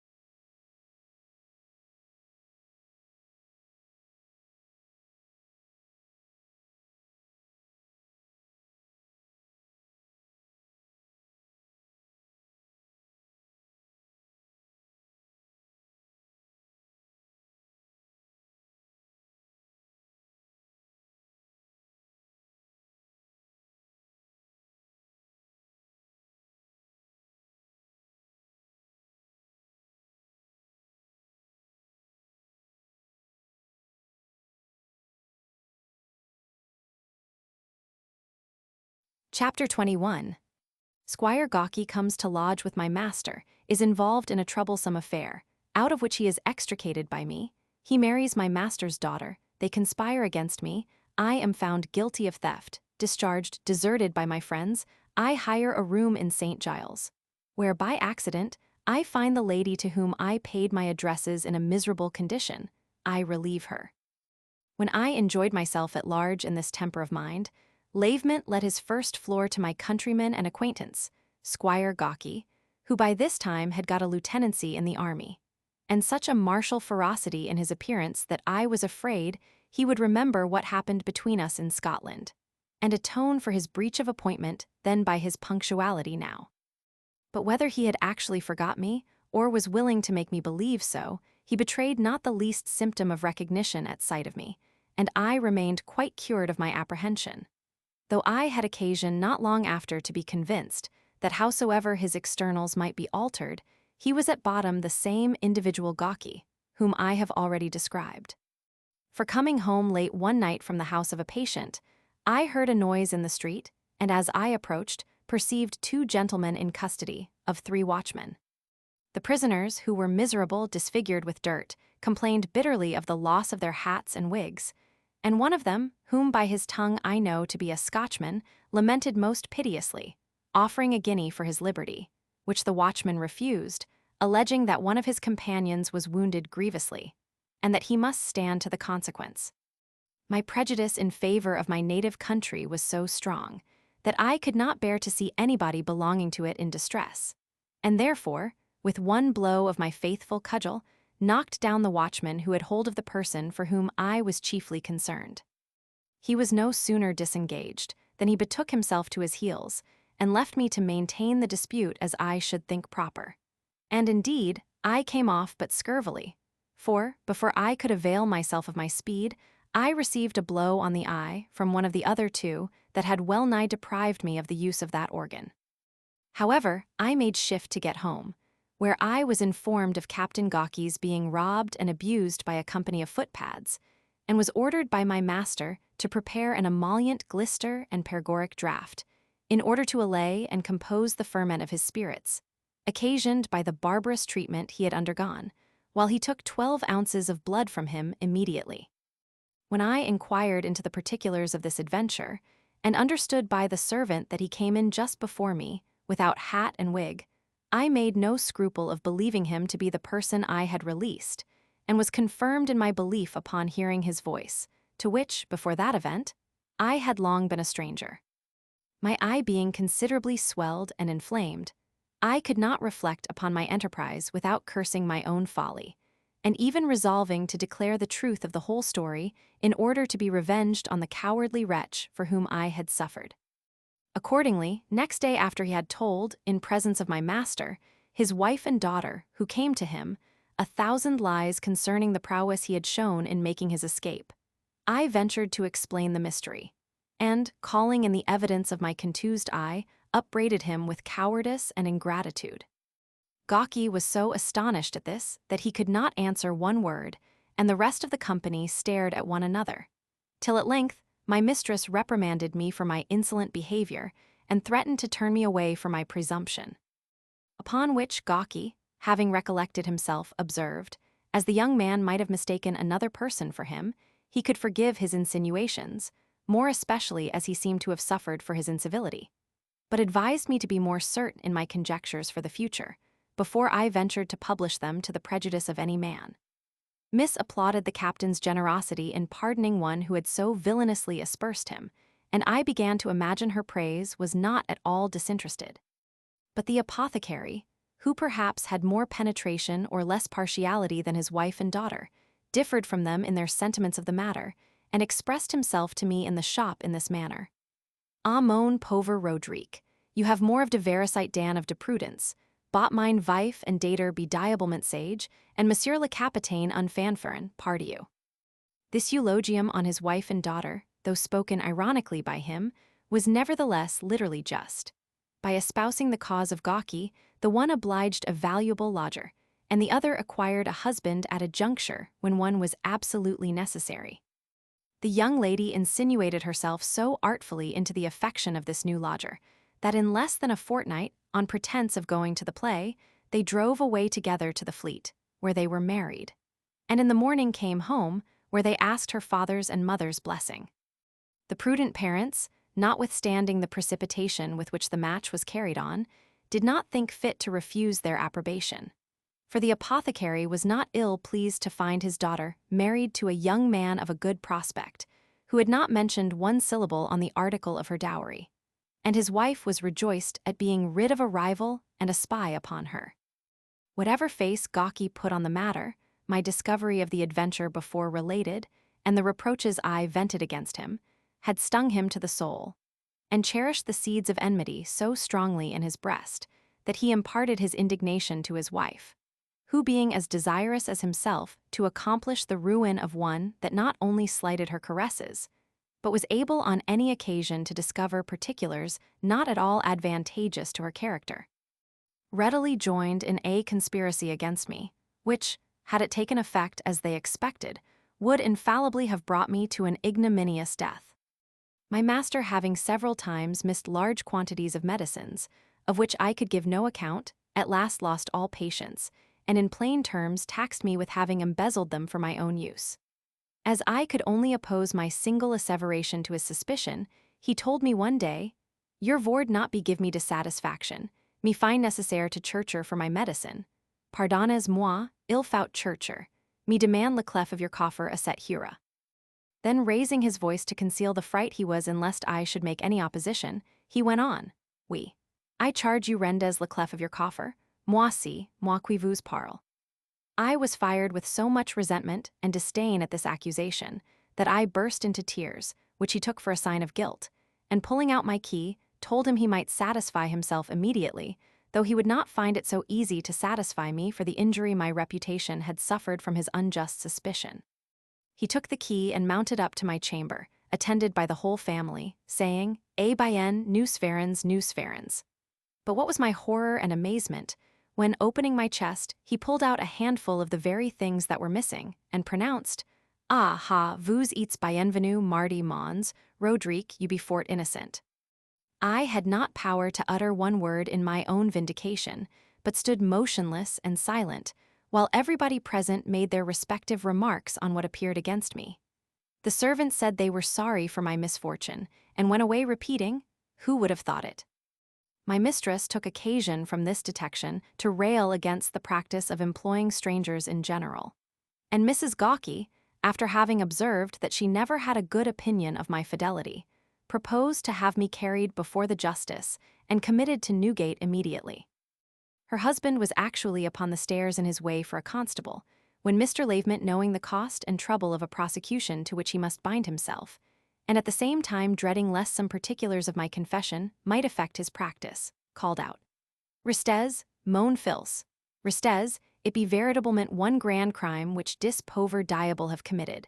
Bot putitred to good God give him to penitence, and me will not have upon mine head de blood of one sinner." The captain and his lady used all the Christian arguments their zeal could suggest to prevail upon the apothecary to pursue me to destruction, and represented the injustice he did to the community of which he was a member, in letting a villain escape, who would not fail of doing more mischief in the world when he should reflect on his coming off so easily now. But their eloquence made no impression on my master, who turning to me said, "Go, miserable, go from mine house quick, quick, and make reparation for your mauvais actions." By this time my indignation had roused me from the stupefaction in which I had hitherto remained, and I began in this manner. "Sir, appearances I own condemn me, but you are imposed upon as much as I am abused. I have fallen a sacrifice to the rancor of that scoundrel," pointing to Gawky, "who has found means to convey your goods hither, that the detection of them might blast my reputation and accomplish my destruction. His hatred to me is owing to a consciousness of his having wronged me in my own country, for which injury he in a cowardly manner refused me the satisfaction of a gentleman. He knows, moreover, that I am no stranger to his dastardly behavior in this town, which I have recounted before, and he is unwilling that such a testimony of his ingratitude and pusillanimity should live upon the earth. For this reason, he is guilty of the most infernal malice to bring about my ruin. And I am afraid, madam, turning to Mrs. Gawky, you have too easily entered into the sentiments of your husband. I have often found you my enemy, and am well acquainted with the occasion of your being so, which I don't at present think proper to declare. But I would advise you, for your own sake, not to drive me to extremity. This address enraged her so much that with a face as red as scarlet and the eyes of a fury, she strutted up to me and putting her hands in her side, spat in my face, saying, I was a scandalous villain, but she defied my malice, and that unless her papa would not prosecute me like a thief as I was, she would not stay another night under his roof. At the same time, Gawky, assuming a big look, told me he scorned what lies I could invent against him, but that, if I pretended to asperse his wife, he would put me to death. To this threat I answered, I wish I could meet with thee in a desert, that I might have an opportunity of punishing thee for thy perfidy towards me, and rid the world of such a rascal. What hinders me this moment, said I, seizing an old bottle that stood by, from doing myself that justice? I had no sooner armed myself in this manner, than Gawky and his father-in-law retired in such a hurry, that the one overturned the other, and they rolled together downstairs, while my mistress swooned away with fear, and her daughter asked if I intended to murder her. I gave her to understand that nothing was farther from my intention, that I would leave her to the stings of her own conscience, but was firmly resolved to slit her husband's nose whenever fortune should offer a convenient opportunity.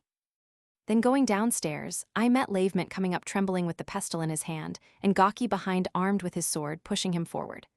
I demanded a parley, and having assured him of my pacific disposition, Gawky exclaimed, Ah, villain, you have killed my dear wife.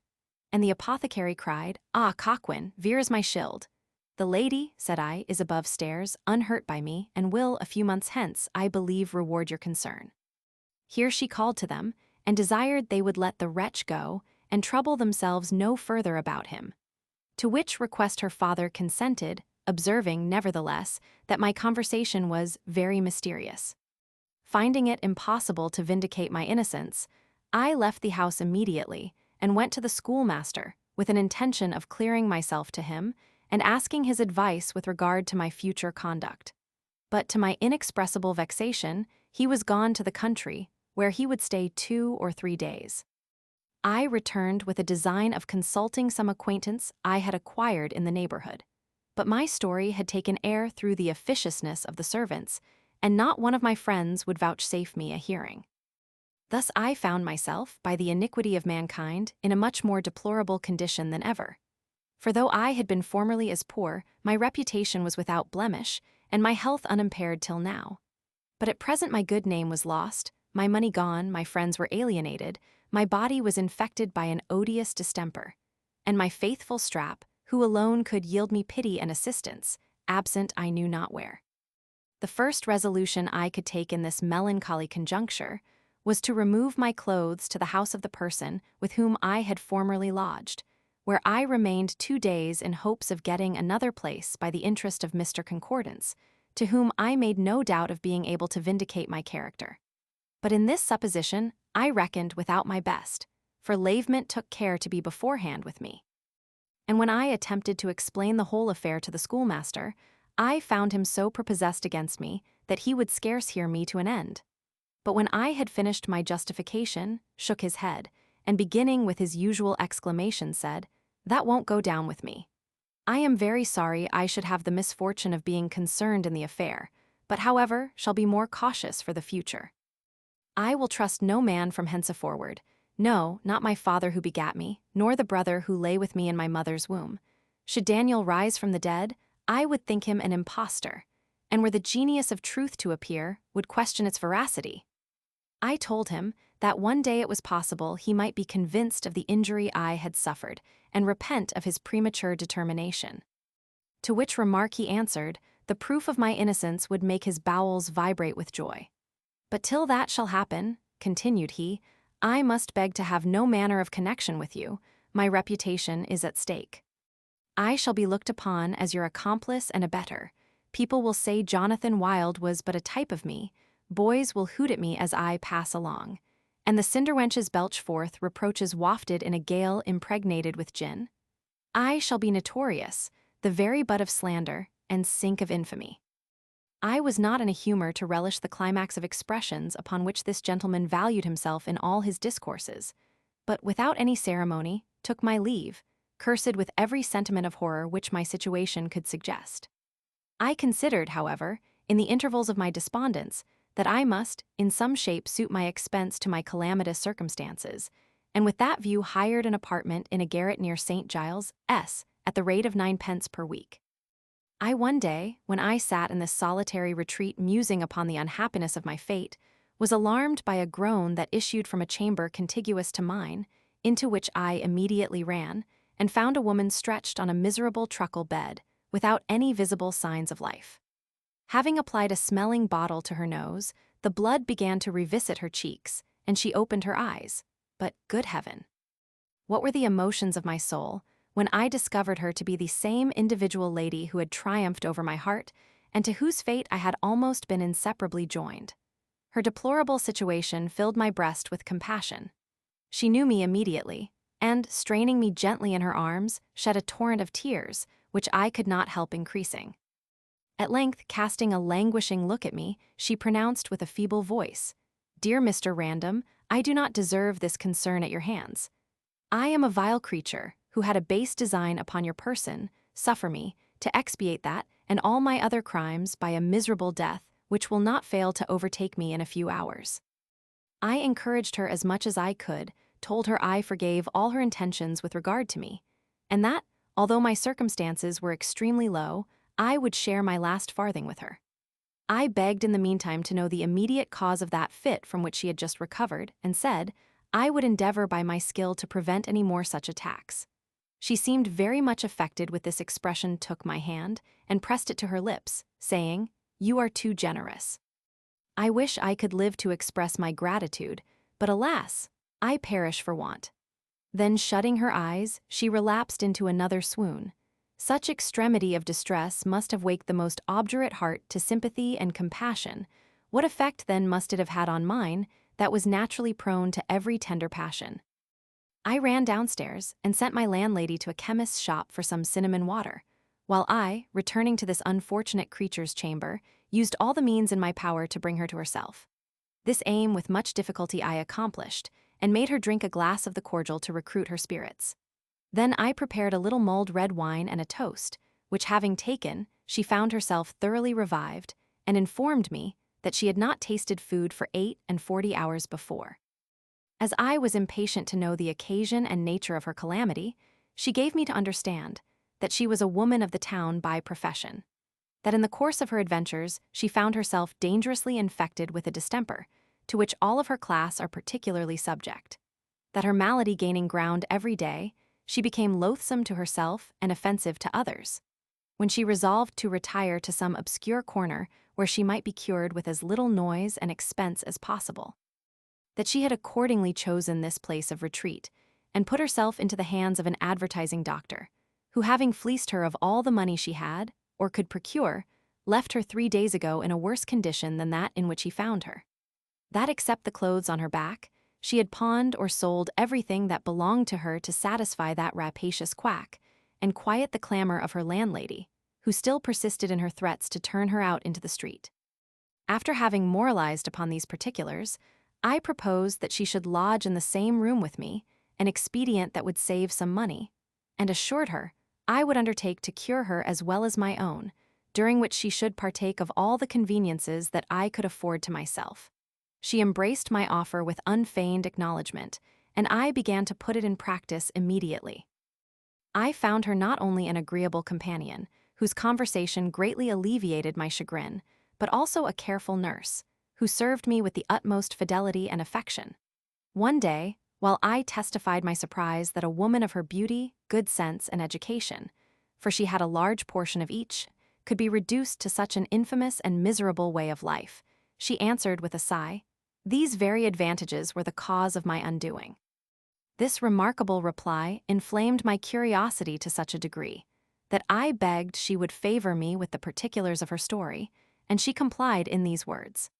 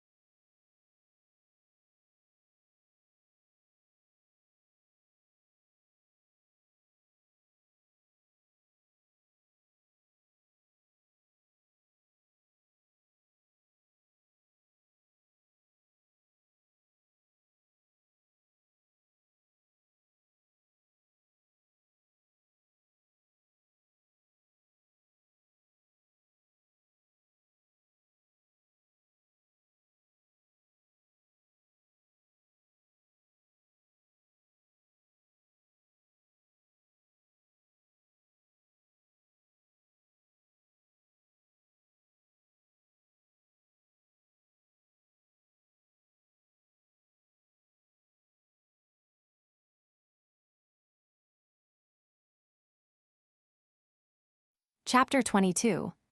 The History of Miss Williams. My father was an eminent merchant in the city who, having, in the course of trade, suffered very considerable losses, retired in his old age with his wife to a small estate in the country, which he had purchased with the remains of his fortune. At that time, I being but 8 years of age, was left in town for the convenience of education, boarded with an aunt who was a rigid Presbyterian, and confined me so closely to what she called the duties of religion that in time I grew weary of her doctrines, and by degrees received an aversion for the good books she daily recommended to my perusal. As I increased in age and appeared with a person not disagreeable, I contracted a good deal of acquaintance among my own sex, one of whom, after having lamented the restraint I was under from the narrowness of my aunt's sentiments, told me I must now throw off the prejudices of opinion imbibed under her influence and example, and learn to think for myself. For which purpose she advised me to read Shaftesbury, Tyndall, Hobbes, and all the authors that are remarkable for their deviation from the old way of thinking, and by comparing one with the other, I should soon be able to form a system of my own. I followed her advice, and whether it was owing to my prepossession against what I had formerly read or the clearness of argument in these my new instructors, I know not. But I studied them with pleasure, and in a short time became a professed freethinker. Proud of my improvement, I argued in all companies, and that with such success that I soon acquired the reputation of a philosopher, and few people durst undertake me in a dispute. I grew vain upon my good fortune, and at length pretended to make my aunt a proselyte to my opinion. But she no sooner perceived my drift than taking the alarm, she wrote to my father an account of my heresy, and conjured him, as he tendered the good of my soul, to remove me immediately from the dangerous place where I had contracted such sinful principles. Accordingly, my father ordered me into the country, where I arrived in the 15th year of my age, and, by his command, gave him a detail of all the articles of my faith, which he did not find so unreasonable as they had been represented. Finding myself suddenly deprived of the company and pleasures of the town, I grew melancholy, and it was some time before I could relish my situation. But solitude became every day more and more familiar to me, and I consoled myself in my retreat with the enjoyment of a good library, at such times as were not employed in the management of the family, for my mother had been dead 3 years, in visiting, or some other party of rural diversion. Having more imagination than judgment, I addicted myself too much to poetry and romance, and, in short, was looked upon as a very extraordinary person by everybody in the country where I resided.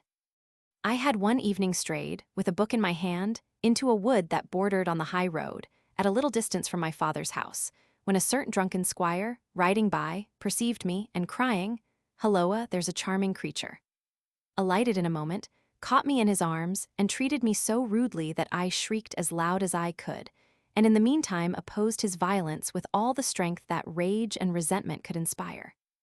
During this struggle, another horseman came up, who, seeing a lady so unworthily used, dismounted, and flew to my assistance.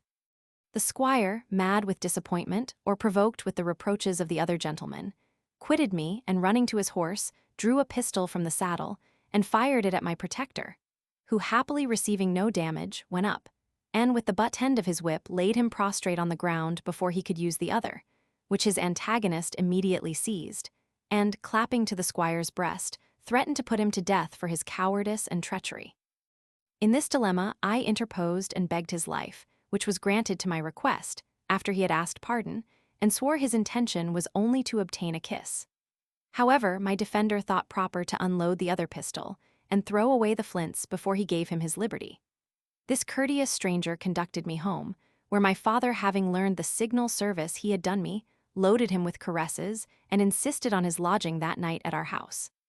If the obligation he had conferred upon me justly inspired me with sentiments of gratitude, his appearance and conversation seemed to entitle him to somewhat more. He was about the age of 22, among the tallest of the middle size, had chestnut-colored hair, which he wore tied up in a ribbon, a high polished forehead, a nose inclining to the aquiline, lively blue eyes, red pouting lips, teeth as white as snow, and a certain openness of countenance. But why need I describe any more particulars of his person? I hope you will do me the justice to believe I do not flatter, when I say he was the exact resemblance of you, and if I had not been well acquainted with his family and degree, I should have made no scruple of concluding that you was his brother. He spoke and seemed to have no reserve, for what he said was ingenuous, sensible, and uncommon. In short, said she, bursting into tears, he was formed for the ruin of our sex.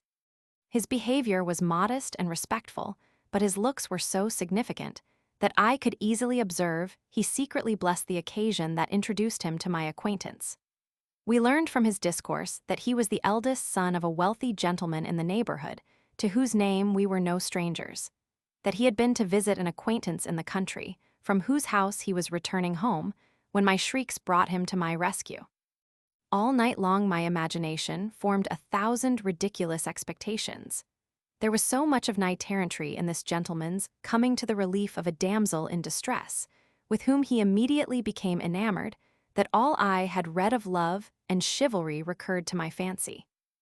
And I looked upon myself as a princess in some region of romance, who being delivered from the power of some brutal giant or satyr, by a generous Orundates, was bound in gratitude, as well as led by inclination, to yield up my affections to him without reserve. In vain did I endeavor to chastise these foolish conceits by reflections more reasonable and severe. The amusing images took full possession of my mind, and my dreams represented my hero sighing at my feet in the language of a despairing lover.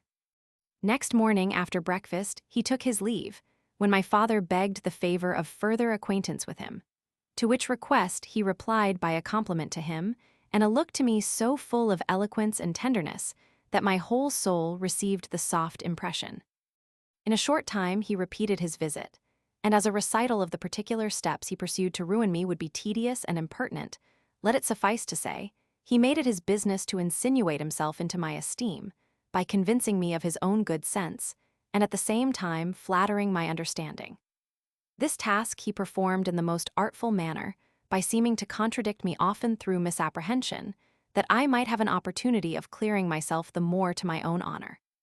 Having thus secured my good opinion, he began to give me some tokens of a particular passion, founded on a veneration of the qualities of my mind, and, as an accidental ornament, admired the beauties of my person, till it being fully persuaded of his conquest, he chose a proper season for the theme, and disclosed his love in terms so ardent and sincere, that it was impossible for me to disguise the sentiments of my heart, and he received my approbation with the most lively transport. After this mutual declaration, we contrived to meet more frequently in private interviews, where we enjoyed the conversation of one another, in all the elevation of fancy and impatience of hope that reciprocal adoration can inspire. He professed his honorable intentions, of which I made no question, lamented the avaricious disposition of his father, who had destined him for the arms of another, and vowed eternal fidelity with such an appearance of candor and devotion, that I became a dupe to his deceit. Cursed be the day on which I gave away my innocence and peace. Cursed be my beauty that first attracted the attention of the seducer. Cursed be my education, that, by refining my sentiments, made my heart the more susceptible. Cursed be my good sense, that fixed me to one object, and taught me the preference I enjoyed was but my due. Had I been ugly, nobody would have tempted me. Had I been ignorant, the charms of my person would not have atoned for the coarseness of my conversation. Had I been giddy, my vanity would have divided my inclinations, and my ideas would have been so diffused that I should never have listened to the enchantments of one alone. But to return to my unfortunate story. After some months, the visits of my lover became less frequent, and his behavior less warm. I perceived his coldness, my heart took the alarm, my tears reproached him, and I insisted upon the performance of his promise to espouse me, that whatever should happen, my reputation might be safe. He seemed to acquiesce in my proposal, and left me on pretense of finding a proper clergyman to unite us in the bands of wedlock. But alas! The inconstant had no intention to return. I waited a whole week with the utmost impatience, sometimes doubting his honor, at other times inventing excuses for him, and condemning myself for harboring suspicions of his faith. At length, I understood from a gentleman who dined at our house that this perfidious wretch was on the point of setting out for London with his bride, to buy clothes for their approaching nuptials. This information distracted me. Rage took possession of my soul. I denounced 1,000 imprecations and formed as many schemes of revenge against the traitor who had undone me. Then my resentment would subside to silent sorrow. I recalled the tranquility I lost. I wept over my infatuation, and sometimes a ray of hope would intervene, and for a moment cheer my drooping heart. I would revolve all the favorable circumstances of his character, repeat the vows he made, ascribe his absence to the vigilance of a suspicious father who compelled him to a match his soul abhorred, and comfort myself with the expectation of seeing him before the thing should be brought to any terms of agreement. But how vain was my imagination! That villain left me without remorse, and in a few days the news of his marriage were spread all over the country. My horror was then inconceivable, and had not the desire of revenge diverted the resolution, I should infallibly have put an end to my miserable life. My father observed the symptoms of my despair, and though I have good reason to believe he guessed the cause, was at a great deal of pains to seem ignorant of my affliction, while he endeavored with parental fondness to alleviate my distress. I saw his concern, which increased my anguish, and raised my fury against the author of my calamity to an implacable degree. Having furnished myself with a little money, I made an elopement from this unhappy parent in the night-time, and about break of day arrived at a small town, from whence a stagecoach set out for London, in which I embarked, and next day alighted in town.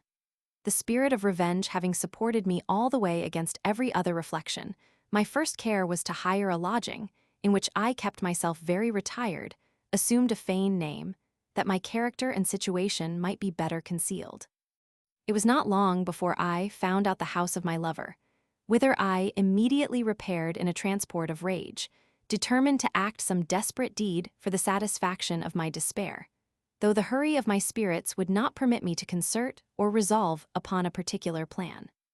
When I demanded admission to Lothario, so let me call him, I was desired to send up my name and business, but this I refused, telling the porter I had business for his master's private ear, upon which I was conducted into a parlor until he should be informed of my request.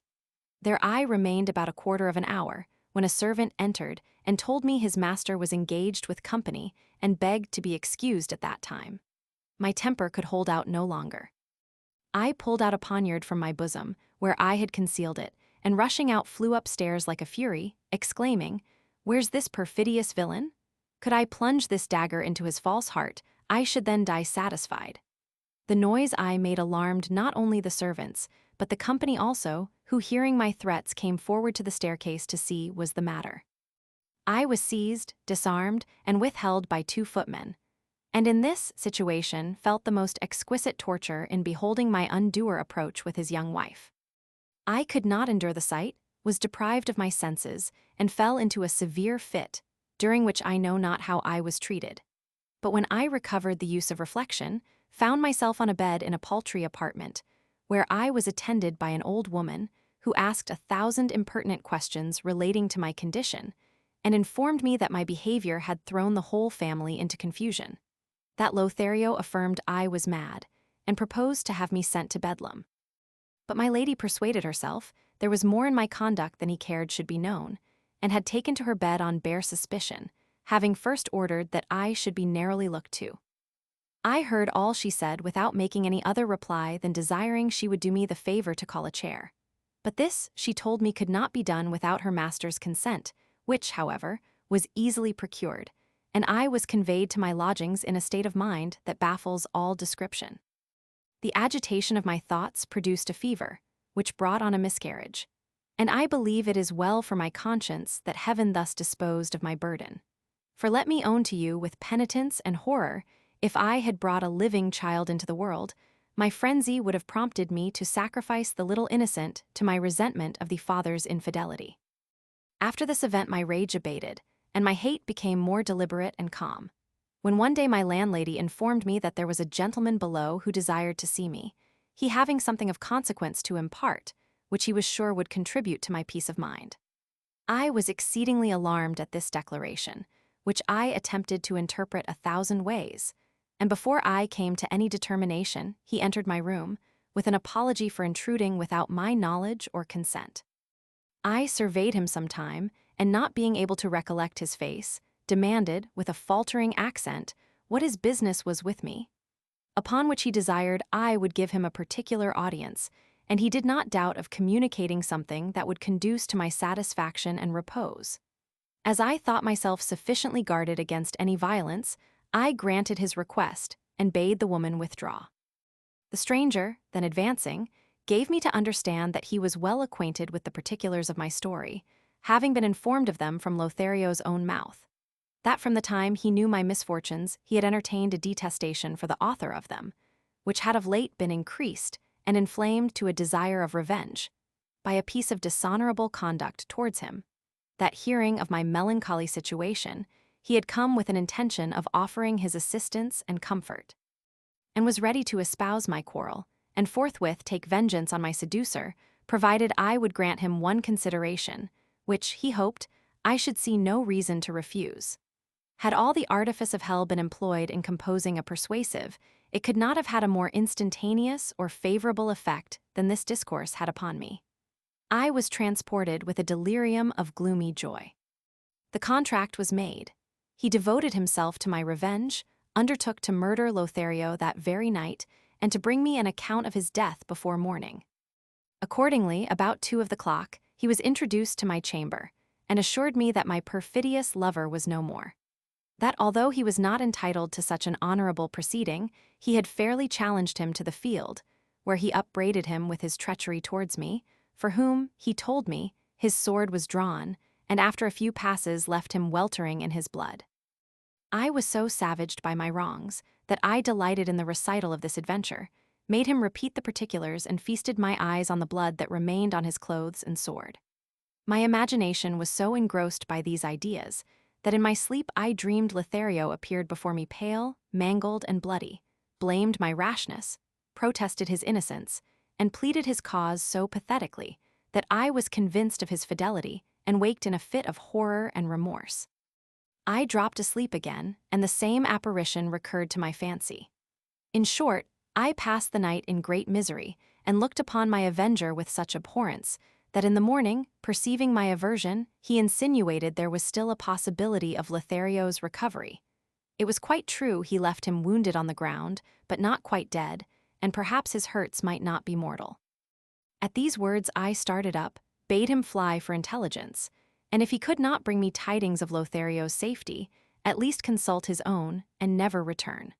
For I was resolved to surrender myself to justice, and declare all I knew of the affair, that, if possible, I might expiate my own guilt by incurring the rigors of a sincere repentance and ignominious death.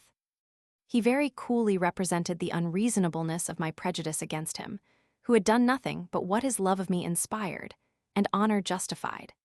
That now he had, at the risk of his life, been subservient to my revenge, I was about to discard him as an infamous agent, occasionally necessary, and that, even if he should be so lucky as to bring news of Lothario's safety, it was probable my former resentment might revive, and I would upbraid him with having failed in his undertaking.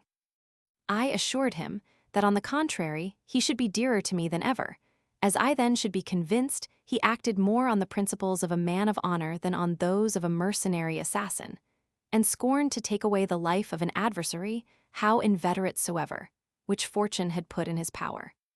"Well then, madam," said he, "whatever may have happened, I shall find it no difficult matter to acquit myself in point of honor," and took his leave in order to inquire into the consequences of his duel. I was now more sensible than ever of the degrees of guilt and misery. All the affliction I had suffered hitherto was owing to my own credulity and weakness, and my conscience could only accuse me of venial crimes. But now that I looked upon myself as a murderer, it is impossible to express the terrors of my imagination, which was incessantly haunted by the image of the deceased, and my bosom stung with the most exquisite agonies, of which I saw no end. At length Horatio, for so I shall call my new friend, returned, and telling me I had nothing to fear, delivered into my hands a billet containing these words: "Madam, as I understand it is of consequence to your peace, I take this liberty to inform you that the wounds I received from Horatio are not mortal. This satisfaction my humanity could not deny, even to a person who has endeavored to disturb the repose as well as the life of Lothario." Being well acquainted with this hand, I had no reason to suspect an imposition in this letter, which I read over and over with a transport of joy, and caressed Horatio so much that he appeared the happiest man alive. Thus was I won from despair by the menaces of a greater misfortune than that which depressed me. Griefs are like usurpers, the most powerful deposes all the rest.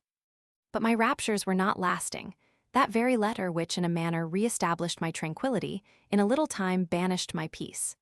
His unjust reproaches, while they waked my resentment, recalled my former happiness, and filled my soul with rage and sorrow.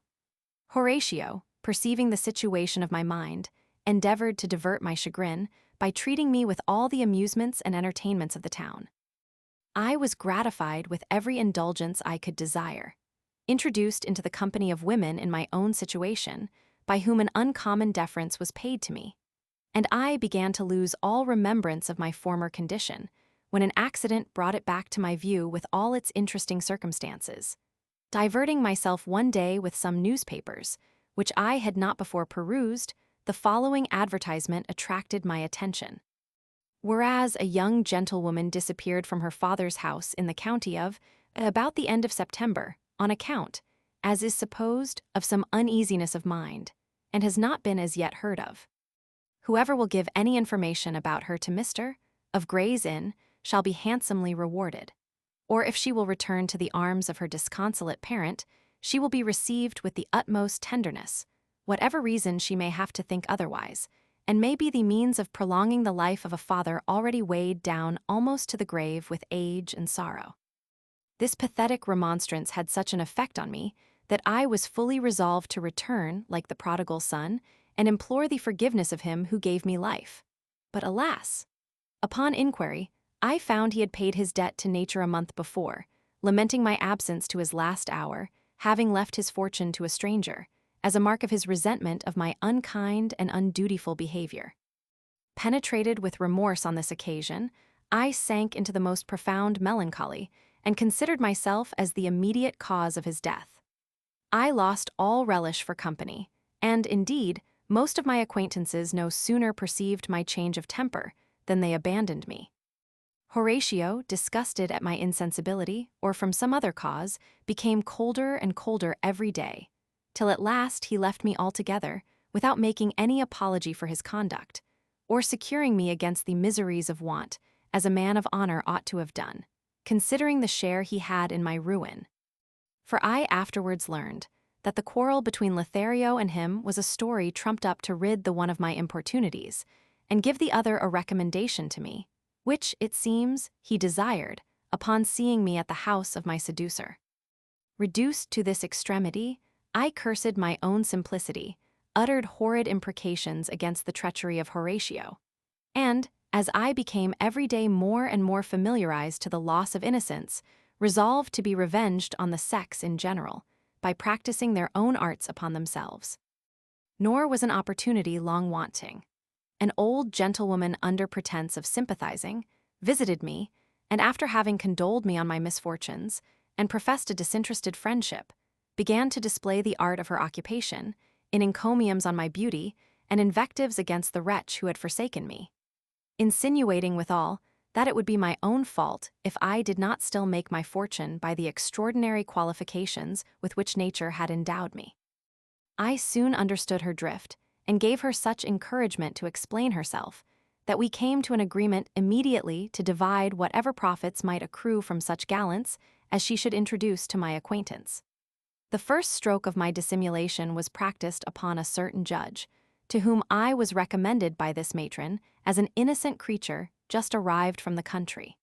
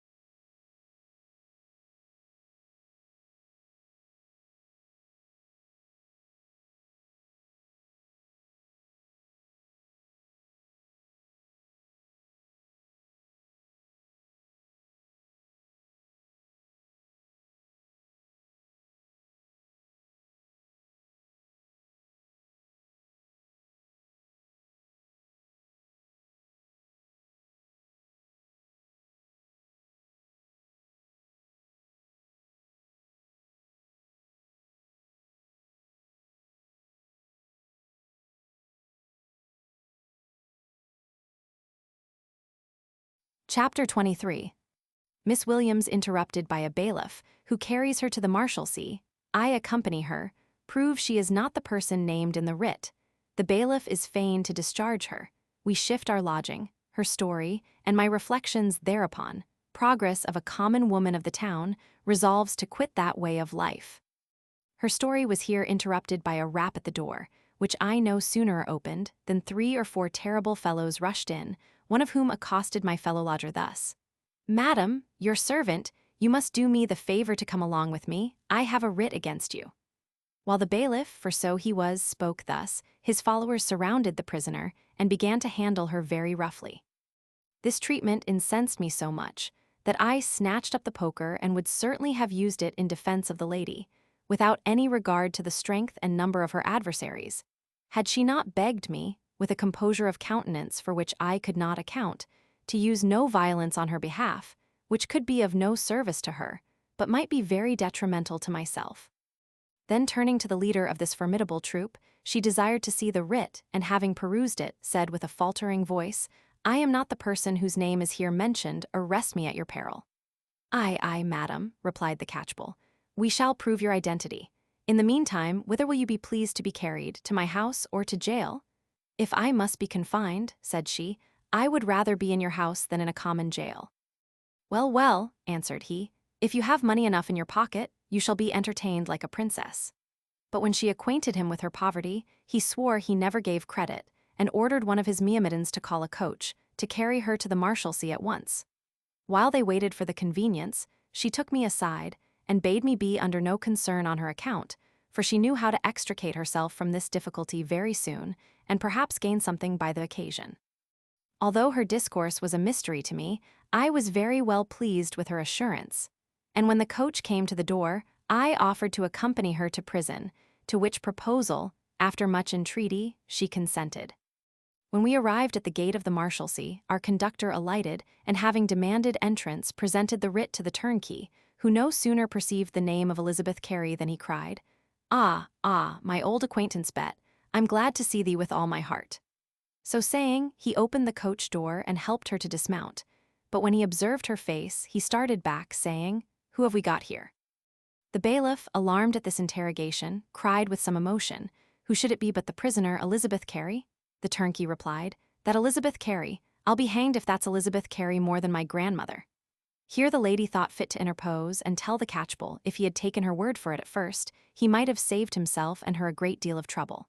"It may be so," answered he, "but I'll have further evidence that you are not the person, before you and I part." Yes, said she, "you shall have further evidence to your cost."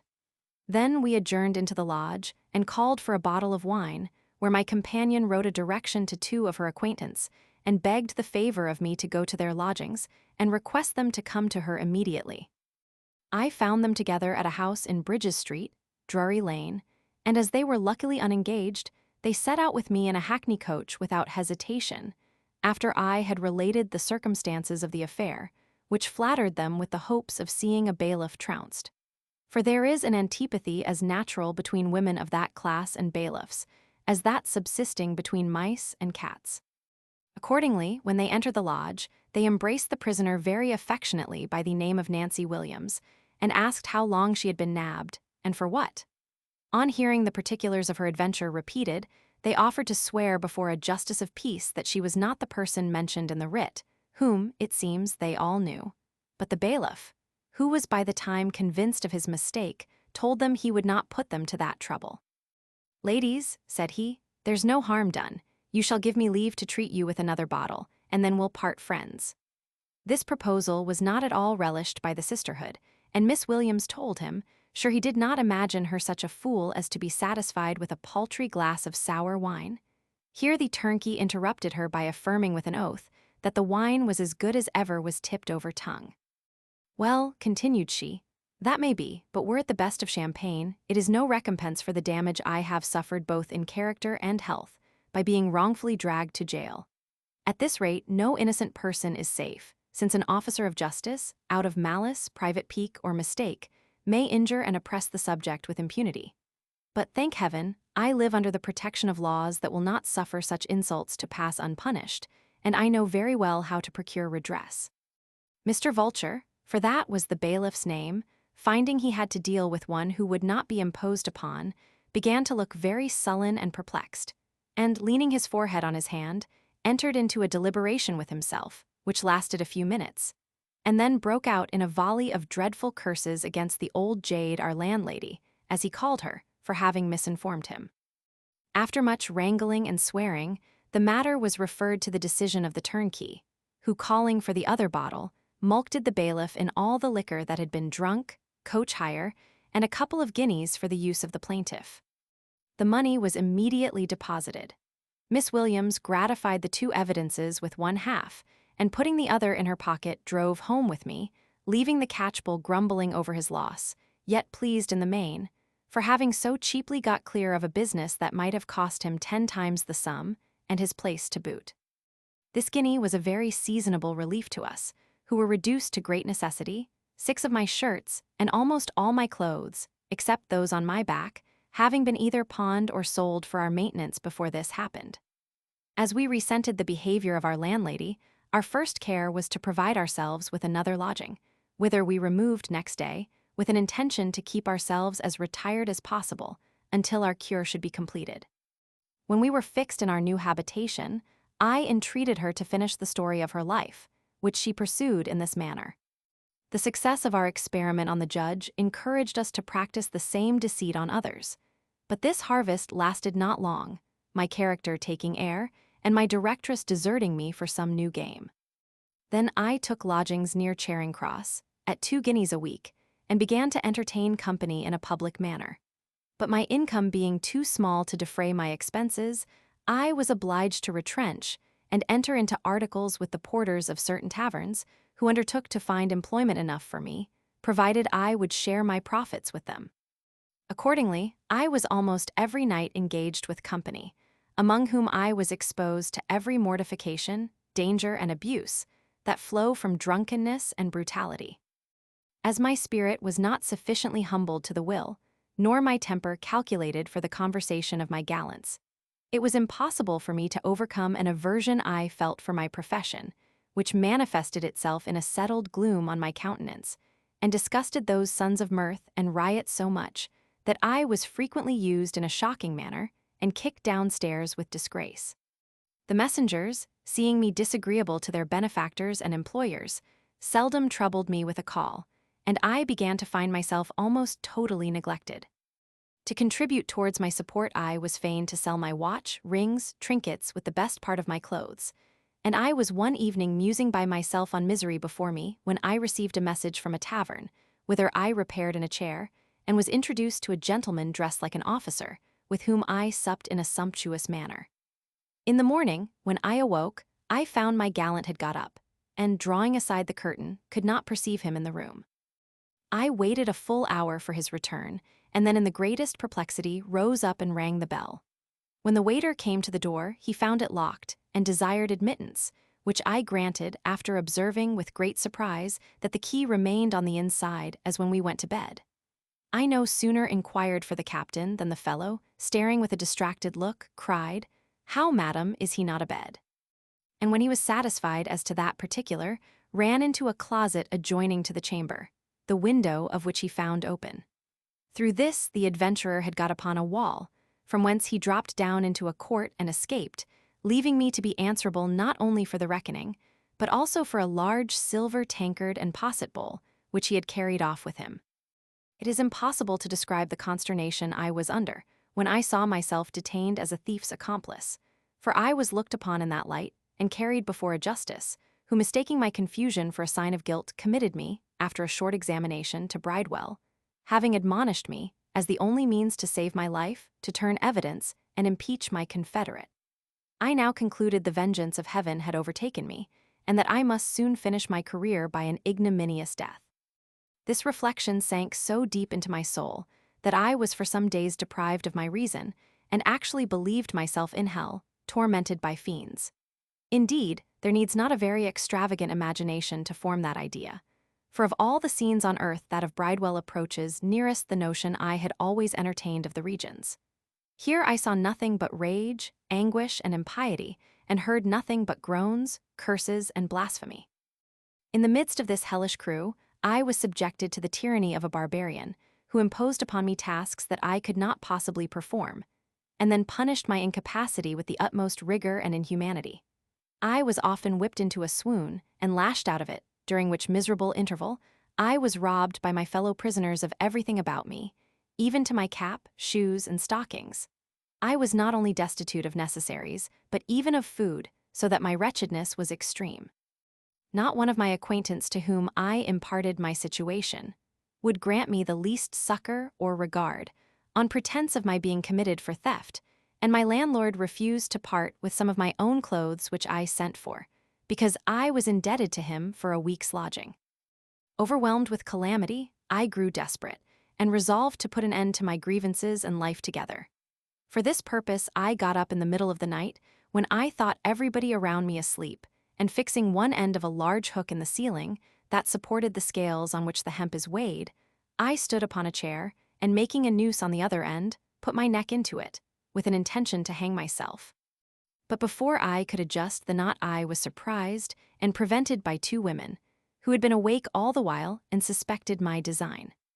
In the morning, my attempt was published among the prisoners and punished with 30 stripes, the pain of which, co-operating with my disappointment and disgrace, bereft me of my senses, and threw me into an ecstasy of madness, during which I tore the flesh from my bones with my teeth and dashed my head against the pavement, so that they were obliged to set a watch over me to restrain me from doing further mischief to myself and others. This fit of frenzy continued 3 days, at the end of which I grew calm and sullen. But as the desire of making away with myself still remained, I came to a determination of starving myself to death, and with that view refused all sustenance. Whether it was owing to the want of opposition or to the weakness of nature, I know not. But on the 2nd day of my fast, I found my resolution considerably impaired, and the calls of hunger almost insupportable. At this critical conjuncture, a lady was brought into the prison, with whom I had contracted an acquaintance while I lived with Horatio. She was then on the same footing as I was, but afterwards quarreling with her gallant, and not finding another to her mind, altered her scheme of life, and set up a coffee house among the hundreds in Drury, where she entertained gentlemen with claret, arrack, and the choice of 6 damsels who lived in her house. This serviceable matron, having neglected to gratify a certain justice for the connivance she enjoyed, was indicted at the quarter sessions, in consequence of which her bevy was dispersed, and herself committed to Bridewell. She had not been long there before she learned my disaster, and coming up to me, after a compliment of condolence, inquired into the particulars of my fate. While we were engaged in discourse together, the master came and told me that the fellow on whose account I had suffered was taken, that he had confessed the theft, and cleared me of any concern in the affair. For which reason he, the master, had orders to discharge me, and that I was from that moment free. This piece of news soon banished all thoughts of death, and had such an instantaneous effect on my countenance, that Mrs. Coupler, the lady then present, hoping to find her account in me, very generously offered to furnish me with what necessaries I wanted, and take me into her own house as soon as she could compromise matters with the justices. The conditions of her offer were, that I should pay 3 guineas weekly for my board, and a reasonable consideration besides, for the use of such clothes and ornaments as she should supply me with, to be deducted from the first profits of my occupation. These were hard terms, but not to be rejected by one who was turned out helpless and naked into the wide world, without a friend to pity or assist her. I therefore embraced her proposal, and she being bilate in a few hours, took me home with her in a coach. As I was by this time conscious of having formerly disgusted my admirers by my reserved, loud, haughty behavior, I now endeavored to conquer that disposition, and the sudden change of my fortune giving me a flow of spirits, I appeared in the most winning and gay manner I could assume. Having the advantage of a good voice and education, I exerted my talents to the uttermost, and soon became the favorite with all company. This success alarmed the pride and jealousy of Mrs. Coupler, who could not bear the thoughts of being eclipsed. She therefore made a merit of her envy, and whispered among the customers that I was unsound. There needed no more to ruin my reputation and blast my prosperity. Everybody shunned me with marks of aversion and disdain, and in a very short time I was as solitary as ever. Want of gallants was attended with want of money to satisfy my malicious landlady, who, having purposely given me credit to the amount of £11, took out a writ against me, and I was arrested in her own house. Though the room was crowded with people when the bailiff entered, not one of them had compassion enough to mollify my prosecutrix, far less to pay the debt. They even laughed at my tears, and one of them bade me be of good cheer, for I should not want admirers in Newgate. At this instant, a sea lieutenant came in, and seeing my plight, began to inquire into the circumstances of my misfortune. "Harkye, my girl," he inquired, "how far have you overrun the constable?" I told him that the debt amounted to £11, besides the expenses of the writ. "And that be all," said he, "you shan't go to the bilboes this bout." And taking out his purse, he paid the money, discharged the bailiff, and telling me I had got into the wrong port, advised me to seek out a more convenient harbor, where I could be safely hove down, for which purpose he made me a present of 5 guineas more. I was so touched with this singular piece of generosity that for some time I had not power to thank him. However, as soon as I recollected myself, I begged the favor of him to go with me to the next tavern, where I explained the nature of my disaster, and convinced him of the falsehood of what was reported to my prejudice so effectually, that he from that moment attached himself to me, and we lived in great harmony together until he was obliged to go to sea, where he perished in a storm. Having lost my benefactor, and almost consumed the remains of his bounty, I saw myself in danger of relapsing into my former necessity, and began to be very uneasy at the prospect of bailiffs and jails. When one of the sisterhood advised me to take lodgings in a part of the town where I was unknown, and pass for an heiress, by which artifice I might entrap somebody to be my husband, who would possibly be able to allow me a handsome maintenance, or at worst screen me from the dread and danger of a prison, by becoming liable for whatever debts I should contract. I approved of this scheme, towards the execution of which my companion clubbed her wardrobe, and undertook to live with me in quality of my maid, with the proviso that she should be reimbursed and handsomely considered out of the profits of my success. She was immediately detached to look out for a convenient place, and that very day hired a genteel apartment in Park Street, whither I moved in a coach loaded with her baggage and my own. I made my first appearance in a blue riding habit trimmed with silver, and my maid acted her part so artfully that in a day or two my fame spread all over the neighborhood, and I was said to be a rich heiress just arrived from the country. This report brought a swarm of gay young fellows about me, but I soon found them to be all indigent adventurers like myself, who crowded to me like crows to carrion, with a view of preying upon my fortune. I maintained, however, the appearance of wealth as long as possible, in hopes of gaining some admirer more for my purpose, and at length attracted the regard of one who would have satisfied my wishes and managed matters so well that a day was actually fixed for our nuptials. In the interim, he begged leave to introduce an intimate friend to me, which request, as I could not refuse, I had the extreme mortification and surprise to see. Next night, in that friend, my old keeper Horatio, who no sooner beheld me than he changed color, but had presence of mind to advance and salute me, bidding me, with a low voice, be under no apprehension, for he would not expose me. In spite of his assurance, I could not recover myself so far as to entertain them, but withdrew to my chamber on pretense of a severe headache, to the no small concern of my adorer, who took his leave in the tenderest manner and went off with his friend. Having imparted my situation to my companion, she found it high time for us to decamp, and that without any noise, because we were not only indebted to our landlady, but also to several tradesmen in the neighborhood. Our retreat, therefore, was concerted and executed in this manner. Having packed up all our clothes and movables in small parcels, she, on pretense of fetching cordials for me, carried them at several times to the house of an acquaintance, where she likewise procured a lodging, to which we retired in the middle of the night, when every other body in the house was asleep.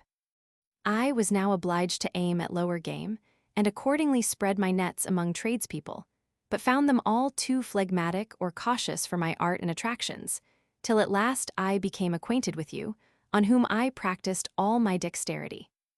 Not that I believed you had any fortune or expectation of me, but that I might transfer the burden of such debts as I had incurred, or should contract, from myself to another, and at the same time avenge myself of your sex, by rendering miserable one who bore such resemblance to the wretch who ruined me. But heaven preserved you from my snares by the discovery you made, which was owing to the negligence of my maid in leaving the chamber door unlocked when she went to buy sugar for breakfast. When I found myself detected and forsaken by you, I was fain to move my lodging and dwell 2 pair of stairs higher than before. My companion, being disappointed in her expectations, left me, and I had no other resource than to venture forth, like the owls in the dark, to pick up a precarious and uncomfortable subsistence. I have often sauntered between Ludgate Hill and Charing Cross a whole winter night, exposed not only to the inclemency of the weather, but likewise to the rage of hunger and thirst, without being so happy as to meet with one dupe. Then creep up to my garret, in a deplorable draggled condition, sneak to bed, and try to bury my appetite and sorrows in sleep. When I lighted on some rake or tradesman reeling home drunk, I frequently suffered the most brutal treatment, in spite of which I was obliged to affect gaiety and good humor, though my soul was stung with resentment and disdain, and my heart loaded with grief and affliction. In the course of these nocturnal adventures, I was infected with the disease that in a short time rendered me the object of my own abhorrence and drove me to the retreat where your benevolence rescued me from the jaws of death. So much candor and good sense appeared in this lady's narration that I made no scruple of believing every syllable of what she said, and expressed my astonishment at the variety of miseries she had undergone in so little time, for all her misfortunes had happened within the compass of 2 years. I compared her situation with my own, and found it 1,000 times more wretched. I had endured hardships. 'Tis true, my whole life had been a series of such, and when I looked forward, the prospect was not much bettered, but then they were become habitual to me, and consequently I could bear them with less difficulty. If one scheme of life should not succeed, I could have recourse to another, and so to a third, veering about to 1,000 different shifts, according to the emergencies of my fate, without forfeiting the dignity of my character beyond a power of retrieving it, or subjecting myself wholly to the caprice and barbarity of the world. On the other hand, she had known and relished the sweets of prosperity. She had been brought up under the wings of an indulgent parent, in all the delicacies to which her sex and rank entitled her, and without any extravagance of hope, entertained herself with the view of uninterrupted happiness through the whole scene of life. How fatal then, how tormenting, how intolerable must her reverse of fortune be? A reverse that not only robs her of these external comforts and plunges her into all the miseries of want, but also murders her peace of mind and entails upon her the curse of eternal infamy. Of all professions I pronounced that of a courtesan the most deplorable, and her of all courtesans the most unhappy. She allowed my observation to be just in the main, but at the same time affirmed that notwithstanding the disgraces which had fallen to her share, she had not been so unlucky in the condition of a prostitute as many others of the same community. I have often seen, said she, while I strolled about the streets at midnight, a number of naked wretches reduced to rags and filth, huddled together like swine in the corner of a dark alley, some of whom, but 18 months before, I had known the favorites of the town, rolling in affluence and glittering in all the pomp of equipage and dress. Miserable wretch that I am, perhaps the same horrors are decreed for me. No, cried she after some pause, I shall never live to such extremity of distress. My own hand shall open a way for my deliverance before I arrive at that forlorn period. Her condition filled me with sympathy and compassion. I revered her qualifications, looked upon her as unfortunate, not criminal, and attended her with such care and success, that in less than 2 months her health, as well as my own, was perfectly re-established. As we often conferred upon our mutual affairs and interchanged advice, 1,000 different projects were formed, which, upon further canvassing, appeared impracticable. We would have gladly gone to service, but who would take us in without recommendation? At length an expedient occurred to her, of which she intended to lay hold, and this was to procure with the first money she should earn the homely garb of a country wench, go to some village at a good distance from town, and come up in a wagon as a fresh girl for service, by which means she might be provided for in a manner much more suitable to her inclination than her present way of life.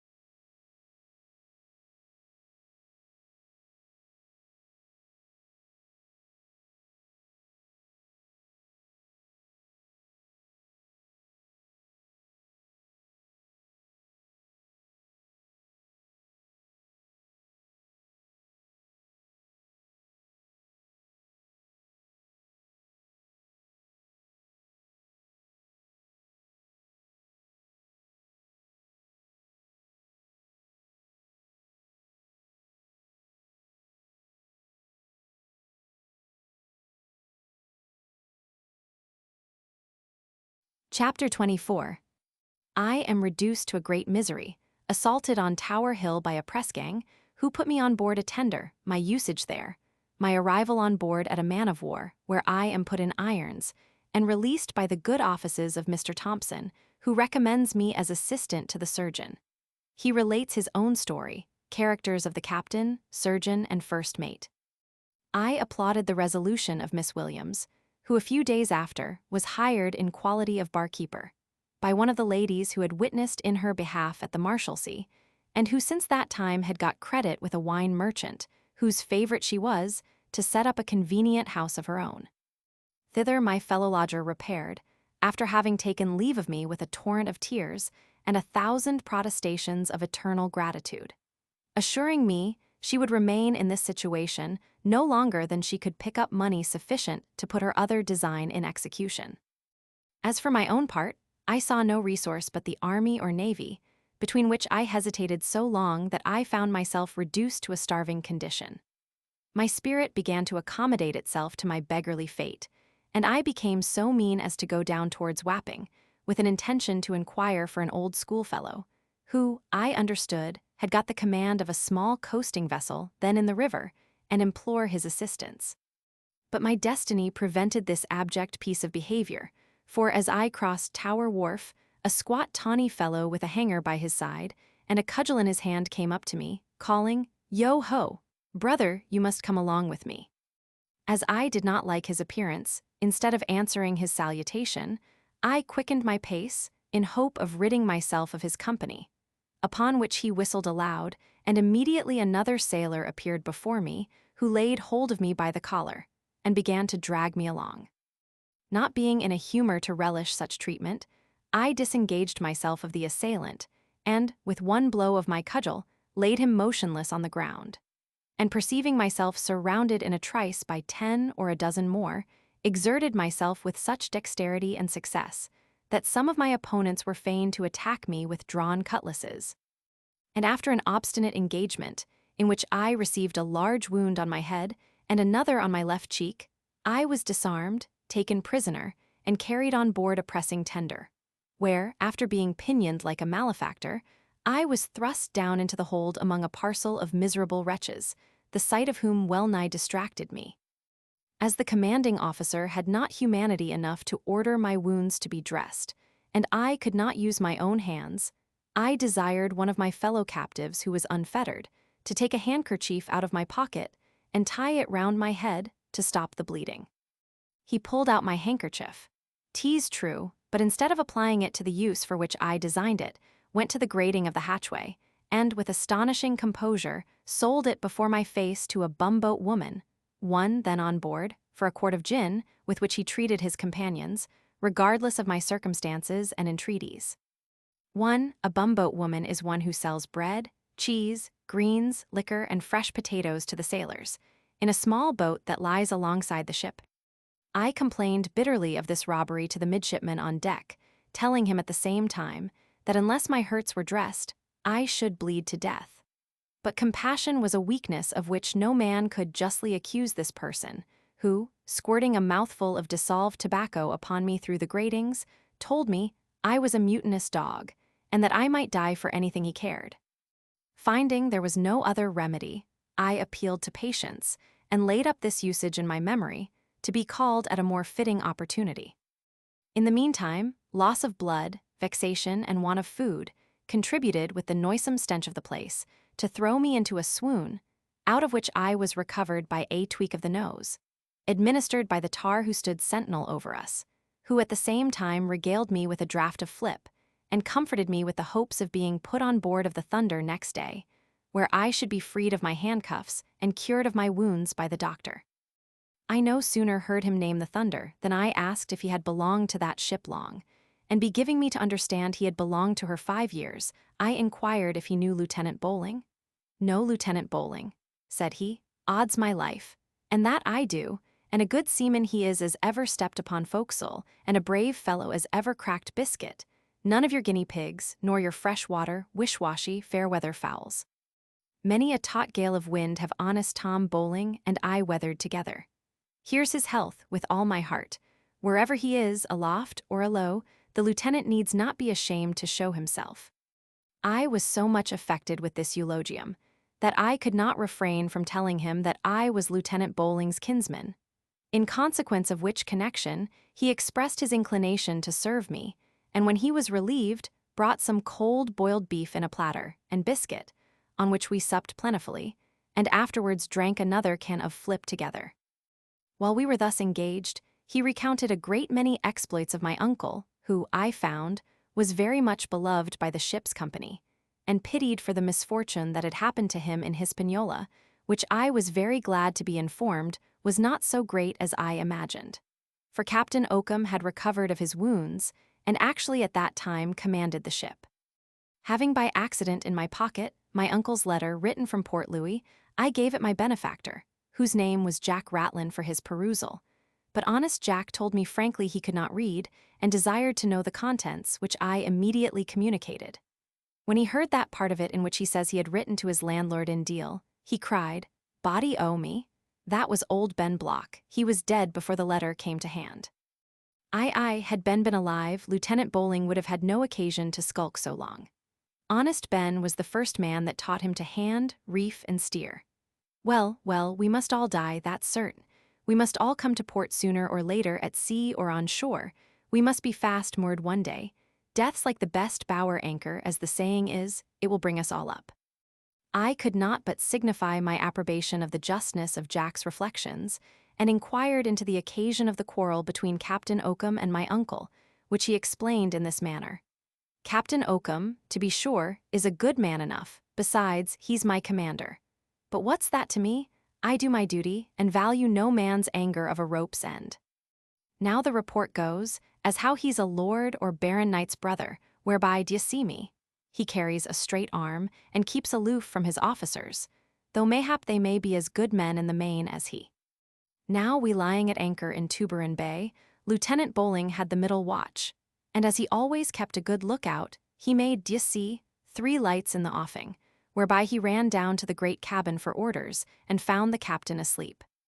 Whereupon he waked him, which put him in a main high passion, and he swore woundily at the lieutenant, and called him lousy Scotch son of a whore, for, I being then sentinel in the steerage, heard all, and swab and lubber, whereby the lieutenant returned the salute, and they jawed together fore and aft a good spell. Till at last the captain turned out, and laying hold of a rattan, came athwart Mr. Bowling's quarter. Whereby he told the captain that, if he was not his commander, he would heave him overboard, and demanded satisfaction ashore. Whereby in the morning watch, the captain went ashore in the pinnace, and afterwards the lieutenant carried the cutter ashore, and so they, leaving the boat's crews on their oars, went away together.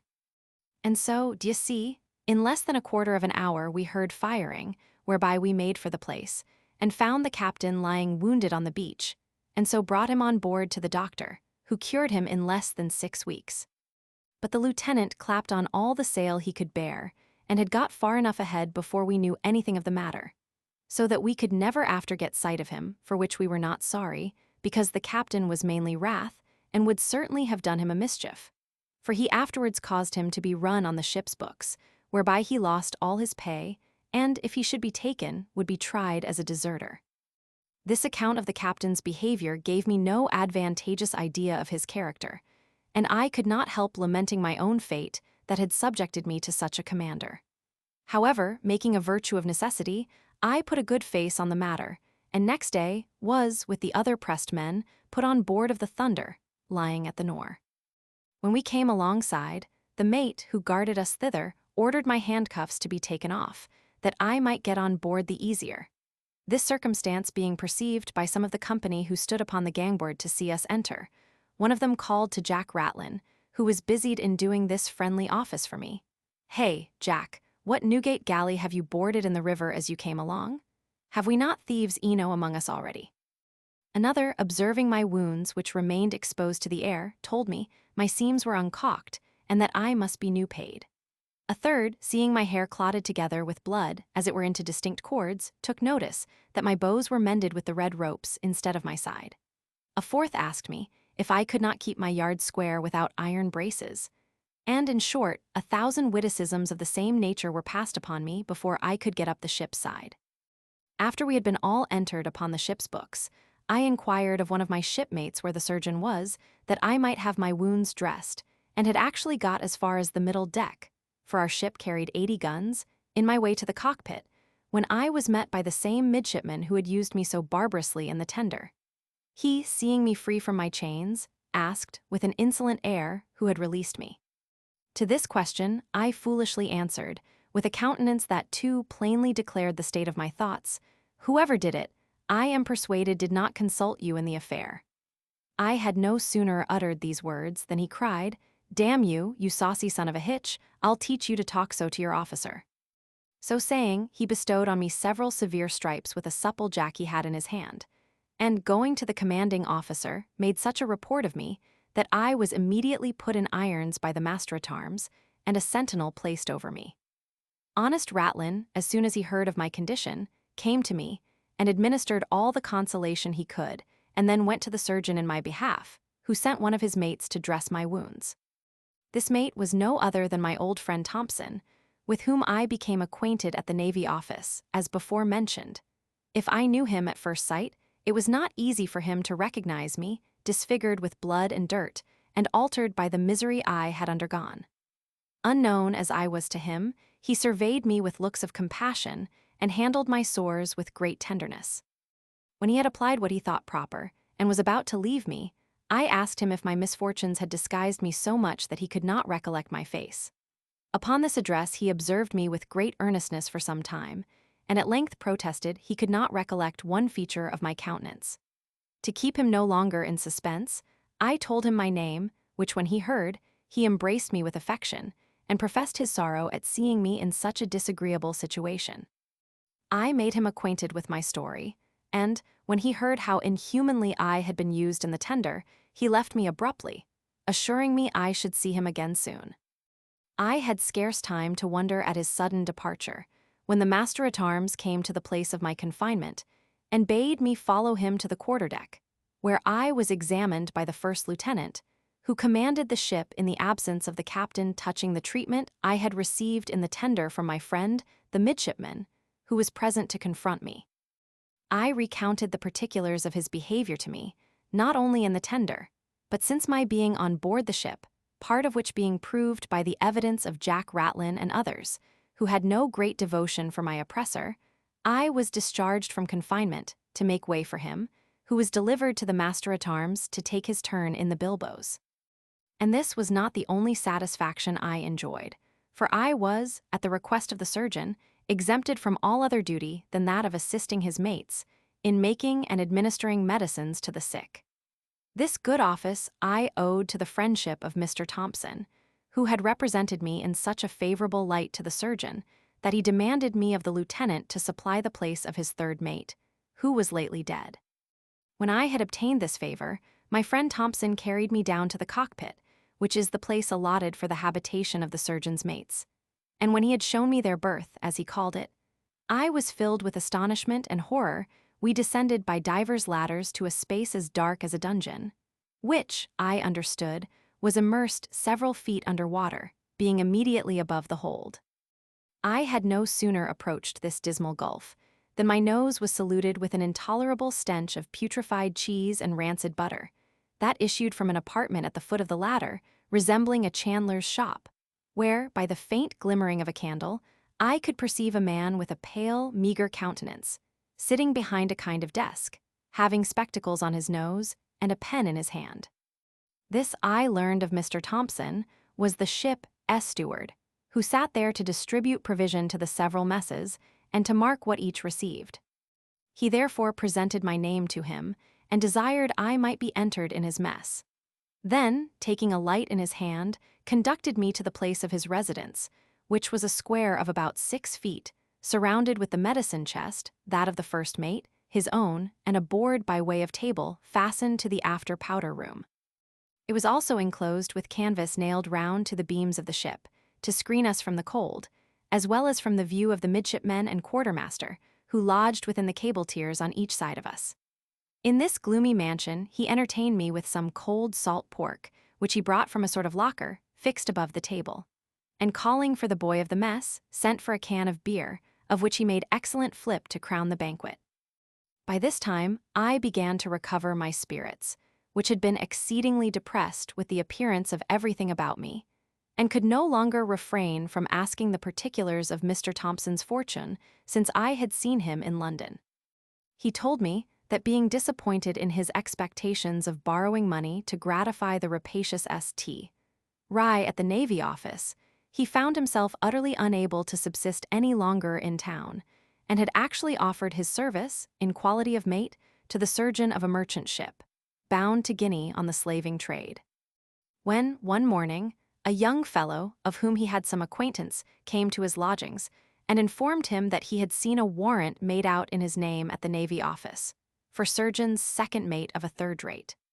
This unexpected piece of good news he could scarcely believe to be true, more especially as he had been found qualified at surgeon's hall for third mate only.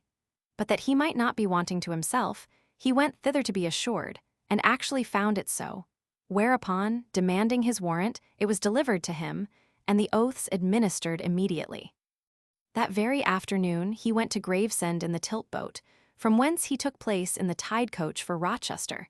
Next morning got on board the Thunder, for which he was appointed, then lying in the harbor at Chatham, and the same day was mustered by the clerk of the check. And well it was for him that such expedition was used. For, in less than 12 hours after his arrival, another William Thompson came on board, affirming that he was the person for whom the warrant was expedited, and that the other was an impostor. My friend was grievously alarmed at this accident, the more so, as his namesake had very much the advantage over him both in assurance and dress. However, to acquit himself of the suspicion of imposture, he produced several letters written from Scotland to him in that name, and, recollecting that his indentures were in a box on board, he brought them up, and convinced all present that he had not assumed a name which did not belong to him. His competitor, enraged that they should hesitate in doing him justice, for to be sure the warrant had been designed for him, behaved with so much indecent heat that the commanding officer, who was the same gentleman I had seen, and the surgeon were offended at his presumption, and making a point of it with their friends in town, in less than a week got the first confirmed in his station. "I have been on board," said he, "ever since, and as this way of life is becoming familiar to me, have no cause to complain of my situation. The surgeon is a good-natured, indolent man. The first mate, who is now on shore on duty, is indeed a little proud and choleric, as all Welshmen are, but in the main a friendly, honest fellow. The lieutenants I have no concern with, and as for the captain, he is too much of a gentleman to know a surgeon's mate, even by sight."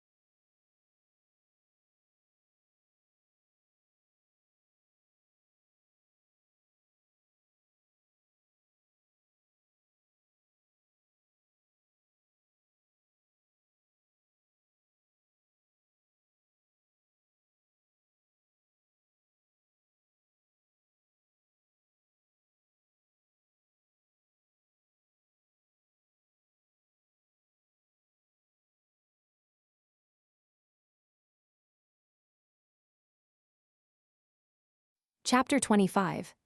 The behavior of Mr. Morgan, his pride, displeasure, and generosity, the economy of our mess described, Thompson's further friendship, the nature of my duty explained, the situation of the sick.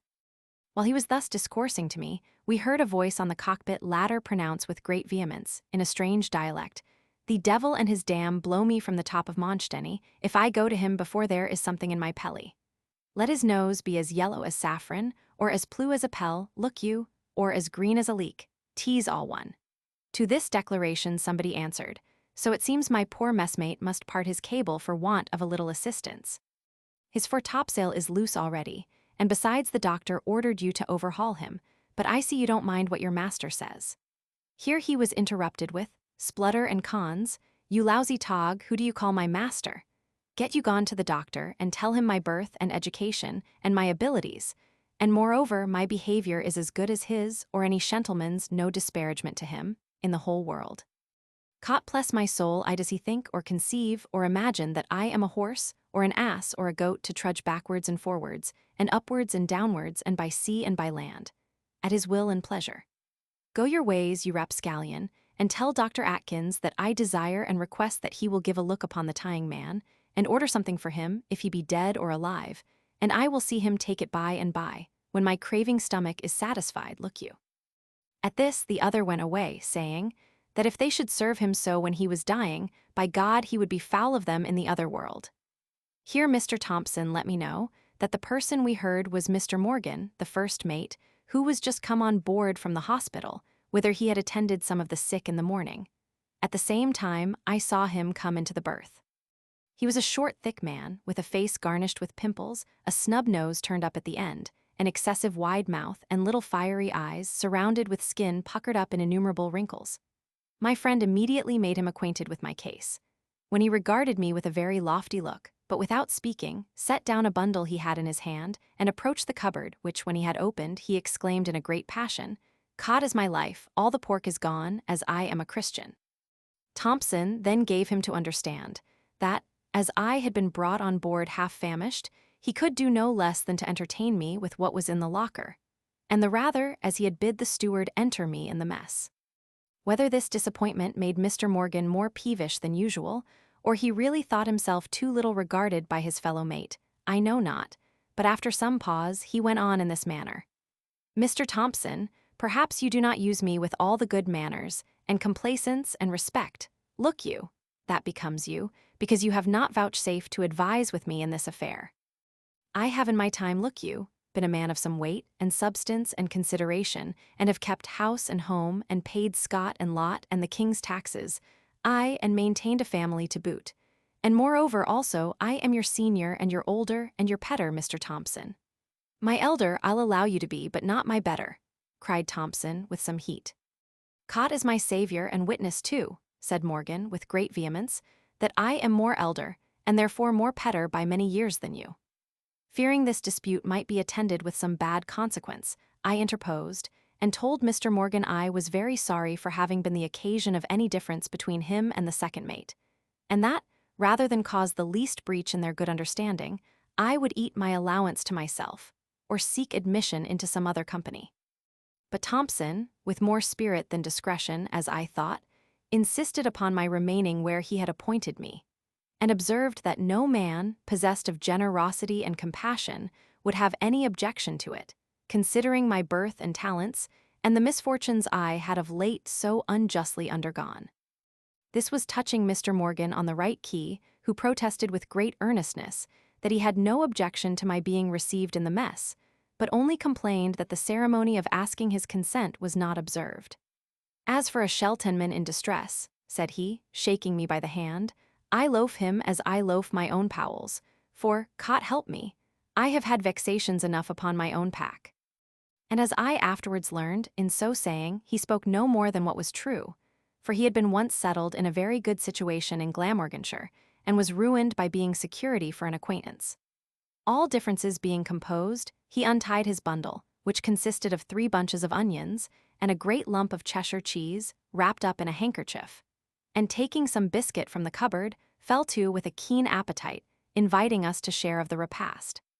When he had fed heartily on his homely fare, he filled a large cup made of a cocoanut shell, with brandy, and, drinking it off, told us, brandy was the best menstruum for onions and cheese. His hunger being appeased, he began to be in better humor, and, being inquisitive about my birth, no sooner understood that I was descended of a good family, than he discovered a particular goodwill to me on that account, deducing his own pedigree in a direct line from the famous Caractacus, king of the Britons, who was first the prisoner, and afterwards the friend of Claudius Caesar. Perceiving how much I was reduced in point of linen, he made me a present of 2 good ruffled shirts, which, with 2 more of check which I received from Mr. Thompson, enabled me to appear with decency. Meanwhile the sailor, whom Mr. Morgan had sent to the doctor, brought a prescription for his messmate, which when the Welshman had read, he got up to prepare it and asked if the man was dead or alive. "Dead," replied Jack. "If he was dead, he would have no occasion for doctor's stuff. No, thank God, death han't as yet boarded him, but they have been yardarm and yardarm these 3 glasses." "Are his eyes open?" continued the mate. "His starboard eye," said the sailor, "is open but fast jammed in his head, and the halyards of his under jaw have given way." "Passion of my heart," cried Morgan, "the man is as pad as one would desire to be. Did you feel his pulses?" To this the other replied with onnen. Upon which this Cambro Briton, with great earnestness and humanity, ordered the tar to run to his messmate, and keep him alive till he should come with the medicine. "And then," said he, "you shall peradventure behold what you shall see." The poor fellow, with great simplicity, ran to the place where the sick man lay, but in less than a minute returned with a woeful countenance, and told us his comrade had struck. Morgan, hearing this, exclaimed, "Mercy upon my salvation! Why did you not stop him till I came?" "Stop him," said the other. "I hailed him several times, but he was too far on his way, and the enemy had got possession of his close quarters, so that he did not mind me." "Well, well," said he, "we all owe heaven a teeth. Go your ways, you ragamuffin, and take an example and a warning, look you, and repent of your misdeeds." So saying, he pushed the seaman out of the berth.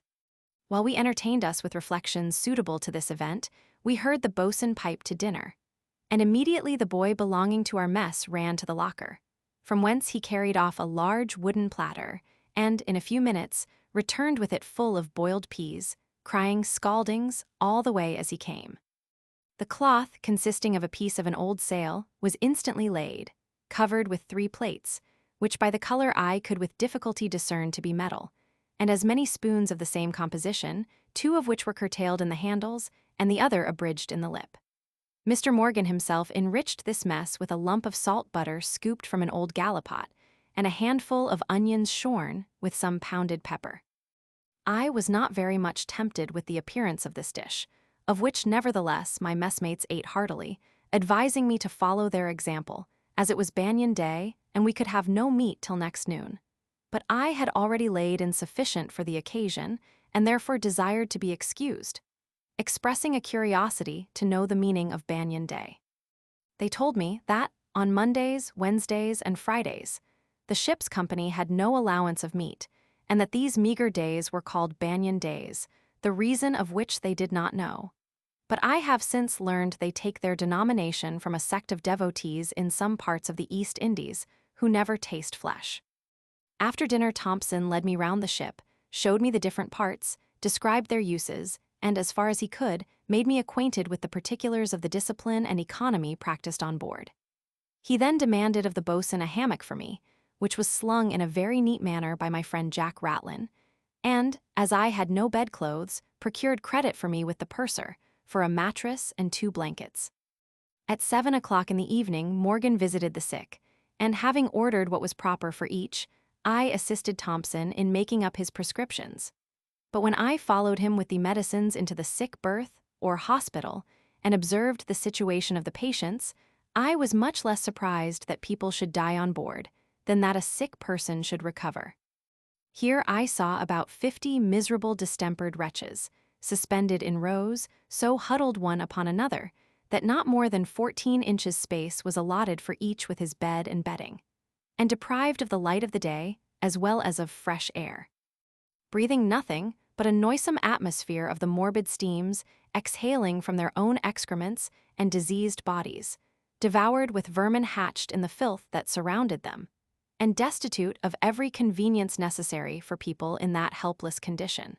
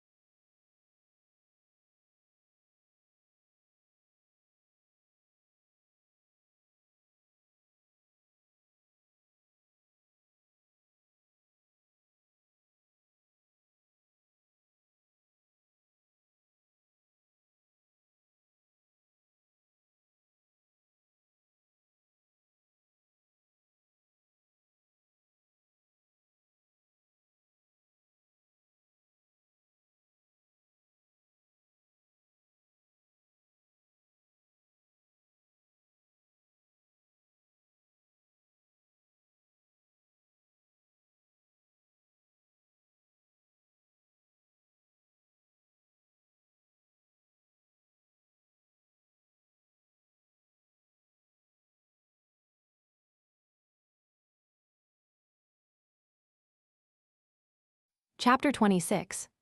A disagreeable accident happens to me in the discharge of my office. Morgan's nose is offended. A dialogue between him and the ship's steward. Upon examination, I find more causes of complaint than one. My hair is cut off. Morgan's cookery. The manner of sleeping on board. I am waked in the night by a dreadful noise.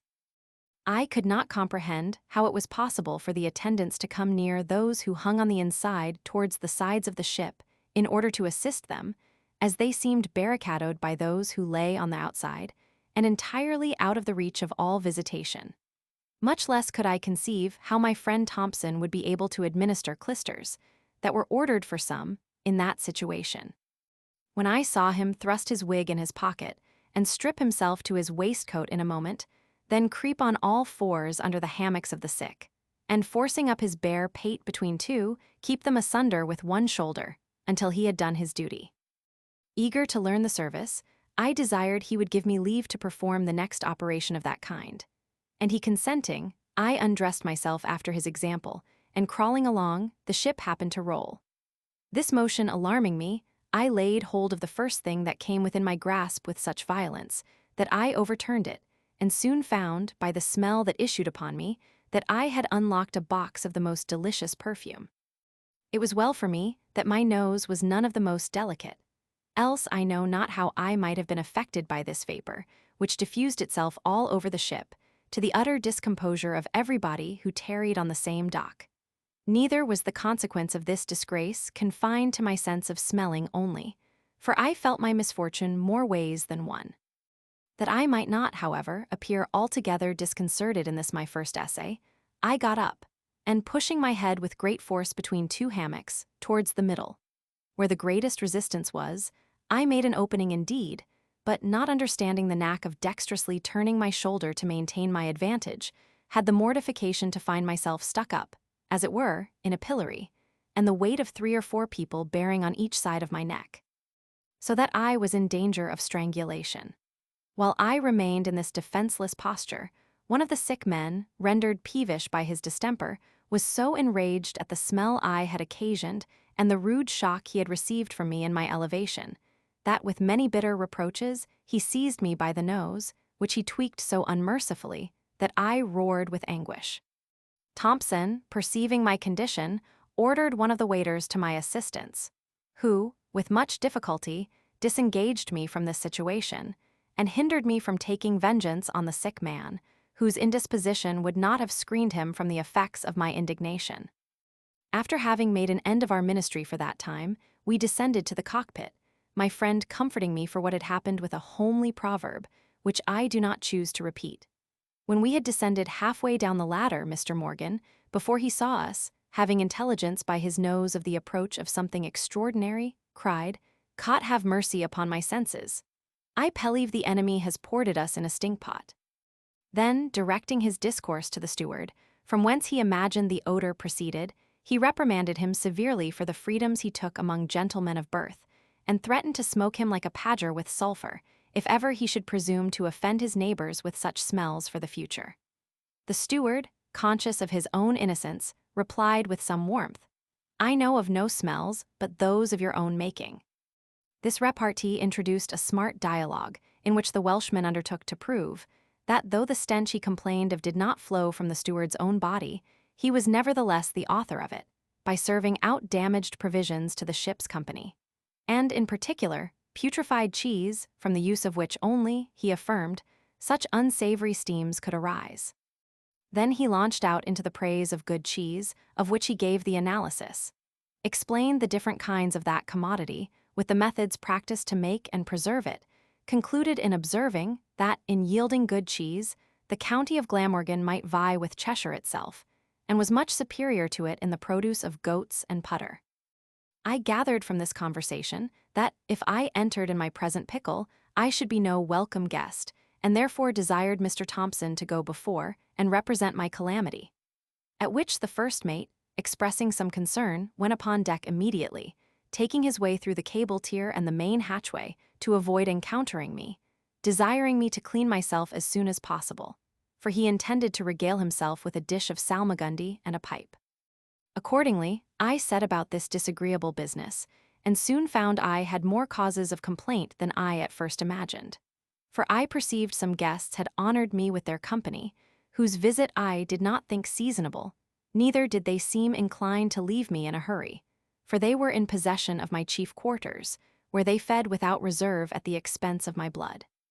But considering it would be easier to extirpate the ferocious colony in the infancy of their settlement, than after they should be multiplied and naturalized to the soil, I took the advice of my friend, who, to prevent such misfortunes, went always close-shaved, and made the boy of our mess cut off my hair, which had been growing since I left the service of lavement. And the second mate lent me an old bobwig to supply the loss of that covering.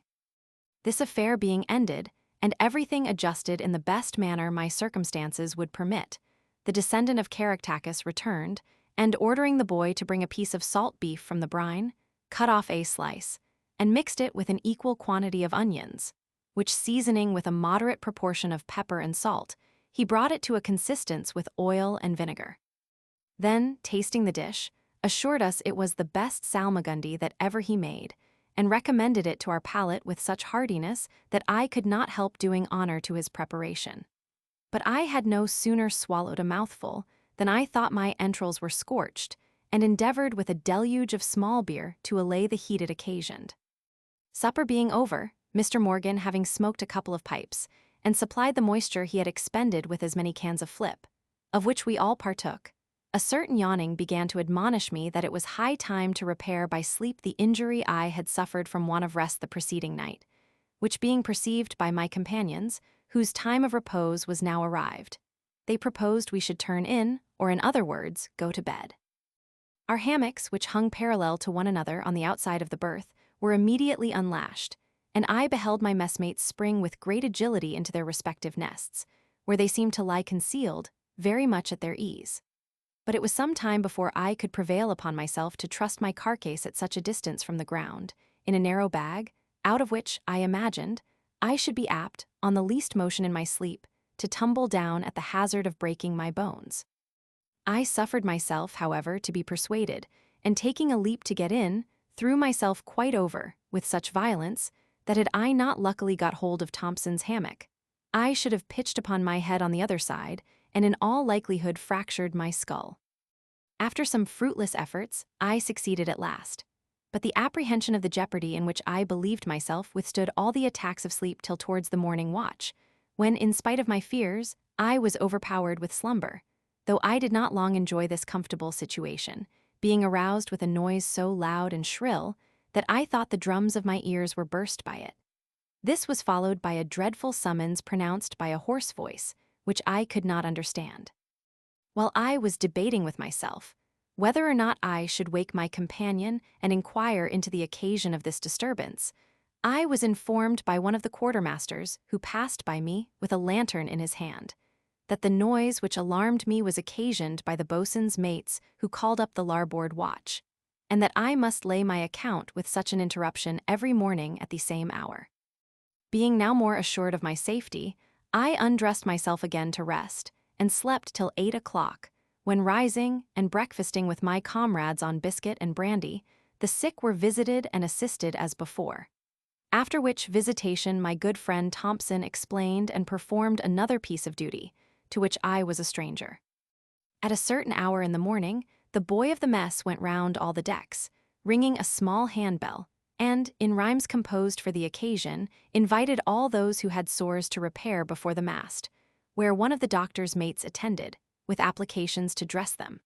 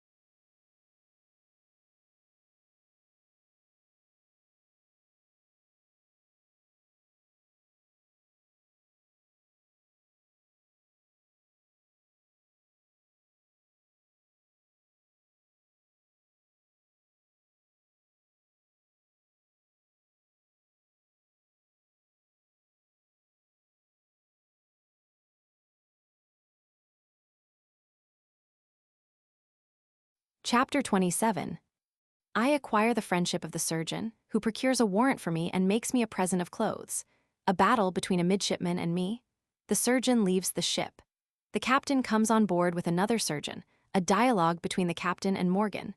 The sick are ordered to be brought upon the quarterdeck and examined. The consequences of that order.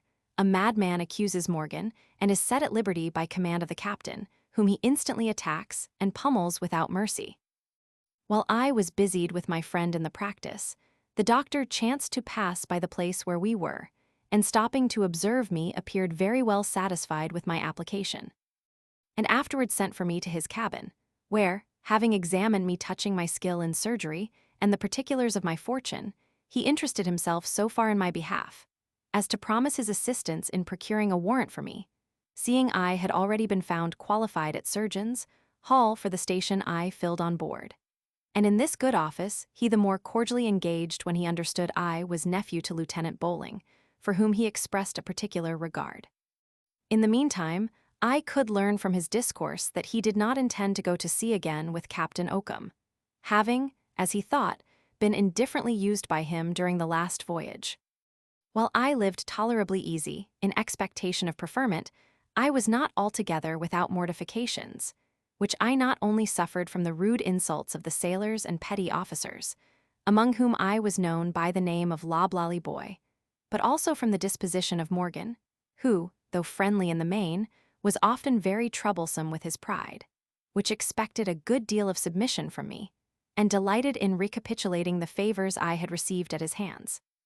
About 6 weeks after my arrival on board, the surgeon, bidding me to follow him into his cabin, presented a warrant to me, by which I was appointed surgeon's third mate on board the Thunder. This he had procured by his interest at the Navy Office, as also another for himself, by virtue of which he was removed into a second rate. I acknowledged his kindness in the strongest terms my gratitude could suggest, and professed my sorrow at the prospect of losing so valuable a friend, to whom I hoped to have recommended myself still further by my respectful and diligent behavior. But his generosity rested not here, for before he left the ship, he made me a present of a chest and some clothes that enabled me to support the rank to which he had raised me. I found my spirit revive with my good fortune, and now I was an officer, resolved to maintain the dignity of my station against all opposition or affronts, nor was it long before I had occasion to exert my resolution. My old enemy, the midshipman, whose name was Crampley, entertaining an implacable animosity against me for the disgrace he had suffered on my account, had since that time taken all opportunities of reviling and ridiculing me, when I was not entitled to retort this bad usage, and, even after I had been rated on the books and mustered as surgeon's mate, did not think fit to restrain his insolence. In particular, being one day present while I dressed a wound in a sailor's leg, he began to sing a song, which I thought highly injurious to the honor of my country, and therefore signified my resentment, by observing that the Scots always laid their account with finding enemies among the ignorant, insignificant, and malicious. This unexpected piece of assurance enraged him to such a degree that he lent me a blow on the face, which I verily thought had demolished my cheekbone. I was not slow in returning the obligation, and the affair began to be very serious, when by accident Mr. Morgan, and one of the master's mates, coming that way, interposed, and, inquiring into the cause, endeavored to promote a reconciliation. But finding us both exasperated to the uttermost, and bent against accommodation, they advised us either to leave our difference undecided, till we should have an opportunity of terminating it on shore, like gentlemen, or else choose a proper place on board, and bring it to an issue by boxing.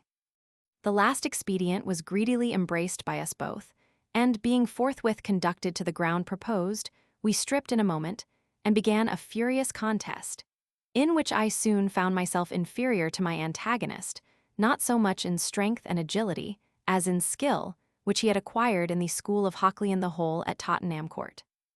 Many cross buttocks did I sustain, and pegs on the stomach without number, till at last my breath being quite gone, as well as my vigor wasted, I grew desperate, and collecting all my strength in one effort, threw in at once, head, hands, and feet with such violence that I drove my antagonist 3 paces backward into the main hatchway, down which he fell, and pitching upon his head and right shoulder, remained without sense and motion.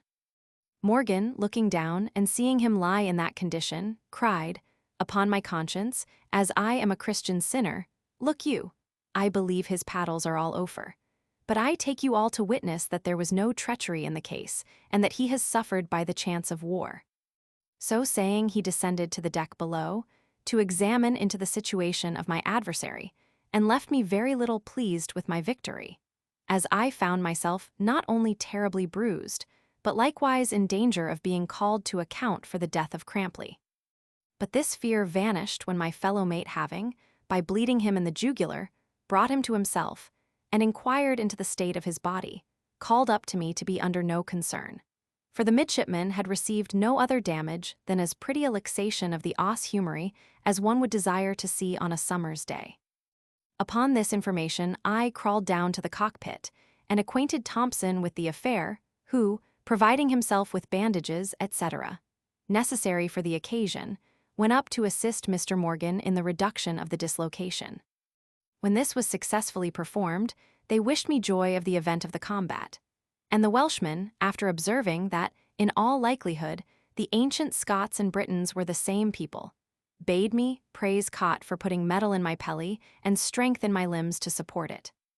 I acquired such reputation by this rencontre, which lasted 20 minutes, that everybody became more cautious in behavior towards me, though Crampley, with his arm in a sling, talked very high, and threatened to seize the first opportunity of retrieving on shore the honor he had lost by an accident, from which I could justly claim no merit. About this time, Captain Oakham, having received sailing orders, came on board and brought along with him a surgeon of his own country, who soon made us sensible of the loss we suffered in the departure of Dr. Atkins. For he was grossly ignorant and intolerably assuming, false, vindictive, and unforgiving, a merciless tyrant to his inferiors, an abject sycophant to those above him. In the morning after the captain came on board, our first mate, according to custom, went to wait on him with a sick list, which when this grim commander had perused, he cried with a stern countenance, "Blood and cons. 61 sick people on board of my ship." "Hark ye, you sir, I'll have no sick in my ship, by G.D. the Welshman replied. He should be very glad to find no sick people on board, but while it was otherwise, he did no more than his duty in presenting him with a list. "You and your list may be D.End," said the captain, throwing it at him. "I say, there shall be no sick in this ship while I have the command of her." Mr. Morgan, being nettled at this treatment, told him his indignation ought to be directed to God Almighty, who visited his people with distempers, and not to him, who contributed all in his power towards their cure. The Bashaw, not being used to such behavior in any of his officers, was enraged to fury at this satirical insinuation, and, stamping with his foot, called him insolent scoundrel, threatening to have him pinioned to the deck if he should presume to utter another syllable. But the blood of Caractacus being thoroughly heated, disdained to be restricted by such a command, and began to manifest itself in, "Captain Oakham, I am a gentleman of birth and parentage, look you, and peradventure I am moreover."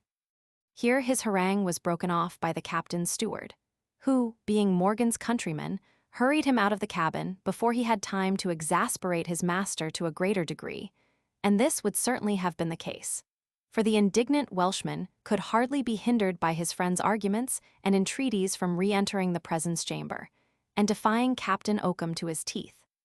He was, however, appeased at length and came down to the berth, where, finding Thompson and me at work preparing medicines, he bade us leave off our lapper to go to play, for the captain, by his sole word, and power and command, had driven sickness a-pegging to the tevil, and there was no more malady on board. So saying, he drank off a gill of brandy, sighed grievously 3 times, poured forth an ejaculation of "Cot bless my heart, liver, and lungs," and then began to sing a Welsh song with great earnestness of visage, voice, and gesture. I could not conceive the meaning of this singular phenomenon, and saw by the looks of Thompson, who at the same time shook his head, that he suspected poor Cadwallader's brains were unsettled. He, perceiving our amazement, told us he would explain the mystery, but at the same time bade us take notice that he had lived poy, bachelor, married man, and widower, almost 40 years, and in all that time there was no man, nor mother's son in the whole world who durst use him so ill as Captain Oakham had done. Then he acquainted us with the dialogue that passed between them, as I have already related it, and had no sooner finished this narration than he received a message from the surgeon to bring the sick list to the quarterdeck, for the captain had ordered all the patients thither to be reviewed. This inhuman order shocked us extremely, as we knew it would be impossible to carry some of them on the deck without imminent danger of their lives. But, as we likewise knew it would be to no purpose for us to remonstrate against it, we repaired to the quarterdeck in a body to see this extraordinary muster. Morgan observing, by the way, that the captain was going to send to the other world a great many evidences to testify against himself. When we appeared upon deck, the captain bade the doctor, who stood bowing at his right hand, look at these lazy, lubberly sons of bitches, who were good for nothing on board but to eat the king's provision and encourage idleness in the skulkers. The surgeon grinned approbation, and taking the list, began to examine the complaints of each as they could crawl to the place appointed. The first who came under his cognizance was a poor fellow just freed of a fever, which had weakened him so much that he could hardly stand. Mr. Macshane, for that was the doctor's name, having felt his pulse, protested he was as well as any man in the world. And the captain delivered him over to the boatswain's mate, with orders that he should receive a round dozen at the gangway immediately, for counterfeiting himself sick. But before the discipline could be executed, the man dropped down on the deck, and had well nigh perished under the hands of the executioner. The next patient to be considered labored under a quartan ague, and, being then in his interval of health, discovered no other symptoms of distemper than a pale, meagre countenance and emaciated body. Upon which he was declared fit for duty and turned over to the boatswain, but being resolved to disgrace the doctor, died upon the forecastle next day during his cold fit. The third complained of a pleuritic stitch and spitting of blood, for which Dr. Macshane prescribed exercise at the pump to promote expectoration. But whether this was improper for one in his situation, or that it was used to excess, I know not, but in less than half an hour he was suffocated with a deluge of blood that issued from his lungs. A fourth, with much difficulty, climbed to the quarterdeck, being loaded with a monstrous ascites or dropsy that invaded his chest so much, he could scarce fetch his breath. But his disease being interpreted into fat, occasioned by idleness and excessive eating, he was ordered, with a view to promote perspiration and enlarge his chest, to go aloft immediately. It was in vain for this unwieldy wretch to allege his utter incapacity. The boatswain's driver was commanded to whip him up with the cat-o'-nine-tails. The smart of this application made him exert himself so much that he actually arrived at the puttock shrouds. But when the enormous weight of his body had nothing else to support than his weakened arms, either out of spite or necessity, he quitted his hold and plunged into the sea, where he must have been drowned, had not a sailor, who was in a boat alongside, saved his life, by keeping him afloat till he was hoisted on board by a tackle. It would be tedious and disagreeable to describe the fate of every miserable object that suffered by the inhumanity and ignorance of the captain and surgeon, who so wantonly sacrificed the lives of their fellow creatures. Many were brought up in the height of fevers, and rendered delirious by the injuries they received in the way. Some gave up the ghost in the presence of their inspectors, and others, who were ordered to their duties, languished a few days at work among their fellows, and then departed without any ceremony. On the whole, the number of the sick was reduced to less than a dozen, and the authors of this reduction were applauding themselves for the services they had done to their king and country, when the boatswain's mate informed his honor that there was a man below lashed to his hammock, by direction of the doctor's mate, and that he begged hard to be released, affirming he had been so maltreated only for a grudge Mr. Morgan bore him, and that he was as much in his senses as any man aboard. The captain, hearing this, darted a severe look at the Welshman, and ordered the man to be brought up immediately. Upon which, Morgan protested with great fervency that the person in question was as mad as a March hare, and begged for the love of Cot they would at least keep his arms pinioned during his examination, to prevent him from doing mischief. This request the commander granted for his own sake, and the patient was produced, who insisted upon his being in his right wits with such calmness and strength of argument, that everybody present was inclined to believe him, except Morgan, who affirmed there was no trusting to appearances, for he himself had been so much imposed upon by his behavior 2 days before, that he had actually unbound him with his own hands, and had well nigh been murdered for his pains. This was confirmed by the evidence of one of the waiters, who declared he had pulled this patient from the doctor's mate, whom he had gotten down and almost strangled. To this, the man answered that the witness was a creature of Morgan S., and suborned to give his testimony against him by the malice of the mate, whom the defendant had affronted by discovering to the people on board that Mr. Morgan's wife kept a gin shop in Ragfair. This anecdote produced a laugh at the expense of the Welshman, who, shaking his head with some emotion, said, "Aye, 'tis no matter. Cot knows it is an arrant falsehood." Captain Oakham, without any farther hesitation, ordered the fellow to be unfettered, at the same time threatening to make Morgan exchange situations with him for his spite. But the Briton no sooner heard the decision in favor of the madman than he got up to the mizzen shrouds, crying to Thompson and me to get out of his reach, for we should see him play the devil with a vengeance. We did not think fit to disregard his caution, and accordingly got up on the poop, whence we beheld the maniac, as soon as he was released, fly at the captain like a fury, crying, "I'll let you know, you scoundrel, that I am commander of this vessel," and pummel him without mercy. The surgeon, who went to the assistance of his patron, shared the same fate, and it was with the utmost difficulty that he was mastered at last, after having done great execution among those who opposed him.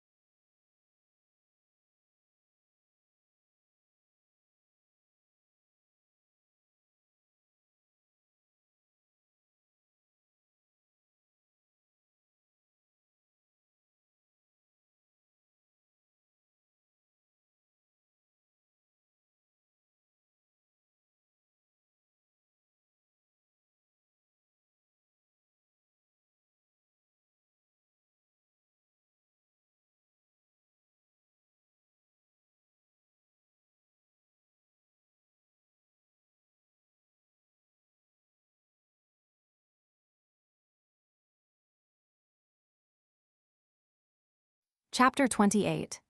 The captain, enraged, threatens to put the madman to death with his own hand, is diverted from that resolution by the arguments and persuasion of the first lieutenant and surgeon. We set sail for St. Helen, S., join the fleet under the command of Sir C. O. Glee, and proceed for the West Indies, are overtaken by a terrible tempest. My friend Jack Ratlin has his leg broke by a fall from the mainyard. The behavior of Mr. Mackshane. Jack opposes the amputation of his limb, in which he is seconded by Morgan and me. We undertake the cure and perform it successfully. The captain was carried into his cabin, so enraged with the treatment he had received, that he ordered the fellow to be brought before him, that he might have the pleasure of pistoling him with his own hand, and would certainly have satisfied his revenge in this manner, had not the first lieutenant remonstrated against it, by observing that, in all appearances, the fellow was not mad, but desperate, that he had been hired by some enemy of the captain, S, to him, and therefore ought to be kept in irons till he could be brought to a court-martial, which, no doubt, would sift the affair to the bottom, by which means important discoveries might be made, and then sentence the criminal to a death according to his demerits. This suggestion, improbable as it was, had the desired effect upon the captain, being exactly calculated for the meriton of his intellects, more especially as Dr. Mackshane espoused this opinion, in consequence of his previous declaration that the man was not mad. Morgan, finding there was no more damage done, could not help discovering by his countenance the pleasure he enjoyed on this occasion, and, while he bathed the doctor's face with an embrocation, ventured to ask him whether he thought there were more fools or madmen on board. But he would have been wiser in containing this sally, which his patient carefully laid up in his memory, to be taken notice of at a more fit season. Meanwhile we weighed anchor, and on our way to the Downs, the madman, who was treated as a prisoner, took an opportunity, while the sentinel attending him was at the head, to leap and frustrate the revenge of the captain. We stayed not long at the Downs, but took the benefit of the first easterly wind to go round to Spithead, where, having received provisions on board for 6 months, we sailed from St. Helens in the grand fleet bound for the West Indies, on the ever-memorable expedition of Carthagena. It was not without great mortification I saw myself on the point of being transported to such a distant and unhealthy climate, destitute of every convenience that could render such a voyage supportable, and under the dominion of an arbitrary tyrant, whose command was almost intolerable. However, as these complaints were common to a great many on board, I resolved to submit patiently to my fate and contrive to make myself as easy as the nature of the case would allow. We got out of the channel with a prosperous breeze, which died away, leaving us becalmed about 50 leagues to the westward of the Lizard. But this state of inaction did not last long, for next night our maintopsail was split by the wind, which, in the morning, increased to a hurricane. I was awakened by a most horrible din, occasioned by the play of the gun carriages upon the decks above, the cracking of cabins, the howling of the wind through the shrouds, the confused noise of the ship's crew, the pipes of the boatswain and his mates, the trumpets of the lieutenants, and the clanking of the chain pumps. Morgan, who had never been at sea before, turned out in a great hurry, crying, "Cot, have mercy and compassion upon us. I believe we have caught upon the confines of Lucifer and the D.End." While poor Thompson lay quaking in his hammock, putting up petitions to heaven for our safety, I rose and joined the Welshman, with whom, after having fortified ourselves with brandy, I went above. But if my sense of hearing was startled before, how must my sight have been appalled in beholding the effects of the storm? The sea was swelled into billows mountain-high, on the top of which our ship sometimes hung as if it were about to be precipitated to the abyss below. Sometimes we sank between two waves that rose on each side higher than our topmast-head, and threatened by dashing together to overwhelm us in a moment. Of all our fleet, consisting of 150 sail, scarce 12 appeared, and these driving under their bare poles, at the mercy of the tempest. At length the mast of one of them gave way, and tumbled overboard with a hideous crash. Nor was the prospect in our own ship much more agreeable. A number of officers and sailors ran backward and forward with distraction in their looks, hallooing to one another, and undetermined what they should attend to first. Some clung to the yards, endeavoring to unbend the sails that were split into 1,000 pieces flapping in the wind. Others tried to furl those which were yet whole, while the masts, at every pitch, bent and quivered like twigs, as if they would have shivered into innumerable splinters. While I considered this scene with equal terror and astonishment, one of the main braces broke, by the shock whereof 2 sailors were flung from the yard's arm into the sea, where they perished, and poor Jack Ratlin thrown down upon the deck, at the expense of a broken leg. Morgan and I ran immediately to his assistance, and found a splinter of the shin bone thrust by the violence of the fall through the skin. As this was a case of too great consequence to be treated without the authority of the doctor, I went down to his cabin to inform him of the accident, as well as to bring up dressings which we always kept ready prepared. I entered his apartment without any ceremony, and, by the glimmering of a lamp, perceived him on his knees before something that very much resembled a crucifix. But this I will not insist upon, that I may not seem too much a slave to common report, which indeed assisted my conjecture on this occasion, by representing Dr. Mackshane as a member of the Church of Rome. Be this as it will, he got up in a sort of confusion, occasioned, I suppose, by his being disturbed in his devotion, and in a trice snatched the subject of my suspicion from my sight. After making an apology for my intrusion, I acquainted him with the situation of Ratlin, but could by no means prevail upon him to visit him on deck, where he lay. He bade me desire the boatswain to order some of the men to carry him down to the cockpit, and in the meantime, said he, I will direct Thompson to get ready the dressings. When I signified to the boatswain the doctor's desire, he swore a terrible oath that he could not spare one man from deck, because he expected the mast would go by the board every minute. This piece of information did not at all contribute to my peace of mind. However, as my friend Ratlin complained very much, with the assistance of Morgan I supported him to the lower deck, whither Mr. Mackshane, after much entreaty, ventured to come, attended by Thompson, with a box full of dressings, and his own servant, who carried a whole set of capital instruments. He examined the fracture and the wound, and concluding, from a livid color extending itself upon the limb, that mortification would ensue, resolved to amputate the leg immediately. This was a dreadful sentence to the patient, who, recruiting himself with a quid of tobacco, pronounced with a woeful countenance, "What? Is there no remedy, doctor? Must I be docked? Can't you splice it?" "Assuredly, Dr. Mackshane," said the first mate, "with submission and deference and veneration to your superior abilities and opportunities and stations, look you, I do apprehend and conjure and aver that there is no occasion nor necessity to smite off this poor man's leg." "God Almighty bless you, dear Welshman," cried Ratlin. "May you have fair wind and weather wheresoever you're bound, and come to an anchor in the road of heaven at last." Mackshane, very much incensed at his mate's differing in opinion from him, so openly, answered that he was not bound to give an account of his practice to him, and in a peremptory tone ordered him to apply the tourniquet.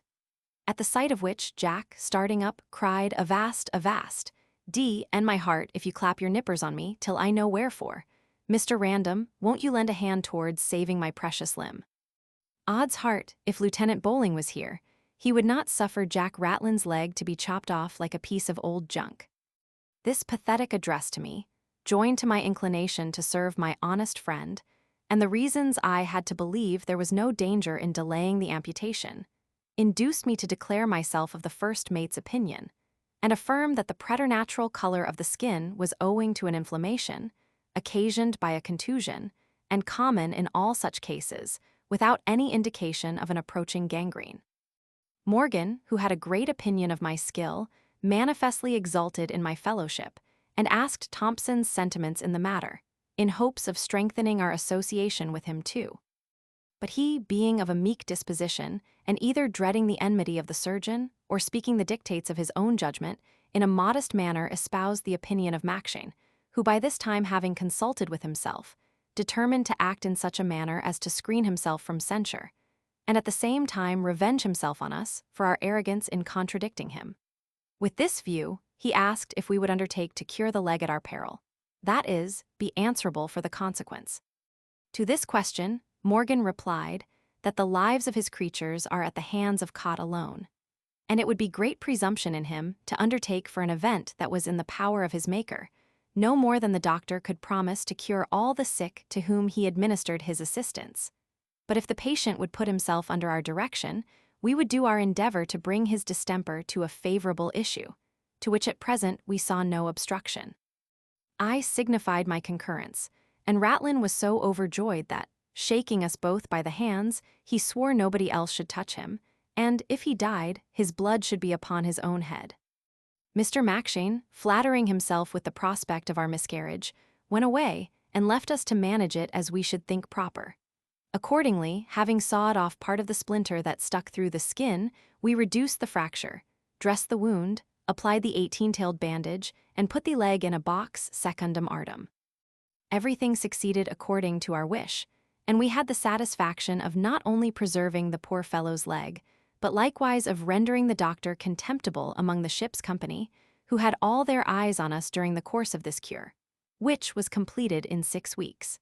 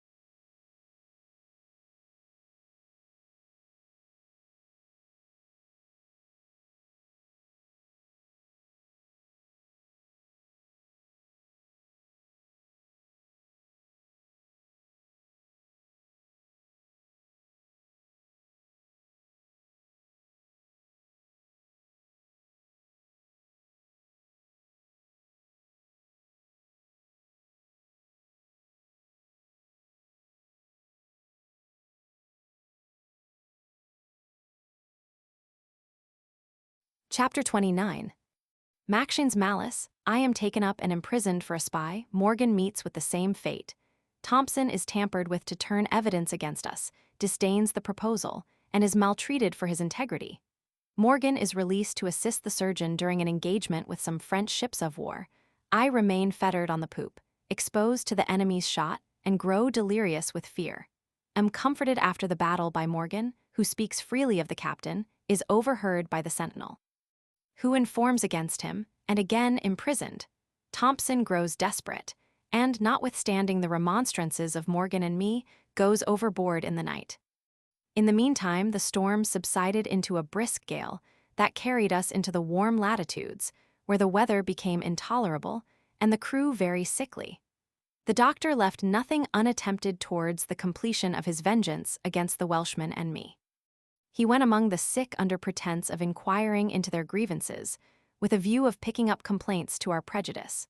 But, finding himself frustrated in that expectation by the goodwill we had procured from the patients by our diligence and humanity, he took the resolution of listening to our conversation, by hiding himself behind the canvas that surrounded our berth. Here too he was detected by the boy of our mess, who acquainted us with this piece of behavior, and one night, while we were picking a large bone of salt beef, Morgan discerned something stir on the outside of our hangings, which immediately interpreting to be the doctor, he tipped me the wink and pointed to the place where I could perceive somebody standing. Upon which I snatched up the bone and leveled it with all my force at him, saying, "Whoever you are, take that for your curiosity." It had the desired effect, for we heard the listener tumble down and afterwards crawl to his own cabin. I applauded myself much for this feat, which turned out one of the most unlucky exploits of my life, Macshane, from that time, marking me out for destruction. About a week after this exploit, as I was going my rounds among the sick, I was taken prisoner and carried to the poop by the master-at-arms, where I was loaded with irons, and stapled to the deck on pretense that I was a spy on board and had conspired against the captain's life. How ridiculous soever this imputation was, I did not fail to suffer by it all the rigor that could be shown to the worst of criminals, being exposed in this miserable condition to the scorching heat of the sun by day, and the unwholesome damps by night, during the space of 12 days, in which I was neither brought to trial, nor examined touching the probability of the charge. I had no sooner recovered the use of my reflection, which had been quite overthrown by this accident, than I sent for Thompson, who, after condoling me on the occasion, hinted that I owed this misfortune to the hatred of the doctor, who had given an information against me to the captain, in consequence of which I was arrested and all my papers seized. While I was cursing my capricious fate, I saw Morgan ascend the poop, guarded by 2 corporals, who made him sit down by me, that he might be pinioned in the same machine. Notwithstanding my situation, I could scarce refrain from laughing at the countenance of my fellow prisoner, who, without speaking one word, allowed his feet to be enclosed in the rings provided for that purpose. But, when they pretended to fasten him on his back, he grew outrageous, and drawing a large cauto from his side pocket, threatened to rip up the belly of the first man that should approach him, in order to treat him in such an unworthy manner. They were prepared to use him very roughly, when the lieutenant on the quarterdeck called up to them to let him remain as he was. He then crept towards me, and taking me by the hand, bade me put my trust in cot. And looking at Thompson, who sat by us trembling with a pale visage, told him there were 2 more rings for his feet, and he should be glad to find him in such good company. But it was not the intention of our adversary to include the second mate in our fate. Him he expected to be his drudge in attending the sick, and, if possible, his evidence against us. With this view he sounded him afar off, but, finding his integrity incorruptible, harassed him so much out of spite, that in a short time this mild creature grew weary of his life. While I and my fellow prisoner comforted each other in our tribulation, the admiral discovered 4 sail to leeward and made signal for our ship and 4 more to chase. Hereupon everything was cleared for an engagement, and Macshane, foreseeing he should have occasion for more assistance than one obtained Morgan's liberty, while I was let in this deplorable posture to the chance of battle. It was almost dark when we came up with the sternmost chase, which we hailed, and inquired who they were. They gave us to understand they were French men of war, upon which Captain Oakham commanded them to send their boat on board of him, but they refused, telling him, if he had any business with them, to come on board of their ship. He then threatened to pour in a broadside upon them, which they promised to retain. Both sides were as good as their word, and the engagement began with great fury. The reader may guess how I passed my time, lying in this helpless situation amidst the terrors of a sea fight, expecting every moment to be cut asunder or dashed in pieces by the enemy's shot. I endeavored to compose myself as much as possible, by reflecting that I was not a whit more exposed than those who were stationed about me. But when I beheld them employed without intermission in annoying the foe, and encouraged by the society and behavior of one another, I could easily perceive a wide difference between their condition and mine.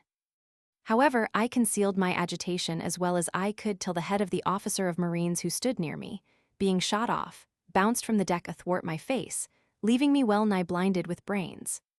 I could contain myself no longer, but began to bellow with all the strength of my lungs, when a drummer, coming towards me, asked if I was wounded, and before I could answer, received a great shot in his belly, which tore out his entrails, and he fell flat on my breast. This accident entirely bereft me of all discretion. I redoubled my cries, which were drowned in the noise of the battle, and, finding myself disregarded, lost all patience and became frantic. I vented my rage in oaths and execrations, till my spirits being quite exhausted, I remained quiet, as insensible of the load that oppressed me. The engagement lasted till broad day, when Captain Oakham, finding he was like to gain neither honor nor advantage by the affair, pretended to be undeceived by seeing their colors, and, hailing the ship whom he had fought all night, protested he believed them Spaniards, and the guns being silenced on each side, ordered the barge to be hoisted out, and went on board the French Commodore. Our loss amounted to 10 killed and 18 wounded, most part of whom afterwards died. My fellow mates had no sooner dispatched their business in the cockpit than, full of friendly concern, they came to visit me. Morgan, ascending first, and seeing my face almost covered with brains and blood, concluded I was no longer a man for this world, and, calling to Thompson with great emotion, bade him come up and take his last farewell of his comrade and countryman, who was posted to a better place, where there were no Macshanes nor Oakhams to asperse and torment him. "No," said he, taking me by the hand, "you are going to a country where there is more respect shown to unfortunate gentlemen, and where you will have the satisfaction of beholding your adversaries tossing upon pillows of burning brimstone." Thompson, alarmed at this apostrophe, made haste to the place where I lay, and sitting down by me, with tears in his eyes, inquired into the nature of my calamity. By this time, I had recollected myself so far as to be able to converse rationally with my friends, whom, to their great satisfaction, I immediately undeceived with regard to their apprehension of my being mortally wounded. After I had got myself disengaged from the carnage in which I wallowed, and partaken of a refreshment which my friends brought along with them, we entered into discourse upon the hardships we sustained, and spoke very freely of the author of our misery. But our discourse being overheard by the sentinel who guarded me, he was no sooner relieved than he reported to the captain every syllable of our conversation, according to the orders he had received. The effect of this information soon appeared in the arrival of the master-at-arms, who replaced Morgan in his former station, and gave the second mate a caution to keep a strict guard over his tongue if he did not choose to accompany us in our confinement.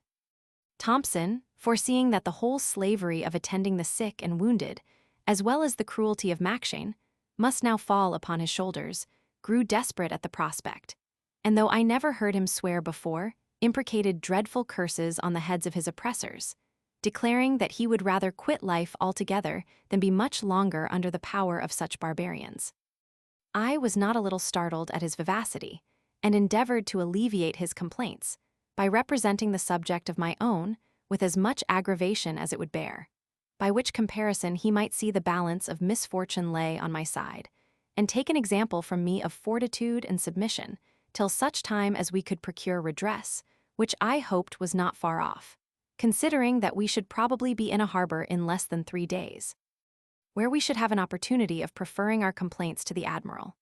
The Welshman joined in my remonstrance, and was at great pains to demonstrate that it was every man's duty as well as interest to resign himself to the divine will, and look upon himself as a sentinel upon duty, who is by no means at liberty to leave his post before he is relieved. Thompson listened attentively to what he said, and at last, shedding a flood of tears, shook his hand and left us without making any reply. About 11 at night, he came to see us again with a settled gloom on his countenance, and gave us to understand that he had undergone excessive toil since he saw us, and in recompense had been grossly abused by the doctor, who taxed him with being confederate with us, in a design of taking away his life and that of the captain.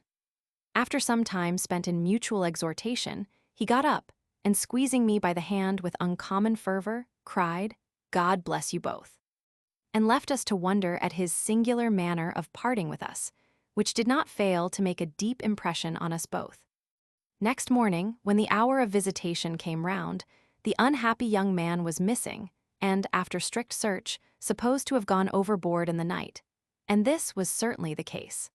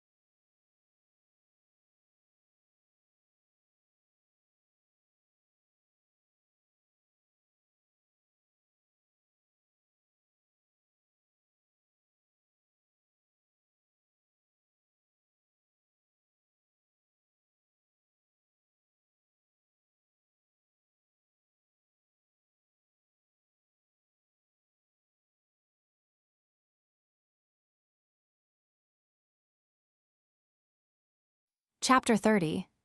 We lament the fate of our companion. The captain offers Morgan his liberty, which he refuses to accept. We are brought before him and examined. Morgan is sent back into custody, whither also I am remanded after a curious trial. The news of this event affected my fellow prisoner and me extremely, as our unfortunate companion had justly acquired by his amiable disposition the love and esteem of us both. And the more we regretted his untimely fate, the greater horror we conceived for the villain who was undoubtedly the occasion of it. This abandoned miscreant did not discover the least symptom of concern for Thompson's death, although he must have been conscious to himself of having driven him by ill usage to the fatal resolution, but desired the captain to set Morgan at liberty again to look after the patients. Accordingly, one of the corporals was sent up to unfetter him, but he protested he would not be released until he should know for what he was confined. Nor would he be a tennis ball, nor a shuttlecock, nor a trudge, nor a scullion, to any captain under the sun. Oakham, finding him obstinate, and fearing it would not be in his power to exercise his tyranny much longer with impunity, was willing to show some appearance of justice, and therefore ordered us both to be brought before him on the quarter-deck, where he sat in state, with his cleric on one side and his counsellor Mackshane on the other. When we approached, he honored us with this salutation. "So, gentlemen, D. and my blood. Many a captain in the Navy would have ordered you both to be tucked up to the yard's arm, without either judge or jury, for the crimes you have been guilty of. But D. and my blood, I have too much good nature in allowing such dogs as you to make defense." "Captain Oakham," said my fellow sufferer, "certainly it is in your power, caught help the while, to tack us all up at your will, desire, and pleasures. And perhaps it would be better for some of us to be tucked up than to undergo the miseries to which we have been exposed. So may the farmer hang his kids for his diversion and amusement and mirth. But there is such a thing as justice, if not upon earth, surely in heaven, that will punish with fire and brimstone all those who take away the lives of innocent people out of wantonness and barbarity. Look you. In the meantime, I shall be glad to know the crimes laid to my charge and see the person who accuses me." "That you shall," said the captain. "Here, doctor, what have you to say?" Mackshane, stepping forward, hemmed a good while in order to clear his throat, and before he began, Morgan accosted him thus: "Dr. Mackshane, look in my face, look in the face of an honest man, who abhors a false witness as he abhors the devil, and caught be judge between you and me. The doctor, not minding this conjuration, made the following speech, as near as I can remember. "I'll tell you what, Mr. Morgan, to be sure what you say is just in regard to an honest man, and if so be it appears as how you are an honest man, then it is my opinion that you deserve to be acquitted in relation to that there affair, for I tell you what, Captain Oakham is resolved for to do everybody justice. As for my own part, all that I have to allege is that I have been informed you have spoken disrespectful words against your captain, who, to be sure, is the most honorable and generous commander in the king's service, without asparagement or exception of man, woman, or child." Having uttered this elegant harangue, on which he seemed to plume himself, Morgan replied, "I do partly guess and conceive and understand your meaning, which I wish could be more explicit. But however I do suppose I am not to be condemned upon bare hearsay, or if I am convicted of speaking disrespectfully of Captain Oakham, I hope there is no treason in my words."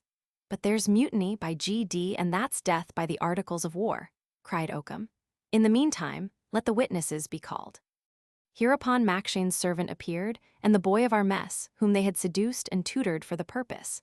The first declared that Morgan, as he descended the cockpit ladder one day, cursed the captain and called him a savage beast, saying he ought to be hunted down as an enemy to mankind.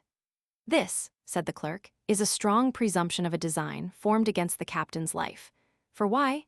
It presupposes malice aforethought and a criminal intention a priori."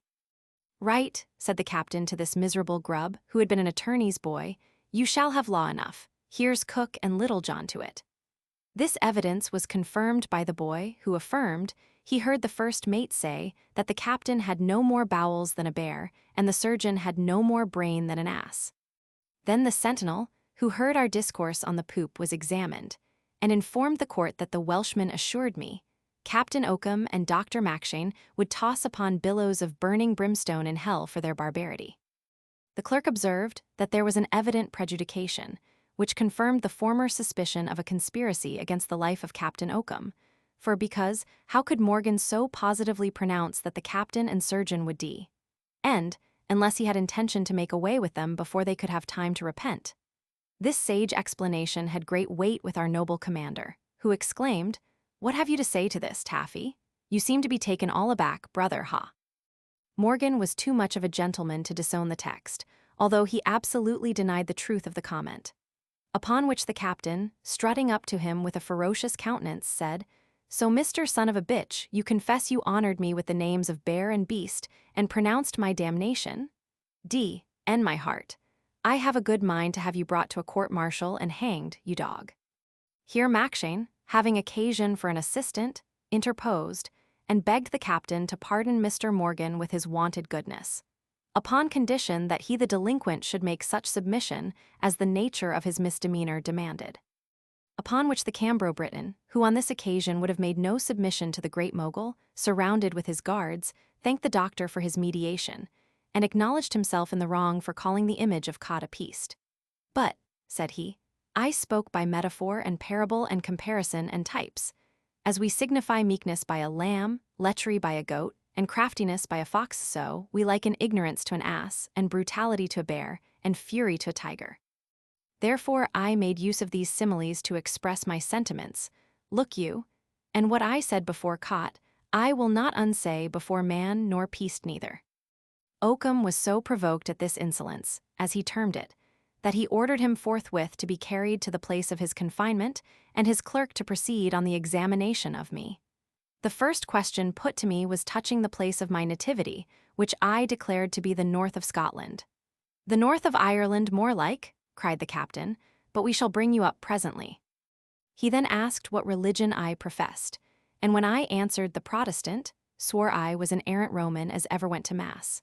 Come, clerk," continued he, "catechize him a little on this subject.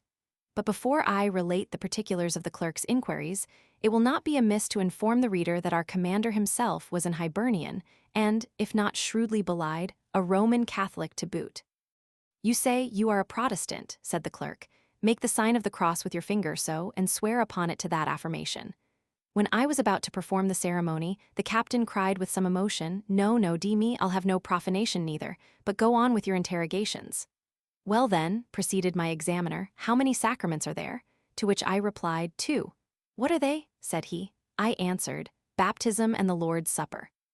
"And so you would explode confirmation and marriage altogether," said Oakham. I thought this fellow was a rank Roman. The clerk, though he was bred under an attorney, could not refrain from blushing at this blunder, which he endeavored to conceal by observing that these decoys would not do with me, who seemed to be an old offender. He went on with asking if I believed in transubstantiation, but I treated the notion of real presence with such disrespect that his patron was scandalized at my impiety and commanded him to proceed to the plot. Whereupon this miserable pettifogger told me there was great reason to suspect me of being a spy on board, and that I had entered into a conspiracy with Thompson, and others not yet detected, against the life of Captain Oakham, which accusation they pretended to support by the evidence of our boy, who declared he had often heard the deceased Thompson and me whispering together, and could distinguish the words, "Oakham, rascal, poison, pistol," by which expressions it appeared we did intend to use sinister means to accomplish his destruction. That the death of Thompson seemed to confirm this conjecture, who, either feeling the stings of remorse for being engaged in such a horrid confederacy, or fearing a discovery, by which he must have infallibly suffered an ignominious death, had put a fatal period to his own existence. But what established the truth of the whole was a book in ciphers found among my papers, which exactly tallied with one found in his chest after his disappearance. This, he observed, was a presumption very near positive proof, and would determine any jury in Christendom to find me guilty. In my own defense, I alleged that I had been dragged on board at first very much against my inclination, as I could prove by the evidence of some people now in the ship, consequently could have no design of becoming spy at that time, and ever since had been entirely out of the reach of any correspondence that could justly entail that suspicion upon me. As for conspiring against my captain's life, it could not be supposed that any man in his right wits would harbor the least thought of such an undertaking, which he could not possibly perform without certain infamy and ruin to himself, even if he had all the inclination in the world. That, allowing the boy's evidence to be true, which I affirmed was false and malicious, nothing conclusive could be gathered from a few incoherent words. Neither was the fate of Mr. Thompson a circumstance more favorable for the charge. For I had in my pocket a letter which too well explained that mystery, in a very different manner from that which was supposed. With these words, I produced the following letter, which Jack Ratlin brought to me the very day after Thompson disappeared, and told me it was committed to his care by the deceased, who made him promise not to deliver it sooner. The clerk, taking it out of my hand, read aloud the contents, which were these. "Dear friend, I am so much oppressed with the fatigue I daily and nightly undergo, and the barbarous usage of Dr. Mackshane, who is bent on your destruction as well as mine, that I am resolved to free myself from this miserable life, and before you receive this shall be no more.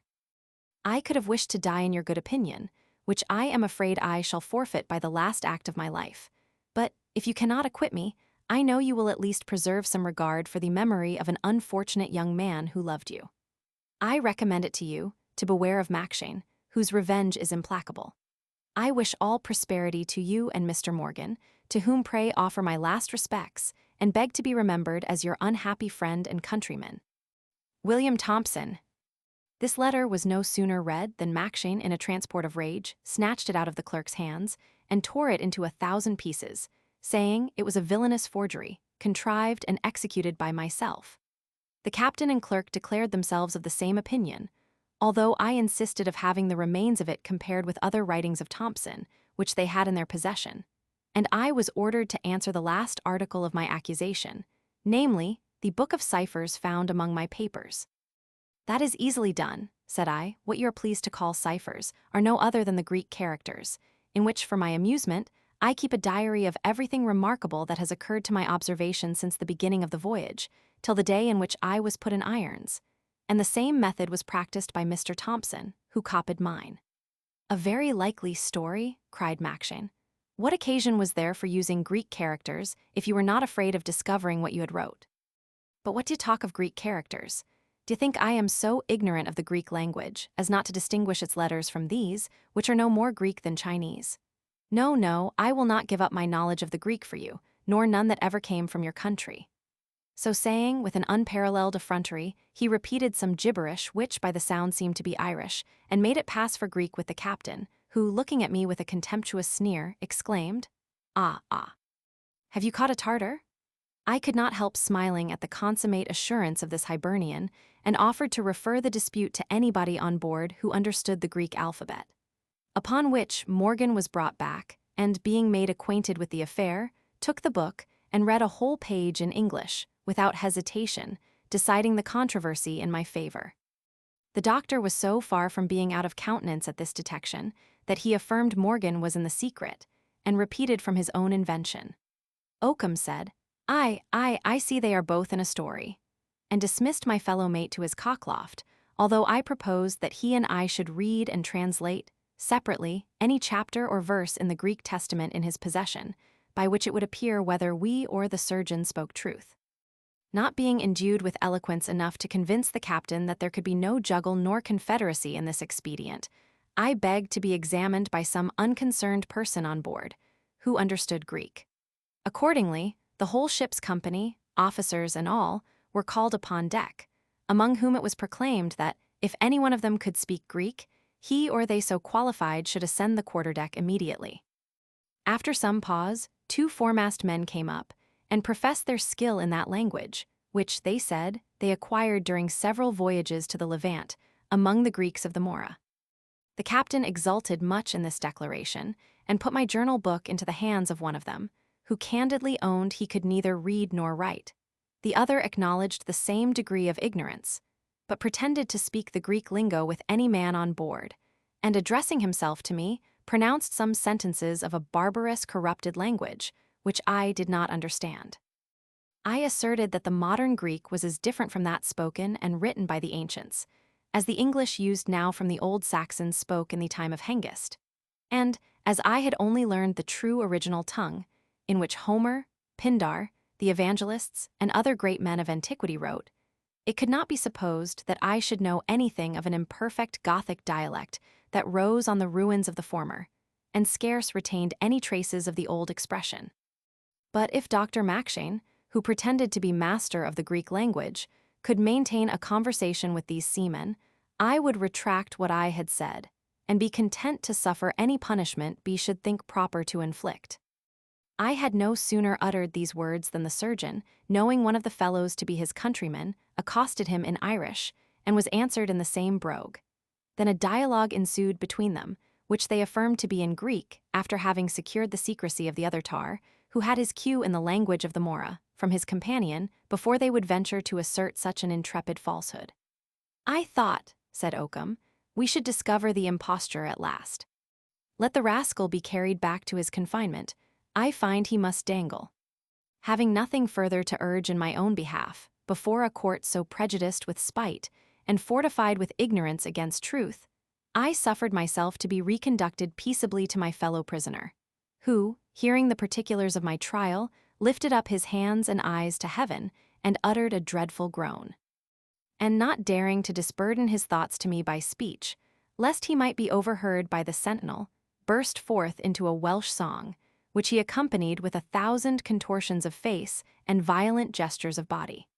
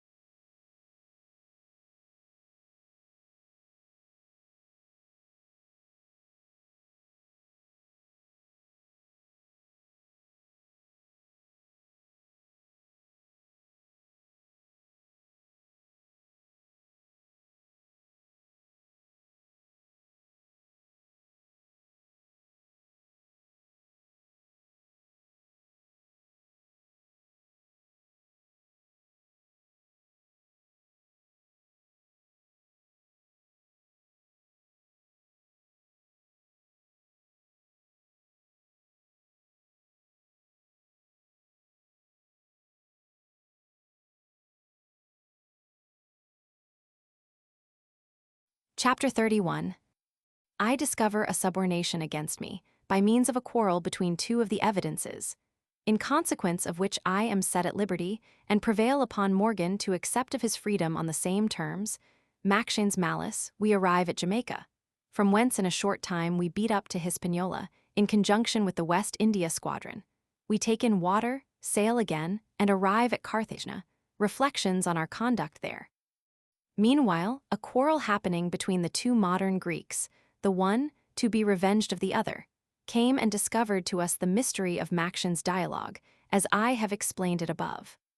This detection coming to the ears of the doctor, who was sensible that, now we were in sight of Jamaica, we should have an opportunity of clearing ourselves before a court-martial, and, at the same time, of making his malice and ignorance conspicuous, he interceded for us with the captain so effectually that in a few hours we were set at liberty and ordered to return to our duty.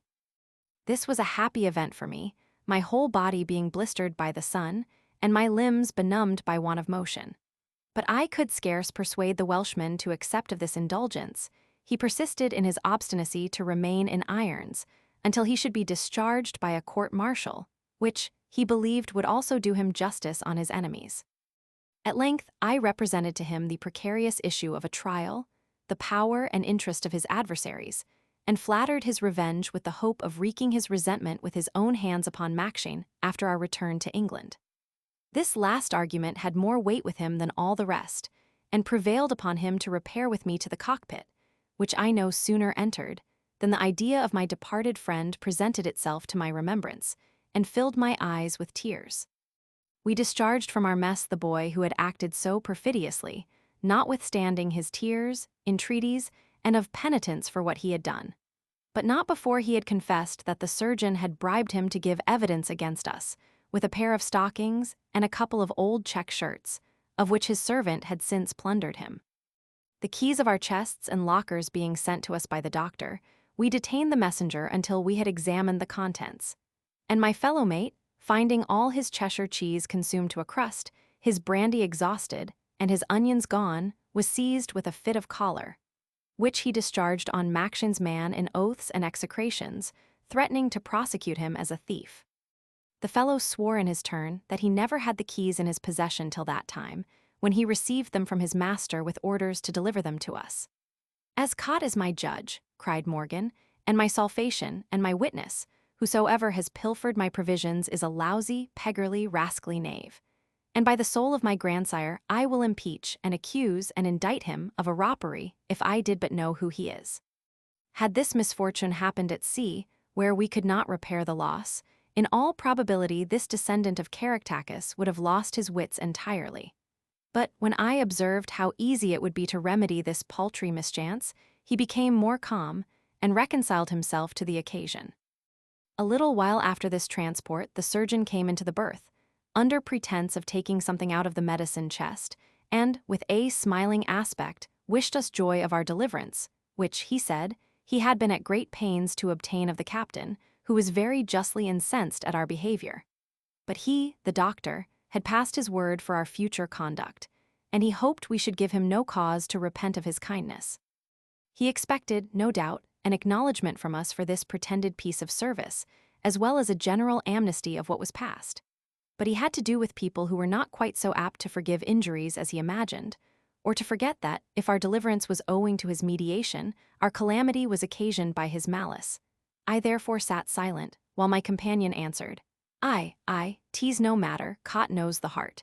There is a time for all things, as the wise man saith. There is a time for throwing away stones, and to gather them up." He seemed to be disconcerted at this reply, and went away in a pet, muttering something about ingratitude and fellows, of which we did not think fit to take any notice. Our fleet, having joined another that waited for us, lay at anchor about a month in the harbor of Port Royal in Jamaica, during which time something of consequence was certainly transacted, notwithstanding the insinuations of some, who affirmed we had no business at all in that place. That, in order to take the advantage of the season proper for our enterprise, the West India squadron, which had previous notice of our coming, ought to have joined us at the west end of Hispaniola, with necessary stores and refreshments, from whence we could have sailed directly for Carthagena, before the enemy could put themselves in a good posture of defense, or, indeed, have an inkling of our design. Be this as it will, we sailed from Jamaica, and in 10 days or a fortnight, beat up against the wind as far as the Isle of Vache, with an intention, as was said, to attack the French fleet, then supposed to be lying near that place. But before we arrived, they had sailed for Europe, having first dispatched an advice boat to Carthage, with an account of our being in those seas, as also of our strength and destination. We loitered here some days longer, taking in wood and brackish water, in the use whereof, however, our admiral seemed to consult the health of the men, by restricting each to a quart a day. At length we set sail, and arrived in a bay to the windward of Carthage, where we came to an anchor, and lay at our ease 10 days longer. Here, again, certain malicious people took occasion to blame the conduct of their superiors, by saying that in so doing they not only unprofitably wasted time, which was very precious, considering the approach of the rainy season, but also allowed the Spaniards to recollect themselves from a terror occasioned by the approach of an English fleet, at least 3 times as numerous as ever appeared in that part of the world before. But if I might be allowed to give my opinion of the matter, I would ascribe this delay to the generosity of our chiefs, who scorned to take any advantage that fortune might give them even over an enemy. At last, however, we weighed, and anchored again somewhat nearer the harbor's mouth, where we made shift to land our marines, who encamped on the beach in despite of the enemy's shot, which knocked a good many of them on the head. This piece of conduct, in choosing a camp under the walls of an enemy's fortification, which I believe never happened before, was practiced, I presume, with a view of accustoming the soldiers to stand fire, who were not as yet much used to discipline, most of them having been taken from the ploughtail a few months before. This expedient, again, has furnished matter for censure against the ministry, for sending a few raw recruits on such an important enterprise, while so many veteran regiments lay inactive at home.